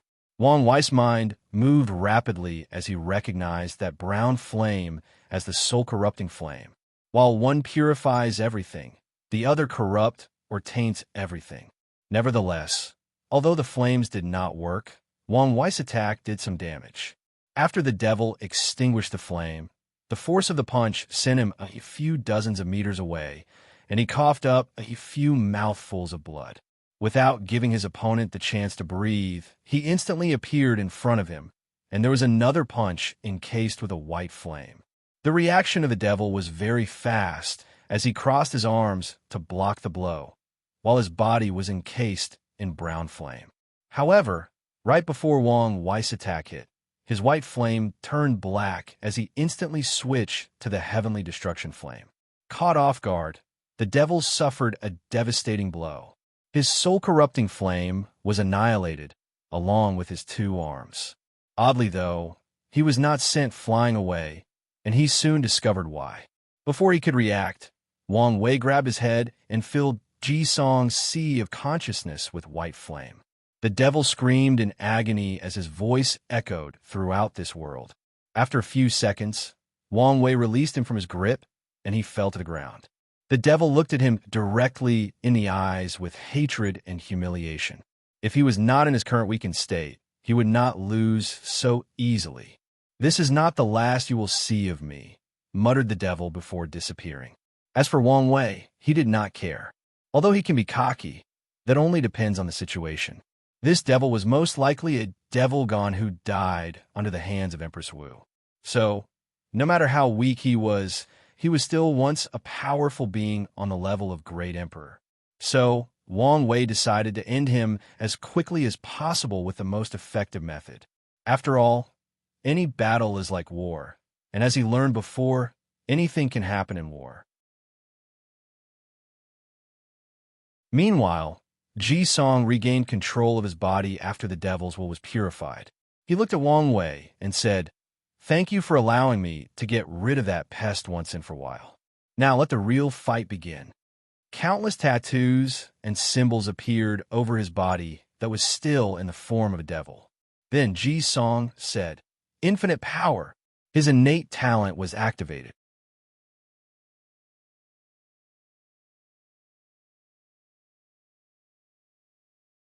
Chapter 269. After activating his innate talent, Ji Song's body changed. His arms regrew themselves, his devil body returned from the 10 meters height to 5 meters, but he was more muscular and bulky. Without hesitation, he rushed towards Wang Wei and threw a punch. However, soon after the clash, Ji Song was sent flying, crashing through many mountains in the process, before landing on the ground. Meanwhile, although he was the winner in the confrontation, Wang Wei had a frown on his face. He did not find the fact that Ji Song was a little stronger odd, but the fact that his body was perfectly intact after his punch. Not a single part of his body was damaged, not even the skin. With haste, he opened a space crack and teleported in front of Ji Song. With tremendous force, he punched the crown prince again. This time, Ji Song was sent flying from one of the worlds to the other. Nevertheless, he was still intact. Guessing some of the ability of this innate talent, Wang Wei started a terrible beating on him. In the next 15 minutes, he used all his billions or more gene of force, but Ji Song was intact. Moreover, after such a period, he discovered that his attack could no longer send Ji Song flying away, but only push him back a few dozens of meters. Meanwhile, Ji-song was secretly horrified. By now, only he knew how much his strength increased, and it was by a few hundred times. Yet, he could still barely fight with Wang Wei. He could not imagine the horror of his enemy's fleshly body. Nevertheless, Ji-song knew that the winner of this battle would be him. Tom was on his side. "You talent should have a drawback, right?" asked Wang Wei after punching Ji-song away for the 1000th time. "So what? It's still enough to win this fight." Wang Wei was right. Ji-song's talent did have a drawback. His innate talent infinitely multiplied his power without limit. However, once his strength increases beyond a threshold that he should be able to bear, his body will adapt to that level of strength without being backlash. However, as a consequence, he will not be able to use his innate talent for at least another 500 years. Ji-song expected this battle to be difficult, but he did not expect his talent to be pushed beyond his limit during it. Even so, he did not regret using it. On the 20th minute that he activated his ability, Ji-song's power finally matched that of Wang Wei. When the two clashed, he was equal to him. Explosions occurred with their every movement. The entire artificial world trembled as space crack appeared all over. Luckily for these two, there were no living inhabitants, and this world was linked to the myriad Emperor world, giving it the ability to rapidly heal the tear of space. Otherwise, it would have been long destroyed. Wang Wei had a happy smile on his face as he clashed head-on with Ji-song. It was a very long time since he had a real blood-boiling battle. Although he would spare with Wu Hong, he always felt like a toddler being taught by a child during these sections. Boom! Boom! Shockwaves followed these two demons and gods, everything their first clashed together, destroying everything in their path. Whether it was the beautiful, luscious plains, the majestic mountains, the roaring volcanoes, or the sooting and peaceful snow areas, none of them were spared by their wraths. By the 25th minute, the battle started to become strenuous for Wang Wei. Every time he attacked, he was forced to use all the strength in his body. His muscles and bones ached because of the strain of the battle. His origin essence was consuming at a speed that he never experienced. By the 30th minute, Wang Wei was slowly being pushed back with each of Ji-song's attacks. His muscles and bones would be destroyed and regrow with each attack. Nevertheless, the smile on his face never faded. By the 37th minute, he was being sent flying away with each of Ji-song's attacks. He was slowly losing the battle. After one attack, Ji-song floated in the air as he looked down on Wang Wei, steam coming out his body in large quantity. Doesn't feel good to be in the losing end and being maltreated, does it? After healing his injuries, Wang Wei stood up from the ground, cracked his bones as he said, "It's never wise to be cocky when you have nothing to back it up. My power is enough to back it up." Wang Wei sneered after hearing this. Then he placed his right hand on his chin while the left hand is crossed around him. With a pensive look on his face, he talked to himself out loud. "How should I end this battle? Should I use my young emperor ability to weaken him, then destroy him with one punch? No, that method is too flashy. I could use a soul attack. Then this fight would end too easily. There would be no satisfaction in doing so. In that case, let me try my innate talent.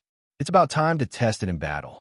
Then, weird tattoos and symbols appeared all over Wang Wei's body as he activated his talent, Shackles of Fate. A gray-white chain manifested from his body and rushed towards Ji-song, who had an ugly look on his face after hearing his opponent's words. Without hesitation, he threw a powerful punch. However, his attack passed through the chain as if it was invisible.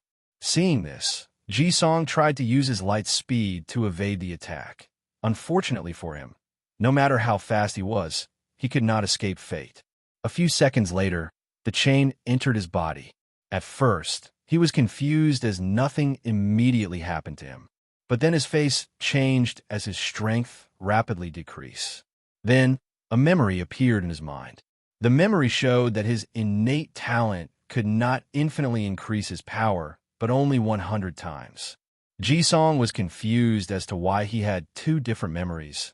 Then he realized that the strength increase of his innate talent was no longer a few hundred times, but a 100 specifically. "What have you done to me?"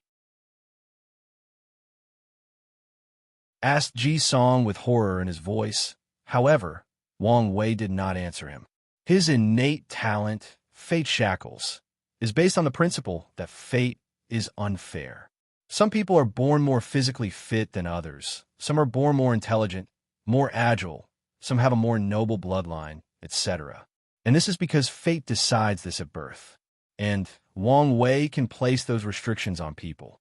He could turn a genius into an idiot or a disabled person into a bodybuilder. He could place restrictions or shackles on almost anything. What he did to Ji Song was place a shackle on his innate talent that could only increase his power to a maximum of 100 times. From now on, this will be the limit of that talent. As for the memories that appeared in Ji Song's mind, this was the result of Wang Wei changing fate or reality itself. Any person who knew about Ji Song's ability, including true monarchs, will have their memories changed. Technically speaking, they should only have the new memory left in their minds. But since all of them have strong cultivation levels, they retain the original memories. Wang Wei then appeared in front of Ji Song, slapped him straight into his face, sending him crashing down on the ground. Wang Wei then appeared in the massive crater that Ji Song was lying and coughing blood. He waved his hand to blow away the dust cloud around. You should admit defeat if you do not have any other method. Ji Song slowly got up from the floor as he slowly transformed into his normal state. He then smiled with his teeth all bloodied. "It's true that I've lost this match, but it's not like you completely won." "What do you mean?" asked Wang Wei, feeling that something was wrong. Ji Song laughed as he said, "The token that I showed you at the beginning of the battle is a fake. The real one is back home. You dare play trick with me? Hee hee, without any binding contracts. What can you do? Do you think that only you can scheme against others?" replied Ji Song with a sneer on his face. Then, a crack in the void appeared and swallowed him. Meanwhile, Wang Wei felt rage overcoming him as he roared. "You dare trick me?" As soon as he said this, the power of his soul was activated by an instinct, and his fury was felt by heaven and earth. The sky of the myriad emperor world suddenly turned red as a powerful pressure enveloped the entire world. All cultivators felt like a mighty being was furious at their world and wanted to destroy it. Even the sleeping Tao ancestors and immortal venerable were alarmed by this pressure as they woke up from their slumber. Inside the nether hell, forbidden land, an unimaginable being sensed the changes of the world and looked at Wang Wei in the artificial world. "A paragon quality soul? In this lower realm?" muttered the being, then it licked its mouth. Then, that being woke up to pay a visit to Wang Wei. However, before he left, Wu Hong appeared in front of the entrance of the Forbidden Land. She waved her hand, and countless runes appeared in the sky, and a powerful seal was placed. The being inside looked at what happened, and he said calmly, "Empress Wu, you cannot do anything to me back then. What can you do in your current weak form?" "I can seal you until he becomes an eternal emperor and deal with you," replied Wu Hong calmly. "Do you think that he can accomplish something that you failed to do?" "What do you think?" asked Wu Hong back. That being did not say anything, but returned to his slumber. Back in the artificial world, Wang Wei broke the void as he rushed towards Ji Song, who used a void-breaking talisman. Without hesitation, he used a power soul attack that made the void trembled, thus disrupting Ji Song's teleportation.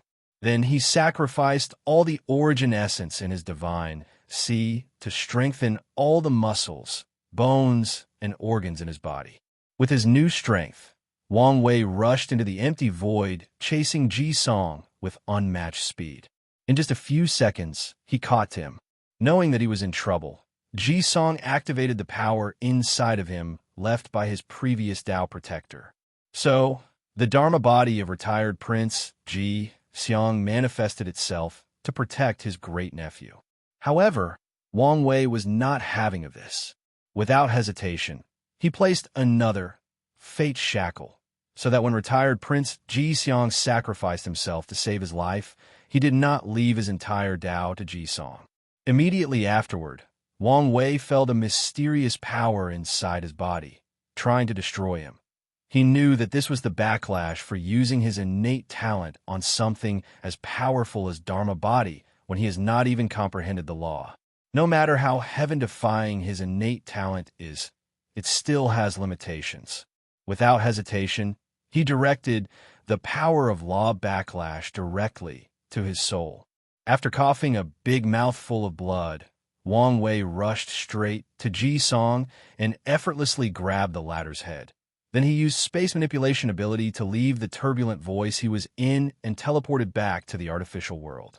With red eyes, he looked at the scared Ji Song and roared, "You dare trick me?"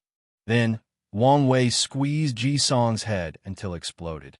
He watched the lifeless body of Ji Song slowly fall on the ground, knowing that the latter would never get back up again.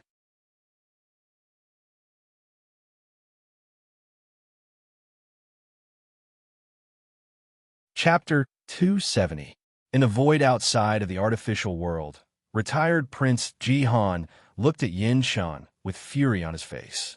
Around him were also many true monarchs of the great Zhou imperial dynasty. As for Yin Shan, he too was surrounded by true monarchs of the Dao opening sect, including Wang Wei's grandfather, Wang Chong. According to the agreement, Heaven Chosens are allowed to kill one another only when they reach the primordial spirit realm. "So why did you stop us from saving the crown prince?" asked Jihan. "Why did you people go back on your words?" asked Wang Chong. No one answered him, so Wang Chong just sneered. Meanwhile, Jihan was contemplating blowing himself up to take a few true monarchs with him. As a Dao protector, he swore an oath to protect Ji Song, but now he failed. To him, his existence is no longer necessary. "Do not do anything stupid," suddenly said one of the true monarch on his side through divine sense. "Why not? That way, the Dao opening sect can pay for their action, and the dynasty does not have to suffer from the consequence as I did it voluntarily." "It's useless. Wang Chong is a quasi-emperor. It will be useless even if you blow yourself up. Wasn't he injured in his generation's heaven will battle? Or, at the very least, his lifespan should be affected?" asked Jihan with unwillingness. With his overlord body, his injuries have probably long been healed. As for the issue of overused lifespan, this will not affect him from killing all of us. Jihan gritted his teeth as he felt helpless. Although their great Zhou dynasty also had quasi-emperors, they were all sleeping. And the ones in the same generation as Wang Chong died during the Heaven Will battle. Meanwhile, the whole world watched Ji Song's death with shock. They could not believe that the first heaven chosen to be killed in this glorious age would be the number 2 heavenly physique. As such, a collective sigh echoed throughout the world as the cultivators paid their respect to this fallen genius that did not have the opportunity to grow up and show his full potential to the world. Then, the cultivators remembered old Chu's prophecy. In this supreme era of resurgence, the impossible will become possible. Back to the artificial world. After Wang Wei managed to calm down after Ji Song's death, his brain worked rapidly as he thought of a way to benefit from this situation. He waved his hand to gather Ji Song's shattered soul. Then he took out a cauldron and placed both the body and soul inside. Immediately afterward, he started refining it. He used the cleansing, purifying soul to remove the impurities, leaving out all the beneficial parts, then condensed them. Since this was not a real pill, he did not place any runes on it. So in front of the entire world, Wang Wei cooked Ji Song's body and soul. A few minutes later, the process ended and Wang Wei lifted the cover of the cauldron. Inside, a red blood pill and a strange bone floated. He placed the bone inside his space ring, then took the pill and swallowed. Wang Wei sat down cross-legged to absorb the pill. 3 hours later, he woke up and checked the changes in his body. First, he did not get a second physique, but Wang Wei expected that. His strength increased dramatically. However, the greatest benefit that he received was in fact that his talent for body refining reached an unimaginable level. The benefit of that is the amount of strength he will receive after tempering any part of his body is higher than previously, for example.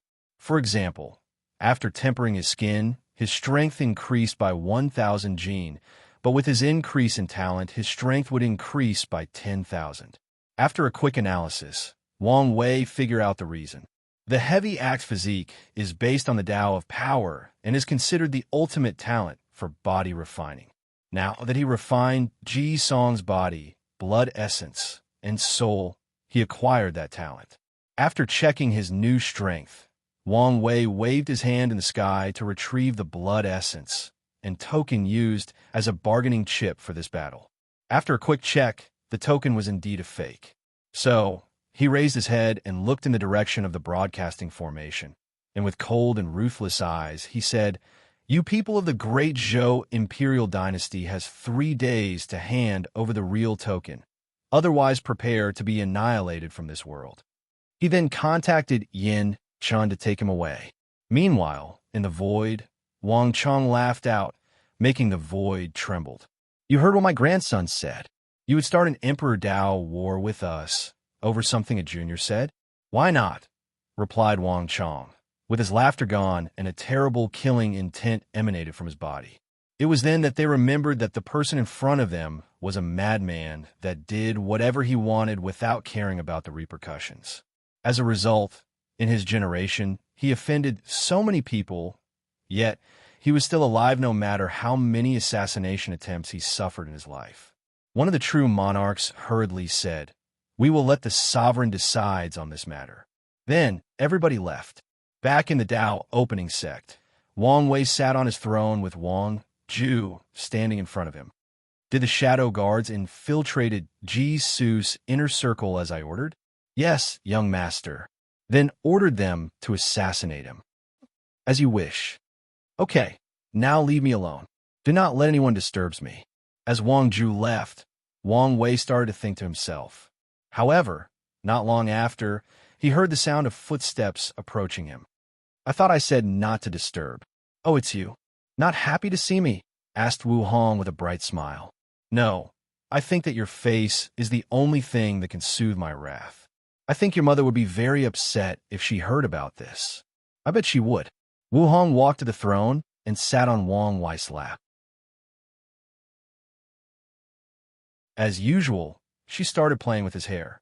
"So, now that your hubris has gotten the best of you, did you learn anything?" Wang Wei sighed. "Indeed, I learn a lot.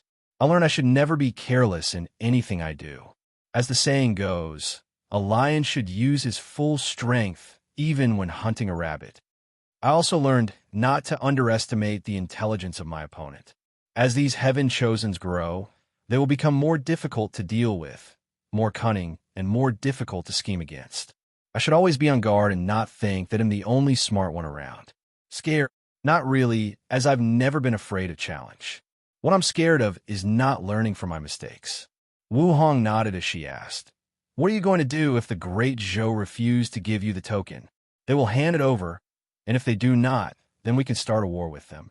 "I thought that you wanted to prevent the sect from starting an Emperor Dao war. That was against the Academy. Although the Great Zhou Imperial Dynasty is a dynasty from the incense era and has a deep foundation, it does not change the fact that they only have 3 great emperors. Winning against them would be much easier from the sect than the Academy. Not to mention that a war would allow me to grow much quicker. Why do I feel that you did not start a war with the Academy? For a different reason?" asked Wu Hong. "Well, you are correct. Long ago, I noticed that the Academy was slowly becoming the leader of the myriad emperor world. And a war with them would most likely lead to the majority of factions siding on their sides to destroy us. So, you design a plan to strip them of their spirit of epic, decrease their luck, ruin their reputation, and isolate them from the rest of the world." "That's right. So, you planned long ago to target them." "Well, my original plan was quite direct. Wait for me to become an emperor before I deal with them. However, circumstances forced me to act." Wu Hong nodded. Then she asked, "How is your soul injury?" "I took a Supreme Tier Soul Healing Pill. It should be fine in a month or so. You should be more careful when it comes messing with the power of law. If your soul was not special, you would probably die or be severely injured. Wang Wei nodded in agreement with her. This time around, he was a little reckless as anger got the best of him. Meanwhile, in the Great Zhou Imperial Palace, Sovereign Ji Wen was having a meeting with his ministers. Everyone waited with bated breath for his decision. So, after a few minutes of uncomfortable silence, Ji Wen said, "Give them the token." Many people sighed in relief after hearing this, while a few opposed this decision. "Your Majesty, what about the Crown Prince? Shouldn't we avenge him?" Ji Wen sighed deeply, his hair turned white, and he instantly aged into an old man. The path of Emperor is a cruel one. Geniuses died all the time, especially in this glorious age where geniuses are everywhere. Songer only has his weakness and carelessness to blame for his death. Although I am a father, I am also a ruler.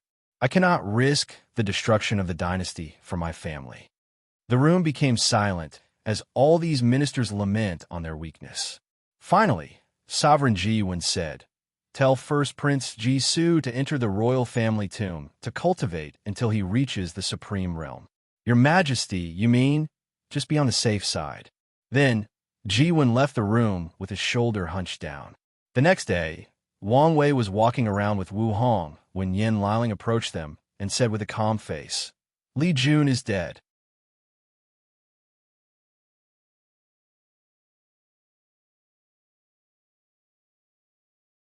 Chapter 271. Wang Wei frowned after hearing. Then he said, "Where is the body?" Yin Liling then led him and Wu Hong to a room inside the Leaf family manor. There they saw Li Jun's head on a table, and only his head. Intense fear and shock could still be seen in his eyes. He took out a bottle of holy spring water from his space ring and tried to feed it to Li Jun's head. Then he paused for a moment. He then took out his sacred sun token and threw it to Yin Liling. "Go to the resources hall and use my token to get a blood-sucking leaf." Yin Liling's eyes flashed with a little surprise as she knew that this is supreme tier herb used for healing. The leaf contains a great deal of vitality. The reason it has such a scary name is that the tree requires the blood and vitality of cultivators to grow properly. Without saying anything, she flew to the resources hall and returned soon after with a green leaf in her hand that exuded a soothing breath. Without hesitation, she fed it to Li Jun's head. A few minutes later, a bunch of tattoos and symbols appeared on Li Jun's face. Then his body regrew itself. Even his soul that already entered reincarnation was pulled out from there. When Li Jun opened his eyes, he looked at the people around. Then he said, "So, my plan worked?" Meanwhile, Wang Wei used his divine sense to check Li Jun's soul imprint. He wanted to make sure that it was the original Li Jun, not someone who had all his memories. "So, for what reason that you had to waste your taboo innate talent?" asked Wang Wei calmly. "Big brother, I do not think that it was a waste," replied Li Jun. Then he threw a punch in the air, making a breaking sign. He smiled in satisfaction. His taboo innate talent allowed him to die once, then rebirth and become stronger. The talent involved around the concept of truly knowing death before you can bring it upon people. Moreover, the stronger the person who kills him, the more benefit he will receive. Unfortunately, he could only use this talent once in his life. After taking a few minutes to test his strength, Li Jun was very satisfied. He could feel that he was only an inch from breaking through the divine body realm. Then, Li Jun looked at the group and said, "Look what I've discovered." He took his space ring that was returned with his body, took out a talisman, and placed it on his forehead. Soon afterward, Li Jun's memory appeared in front of everyone. Soon after Wang Wei left for his battle with Ji Song, Li Jun left the sect headed to the academy, and his target was Di Tian. He first set a disturbance in the Di family area, forcing Di Tian's shadow, Di Jia, to come to deal with the situation. Then, Li Jun captured her and called Di Tian himself. Wang Wei frowned after seeing this because he noticed that Li Jun used a very powerful formation to prevent other people from noticing the situation around the Di family manor. Li Jun himself knows nothing about formation, So someone from the sect must have known about this plan, helped him, but they did not tell him about it. He guessed that they worried that he would refuse, and they were right. He would never allow Li Jun to do such a risky plan even with his taboo talent. Concentrating himself to ignore his annoyance, Wang Wei continued watching the memory. Soon afterward, Di Tian showed up. He looked at Li Jun. Then he said, "Where is Di Jia?"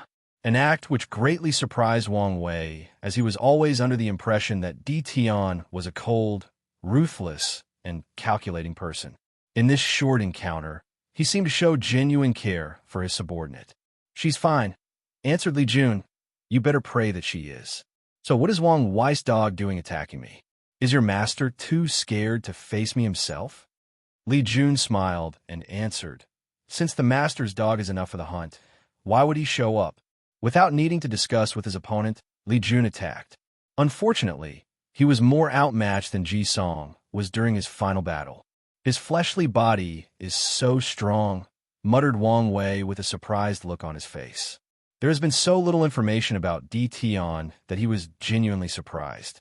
Meanwhile, after being maltreated for a few minutes, Di Tian said to Li Jun, "I thought that you had some kind of plan to try to attack, but it turns out that you were just sent on a suicide mission. In that case, I will help you. All things must breath their last breath." A black and white wheel appeared behind Di Tian. Then he punched forward. Li Jun did not have any ability to resist, and his body disintegrated into tiny pieces, leaving only his head. Even his soul also disintegrated. "On account that you did not touch my subordinate, I will leave some part of you to be buried." Wang Wei frowned. "Is that his created 9 reincarnation fist? It should be the first fist that the Heaven Mystery Pavilion mentioned." He then closed his eyes and placed himself into Li Jun's place. A few seconds later, he muttered, "The end of all matter, the ultimate state of physical death, the last breath of all living things." What a scary technique. Even with my current strength, I will be half dead if I receive this punch, and this just the first fist. Wu Hong patted his shoulder as she said, "You do not have to worry, as you still have plenty of room to grow. My ego is not that fragile. It's just that the level of threat that I placed on this Di Tian was not nearly enough." Wang Wei then looked at Li Jun. "There should be more, right?" "Correct. There's a memory that I stole from his brain." A brand new image appeared in front of everyone. Di Tian laid on the floor with surrounding destroyed. In his arms laid a beautiful woman with sickly paled skin and blood floating on the corner of her mouth. With great effort, she raised her feeble hand and removed the tears from Di Tian's eyes and said, "Tianer, I'm sorry I can no longer accompany you, but I hope that you can forget me and live your life." Then her hands fell to the ground, no longer moving. "Ninger, Ninger," said Di Tian as he shook her. "No," he roared. His roar shook heaven and earth, and the sky started raining blood, showing the intense grief that this man went through. Said Wang Wei after seeing the woman in Di Tian's arm. "Big brother, do you know this woman?" "Yes, I met her during my travels after beaking through the supernatural realm. She was in the form of a spirit, and she told me that I had eyes similar to someone she knew." Li Jun nodded, but he was a little disappointed. "I cannot believe that I risked my life, and this is all the information I could gather. The only thing we know is that Di Tian lost someone close to him." "You are wrong," replied Wang Wei. "We could deduce so much information just from this memory. For once, we know for sure that he is reincarnated, and most likely still have the memories from his past life. Second drive, we know what drives him forward. Most likely, he's trying to find a way to revive his loved one. I always had a suspicion that Di Tian was involved in Fan Li's death, but I never had any proof or ideas to go on. However, now, we can theorize that Fan Li was killed by Di Tian to get access to the Yin Soul scripture and revive her. Finally, looked at the clothes and architecture around him in this memory. They do not look familiar or consistent to any eras of the Myriad Emperor world. So he most likely was a powerhouse from another world community that reincarnated in our world." "No, you're wrong about the last part," suddenly said Wu Hong. "Oh, do you recognize the clothes and architecture around him?" "Yes, they're from the Emperor beginning era. The late stages, to be precise. So, you're saying that Dtion is from the same era as the primordial gods, innate demons, and the heaven-opening Emperor? And he might even have lived through the Null era? Asked Wang Wei. Possibly. Wang Wei nodded. Then he spent the next few hours going through every detail of this memory and searched for any missed details. Moreover, he also started to plan contingencies on how to deal with Dtion. The next day, Wang Ju entered the room and said, "Young master, there is news from the great Zhou imperial dynasty."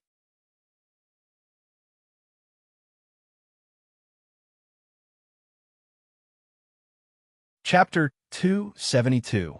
"Oh, did they send the token?" asked Wang Wei calmly.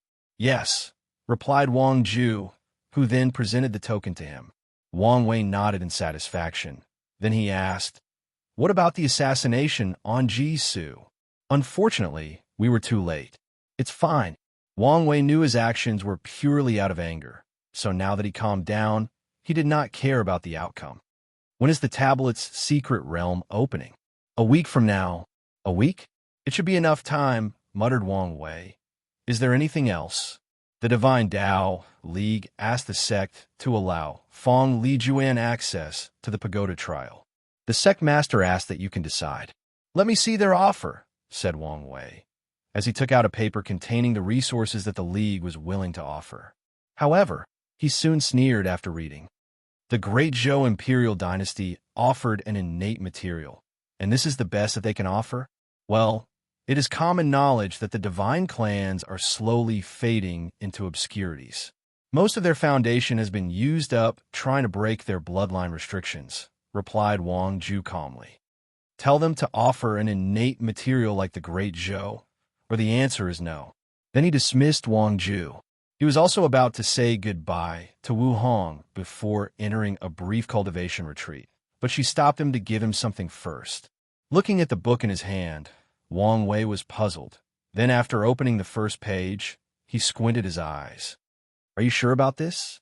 "I cannot reciprocate the favor, at least not now." "There is no need to be like this with us," replied Wu Hong with a smile. Wang Wei sighed before nodding. The book in his hand is an emperor scripture. To be precise, it's Empress Wu's Sealing Sutra, known as one of the most powerful cultivation techniques that ever existed. The reason that Wang Wei said that he could not reciprocate the favor was that the sect's rules do not allow him to pass their emperor scriptures to anyone even with his status. However, once he creates a scripture, he can do whatever he wants with it. Wu Hong took a moment to read the scripture, then he sighed. He read all the 9 emperor scriptures of the sect, and only the origin path scripture come close in terms of uniqueness. Many ideas appeared in his mind after reading that scripture.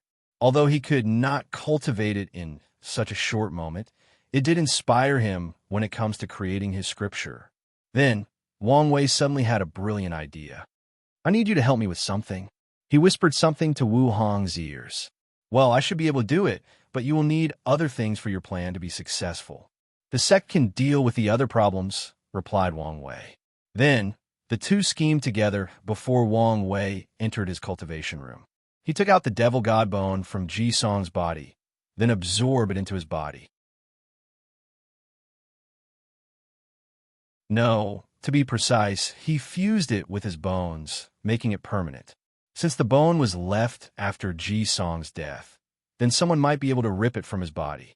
He did not want to take any chances. Unfortunately for Wang Wei, this bone was way too powerful for him alone to accomplish this task. So, he called his grandfather to help. However, even Wang Chong could not do anything. In the end, one of the emperor formations had to be secretly used to help Wang Wei completely fused with the bone. In the final moment, before the bone was completely fused, an accident occurred.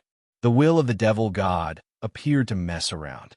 At first, Wang Wei was going to use his own will to fight this devil god to temper himself. However, he soon realized that this guy's power was not nearly as powerful he wanted it to be. Unfortunately, this guy was simply impossible to get rid of. Even after defeating him in a will battle, he remained inside Wang Wei's body. So, Wang Wei decided to use his soul to get rid of him. However, An idea suddenly came into his mind. It was to test his true will ability against him.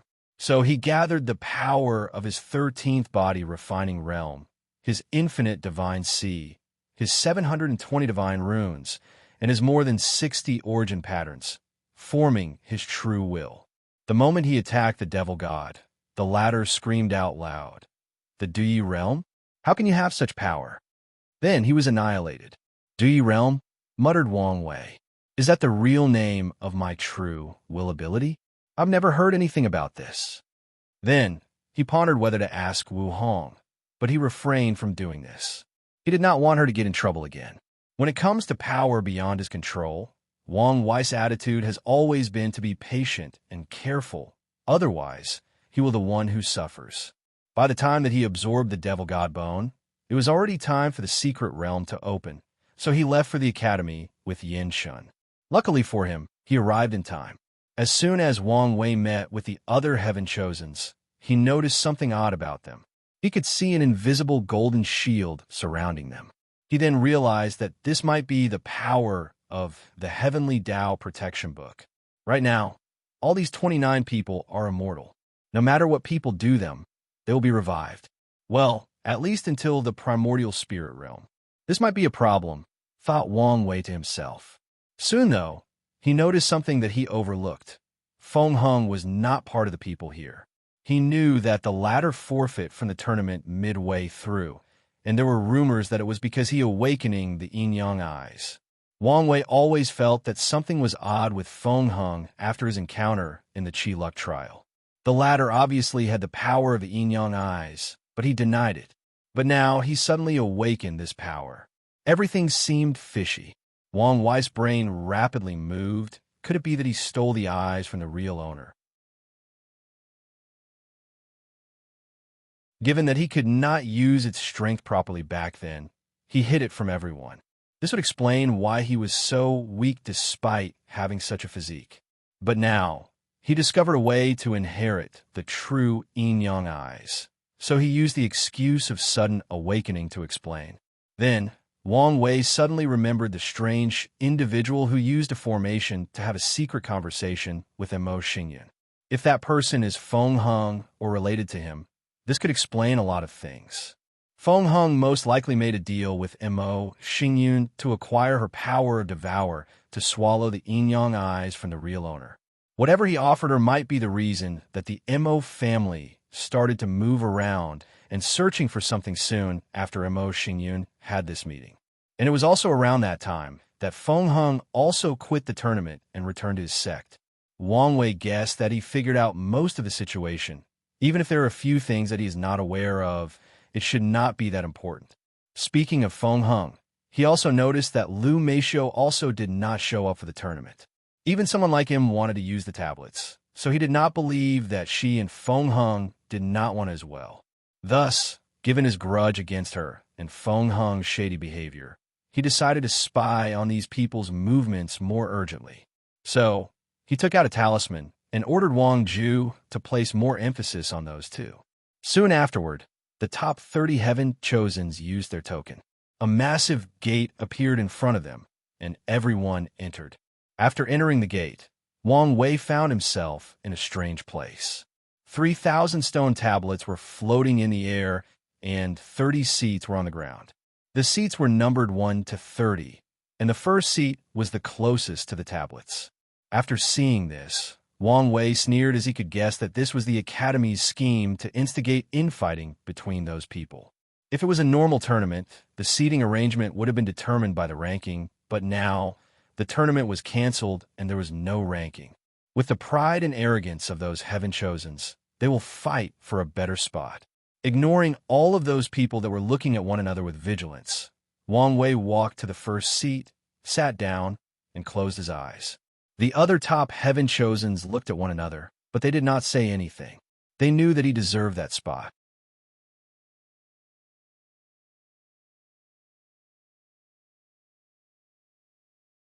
Chapter 273. After taking his seat and closing his eyes, Wang Wei took out some freshly brewed enlightenment tea to drink, then took out his purple merit and absorbed it. Since Wu Hong assured him that it did not have any problem, he was reassured to use it as it can greatly help him create a powerful and unique cultivation scripture. Immediately afterward, Wang Wei entered a state of enlightenment. And he was not the only one who did such a thing. All these powerful Heave Chosens also took out material that can help them enter a state of enlightenment quicker and last much longer. Many of them also used merit because of the recent event happening in the world. Even Lin Fan was granted merit for this occasion. Most likely, they used some of the reserves of the Academy to help him, showing how much they are willing to invest in him for this generation's heaven will. And this was not the end. All those heaven chosens were blessed by the chi luck of their entire faction, thus exponentially increased their comprehension. The advantages that these top heaven chosens received made the ones with lesser background side with envy. Although they too can receive the benefit of chi luck of their factions, can they compare with emperor lineages? No to mention the loose cultivators who were lucky enough to get a spot on the top 30. Unless they are members of the Loose Cultivator Alliance, they have no chance. Plus, the alliance is made of people that only want to use one another for resources, so their chi luck is quite scattered. After closing his eyes, Wang Wei found himself in a white and empty space, with only a tree behind him. He sat in the lotus position while leaning on the tree. Soon afterward, many illusory figures appeared in front of him. There were men, women, the elderly, and even some that looked like children. Nevertheless, no matter the physical appearance of these people, they all have one thing in common. They had a noble temperament emanating from their bodies. The moment these people appeared, instinctively, Wang Wei knew who they, or what they were, great emperors. Following their appearances, these emperors started to preach one by one. Some of them talked about their own Tao in great depth, while some talked about their understanding of other Tao. If any ordinary heard these people talking, 99% of them would not understand the esoteric meaning of these words, while the remaining 1% could barely catch the meaning of a few phrases. Fortunately, Wang Wei's understanding was truly heaven-defying. He quickly absorbed the essence of these Taos and made his own. At the same time, he also started to forge his own. Just like that, 200 years passed by. The amount of time for all these heaven chosens to stay in the secret realm arrived. Of course, by that time, only 5 people remained. All the other people could not stay in the state of enlightenment for so long, so they woke up. Even a talented person like the Suave Sloth did not last longer than 120 years, and he complained a great deal after waking up. The first person to wake up was Sun Jiaolong, who was in the 5th seat. A vision appeared around him. It was him wearing a sovereign crown and holding a golden sword. A large army of human soldiers bowed to him. Then he led them to fight between heaven and earth. Soon after that vision manifested, Sun Jialong's ancient lamp manifested with 50 origin patterns on it, with a 12-colored good fortune flame. Immediately afterward, the flames started burning his body, making him grunt. The process only lasted a few minutes, but afterward, a powerful aura emanated from his body. It was the aura of the divine body realm. Sun Jialong checked his body, then looked into the sky where a massive cloud gathered. Without hesitation, he rushed to the sky to meet his heavenly tribulation.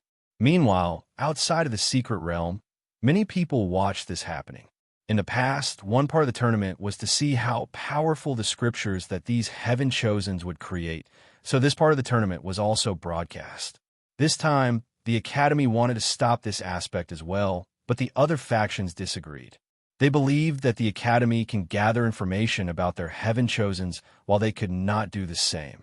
So, an agreement was reached to continue with the broadcast. While Sun Jialong was going through his heavenly tribulation, many people were commenting on him. So, a scripture based on the concept of military ruler, a sovereign that leads its people to fight and slaughter all his enemies, an iron-blooded ruler. Very powerful. Yes, and with the human destiny sword in his hand, he is probably even more powerful. Now, the issue is, why did he reveal it now? The people of Great Wu spent so many years denying having the sword. Why did they suddenly reveal the information now? Could it be because he is now protected by the heavenly Tao and cannot die until he reach the next realm? It could be, or they could be planning something. Meanwhile, after finishing his thunder tribulation, Sun Jialong looked at the other people who were still in the middle of enlightenment. He frowned a little. Was he surprised that he was the first one to wake up? However, soon afterward, he checked the golden sword in his divine sea, and a confident look appeared on his face. Without saying anything, he returned to his seat to wait. A few hours later, another person woke up. It was Suya, who was in the third seat. Just like Sun Jialong, a vision appeared behind her. In the vision, Suya was also standing in front of a large group of people, but all these people were actually her. Moreover, all the different versions of Hao were scattered throughout different worlds in the endless void. There seemed to be an infinite number of them. Soon afterward, an ancient lamp and good fortune flame appeared, and she broke through the divine body realm. Then, Suya opened her eyes, but she did not immediately go experience thunder tribulation. 7 books floated in front of her, then an 8th was condensed. Each emperor of our sect cultivated one of the 7 emotions to the pinnacle and proved the Tao. In my generation, I have to start cultivating the 6 desires, and I chose the desire that all things have to live to survive, in order to avoid death. After that, she looked around and realized that she was the second to wake up. With a frown on her face, she looked at Lin Fan that sat behind her. It seems that despite all the weakness this guy has, his potential is the real deal. I cannot underestimate him. Then, she looked at Jian Shuang in front of her. As for you, it's time that I start my plan to get rid of you. Su Yin flew to the clouds in the sky to undergo her thunder tribulations. Meanwhile, the people outside were also commenting on her. It seems that this generation's saintess will continue the legacy of her ancestor. Yes, the Moon Palace, 7 Emotions, 6 Desires book is actually 7 Emperor scriptures condensed into one. Now, she is preparing to condense the 8th chapter. Imagine if they managed to cultivate 13 emperors and finish that book. How powerful would it be? Probably even more powerful than the past, present, future Buddha scroll. Wasn't it rumored that this scripture was written by 3 Buddhist emperors that were in fact brothers? You are right. Most likely, the founder of the Moon Palace probably got the idea from them. Your guess is probably correct given the fact that they were founded during the incense era. Back in the secret realm, after finishing her thunder tribulation, Suya waved her hand into the void, scattering white lights into different parts of the world. As soon as these lights reached a populated area, they absorbed the emotions of the people around them. Then, they turned into Suya, or clones of hers. The clones immediately used a technique to change their aura and physical features after being born, before scattering and blending into the large population. Good, muttered Suya after seeing this. As long as any of my clones are alive, I will not die. Although I currently have only 1,000 clones, this is equal to 1,000 lives. Furthermore, as long as there are enough emotions, I can make more. And as I grow more powerful, I will be able to make more until I have an infinite amount of them or an infinite amount of lives. If I do not manage to prove the Tao, this method can be improved into an alternate form of immortality. Nodding her head, she took her seat, waiting for everybody to wake up and test one another. The next person to wake is...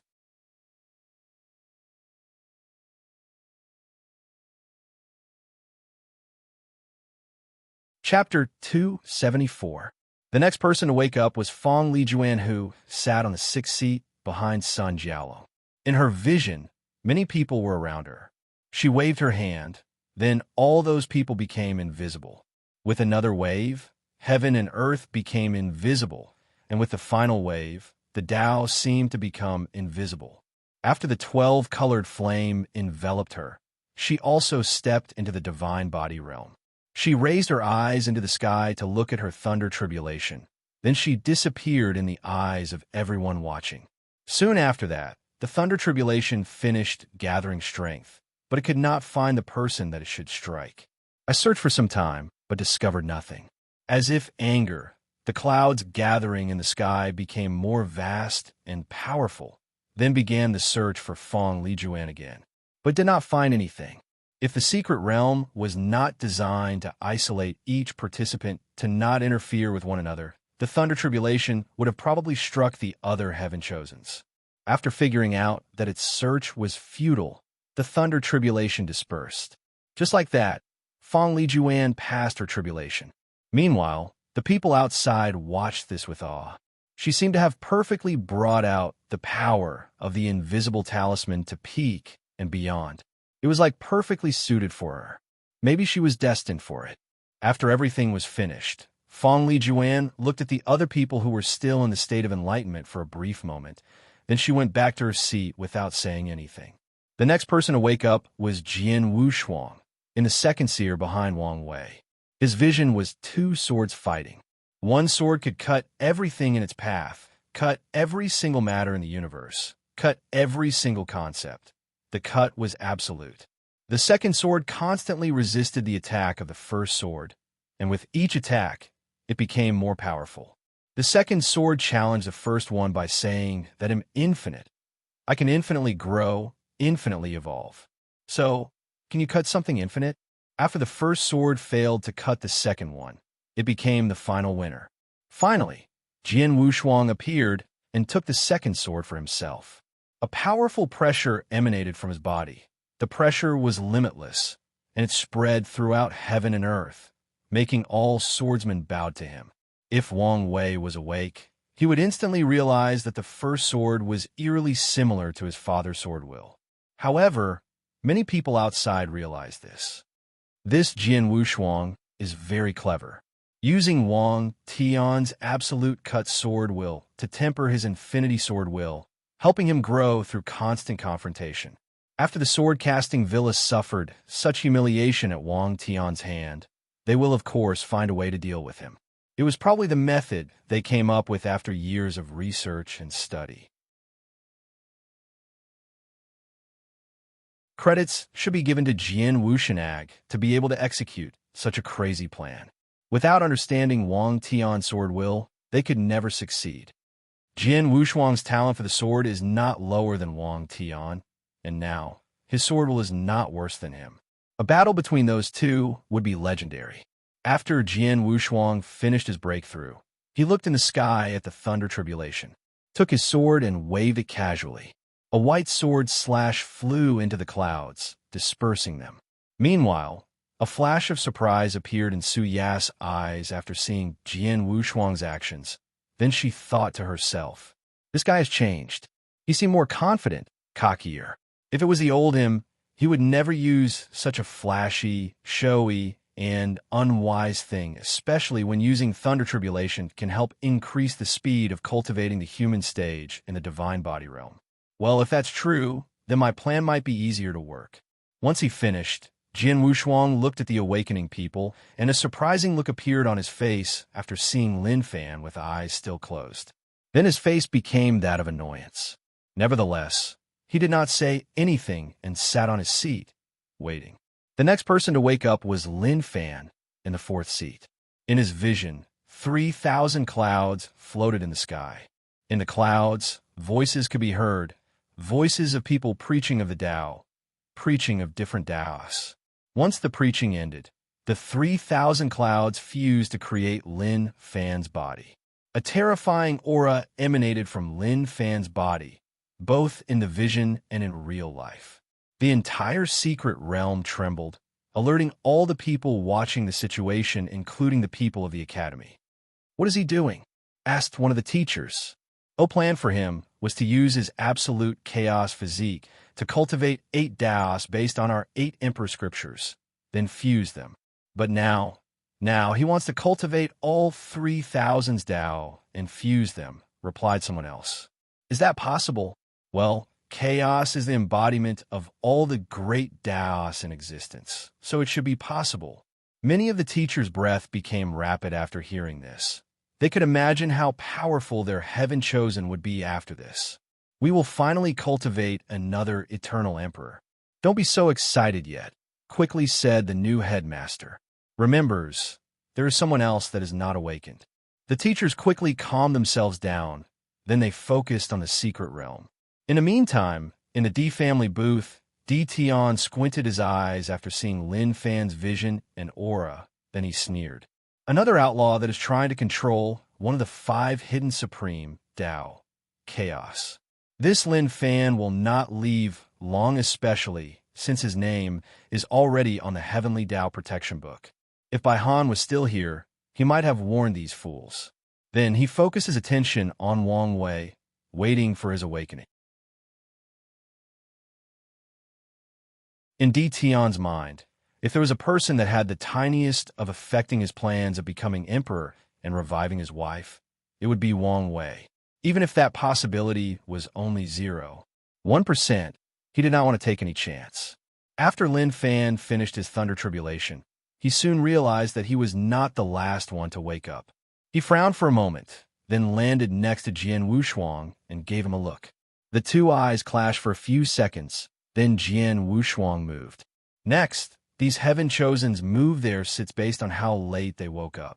Lin Fan sat on the 2nd seat, Jian Wushuang on the 3rd, Fong Lijuan on the 4th, Suya on the 5th, and Sun Jialong on the 6th. Of course, on the 7th seat was Mo Xingyun, and on the 8th seat was Zhang Xian, who had the number 7 boundless void physique. While these heaven-chosens were fighting over seat position, Wang Wei's vision finally appeared. It was similar to his Yun Emperor vision. A mighty and majesty version of Wang Wei sat on a throne without countless sages, supremes, worlds, and races at his feet. However, this vision was slightly different from before. In the past, Wang Wei had strings of fate in his fingers, controlling all those people. But now, the strings were at his feet, as if he was beyond them. As soon as that vision appeared, the entire domain of the Emperor Enlightening Academy trembled lightly. Moreover, a few sensitive people could feel the anger of heavenly Tao after the vision appeared. These people have never seen heaven so furious, so wrathful. However, contrary to their ideas, nothing happened afterward. There was no divine punishment thunder or anything. Everything just returned to calm. Meanwhile, Wang Wei was oblivious to the things happening outside, as he was too focused on breaking through the divine body realm. His ancient lamp appeared around him, and many people were once again shocked. Not only did he have a 13-colored flame, which was unheard of before, but he had 184 origin pattern on the base of the lamp. The only person not amazed by this event was D. Tian. He is probably the only person that truly knows the meaning behind this phenomenon, and even its owner might not know. After the lamp appeared, Wang Wei focused on the next step of his breakthrough, which was very simple, at least to him. It was simply to infuse your will, goals, dreams, or desires into the Gould fortune flame. This might seem a simple thing, however, it was not. Whatever ideas or goals a cultivator installed in there, he or she has to truly believe in it to the point of sacrificing their own life for it. Without such a high level of determination, they will never be able to enter the divine body realm. As for Wang Wei's goals, it was always to be free and unfettered, to be able to do as he wishes, to control his fate. No, to transcend it.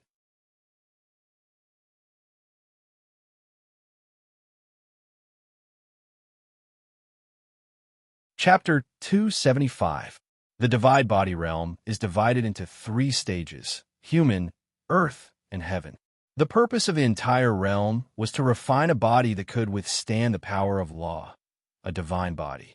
As such, in the human stage, cultivators have to use their good fortune flame to temper or recreate their bodies.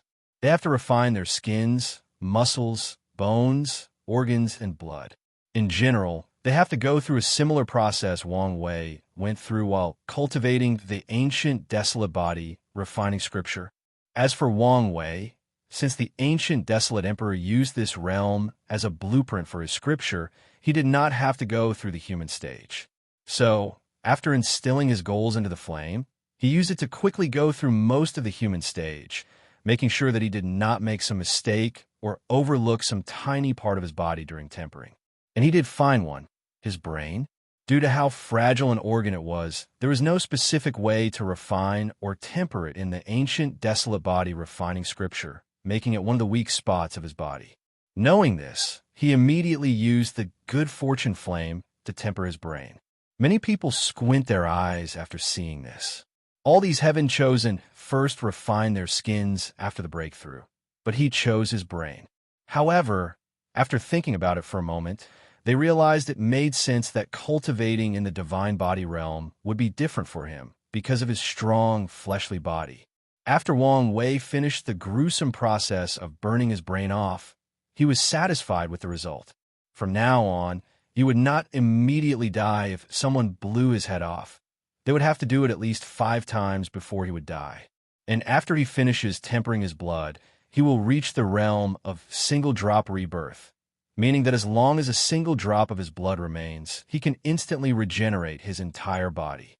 Following this, the aura of divine body realm appeared on him. Opening his eyes, he clenched his fist, feeling both the increase of power and lifespan. A typical divine body realm cultivator has 30,000 years of lifespan.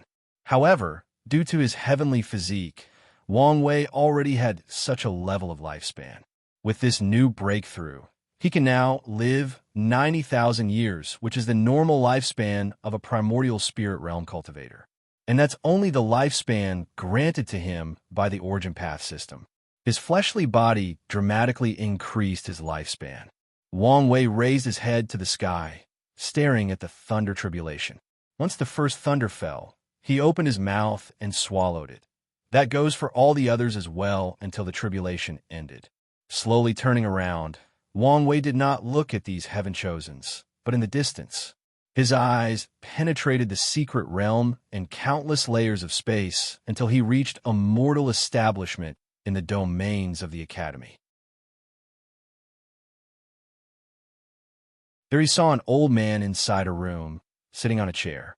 The old man's hair was all gray, and he had wrinkles all over his face. On top of the old man's head, Wang Wei saw a gray line, and he knew them as Fate Line. He could see them for quite some time, but did not know how to use them. Now he knew. By focusing on the Fate Line, he saw the fate of this old man from his birth to the present. He saw when he was born, when he first cried, the first time he farmed the land with his parents, his first love, his first kids and grandkids. In an instant, he watched the life of this old man from birth to adulthood, then to old age. And that was not the limit. Wang Wei then started to see the fate of this old man's ancestors. He watched the lives of his great-great-great-great-grandfather.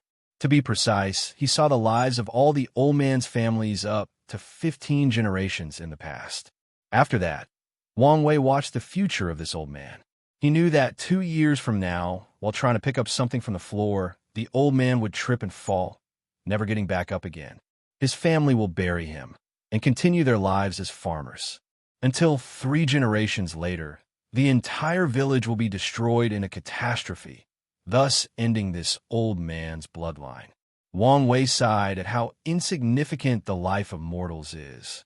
Their fate has long been written in stone, and not only do they not know about it, but they would be helpless even if they knew. They're nothing but puppets controlled to either make the flow of the universe function normally or serve the purpose of more powerful beings. Once finished observing that mortal, Wang Wei finally looked at these heaven-chosens. His cold and indifferent gray eyes penetrated deep into their souls, as they felt like they were naked and being observed like someone was strangling them with strings. Immediately, they noticed what was going.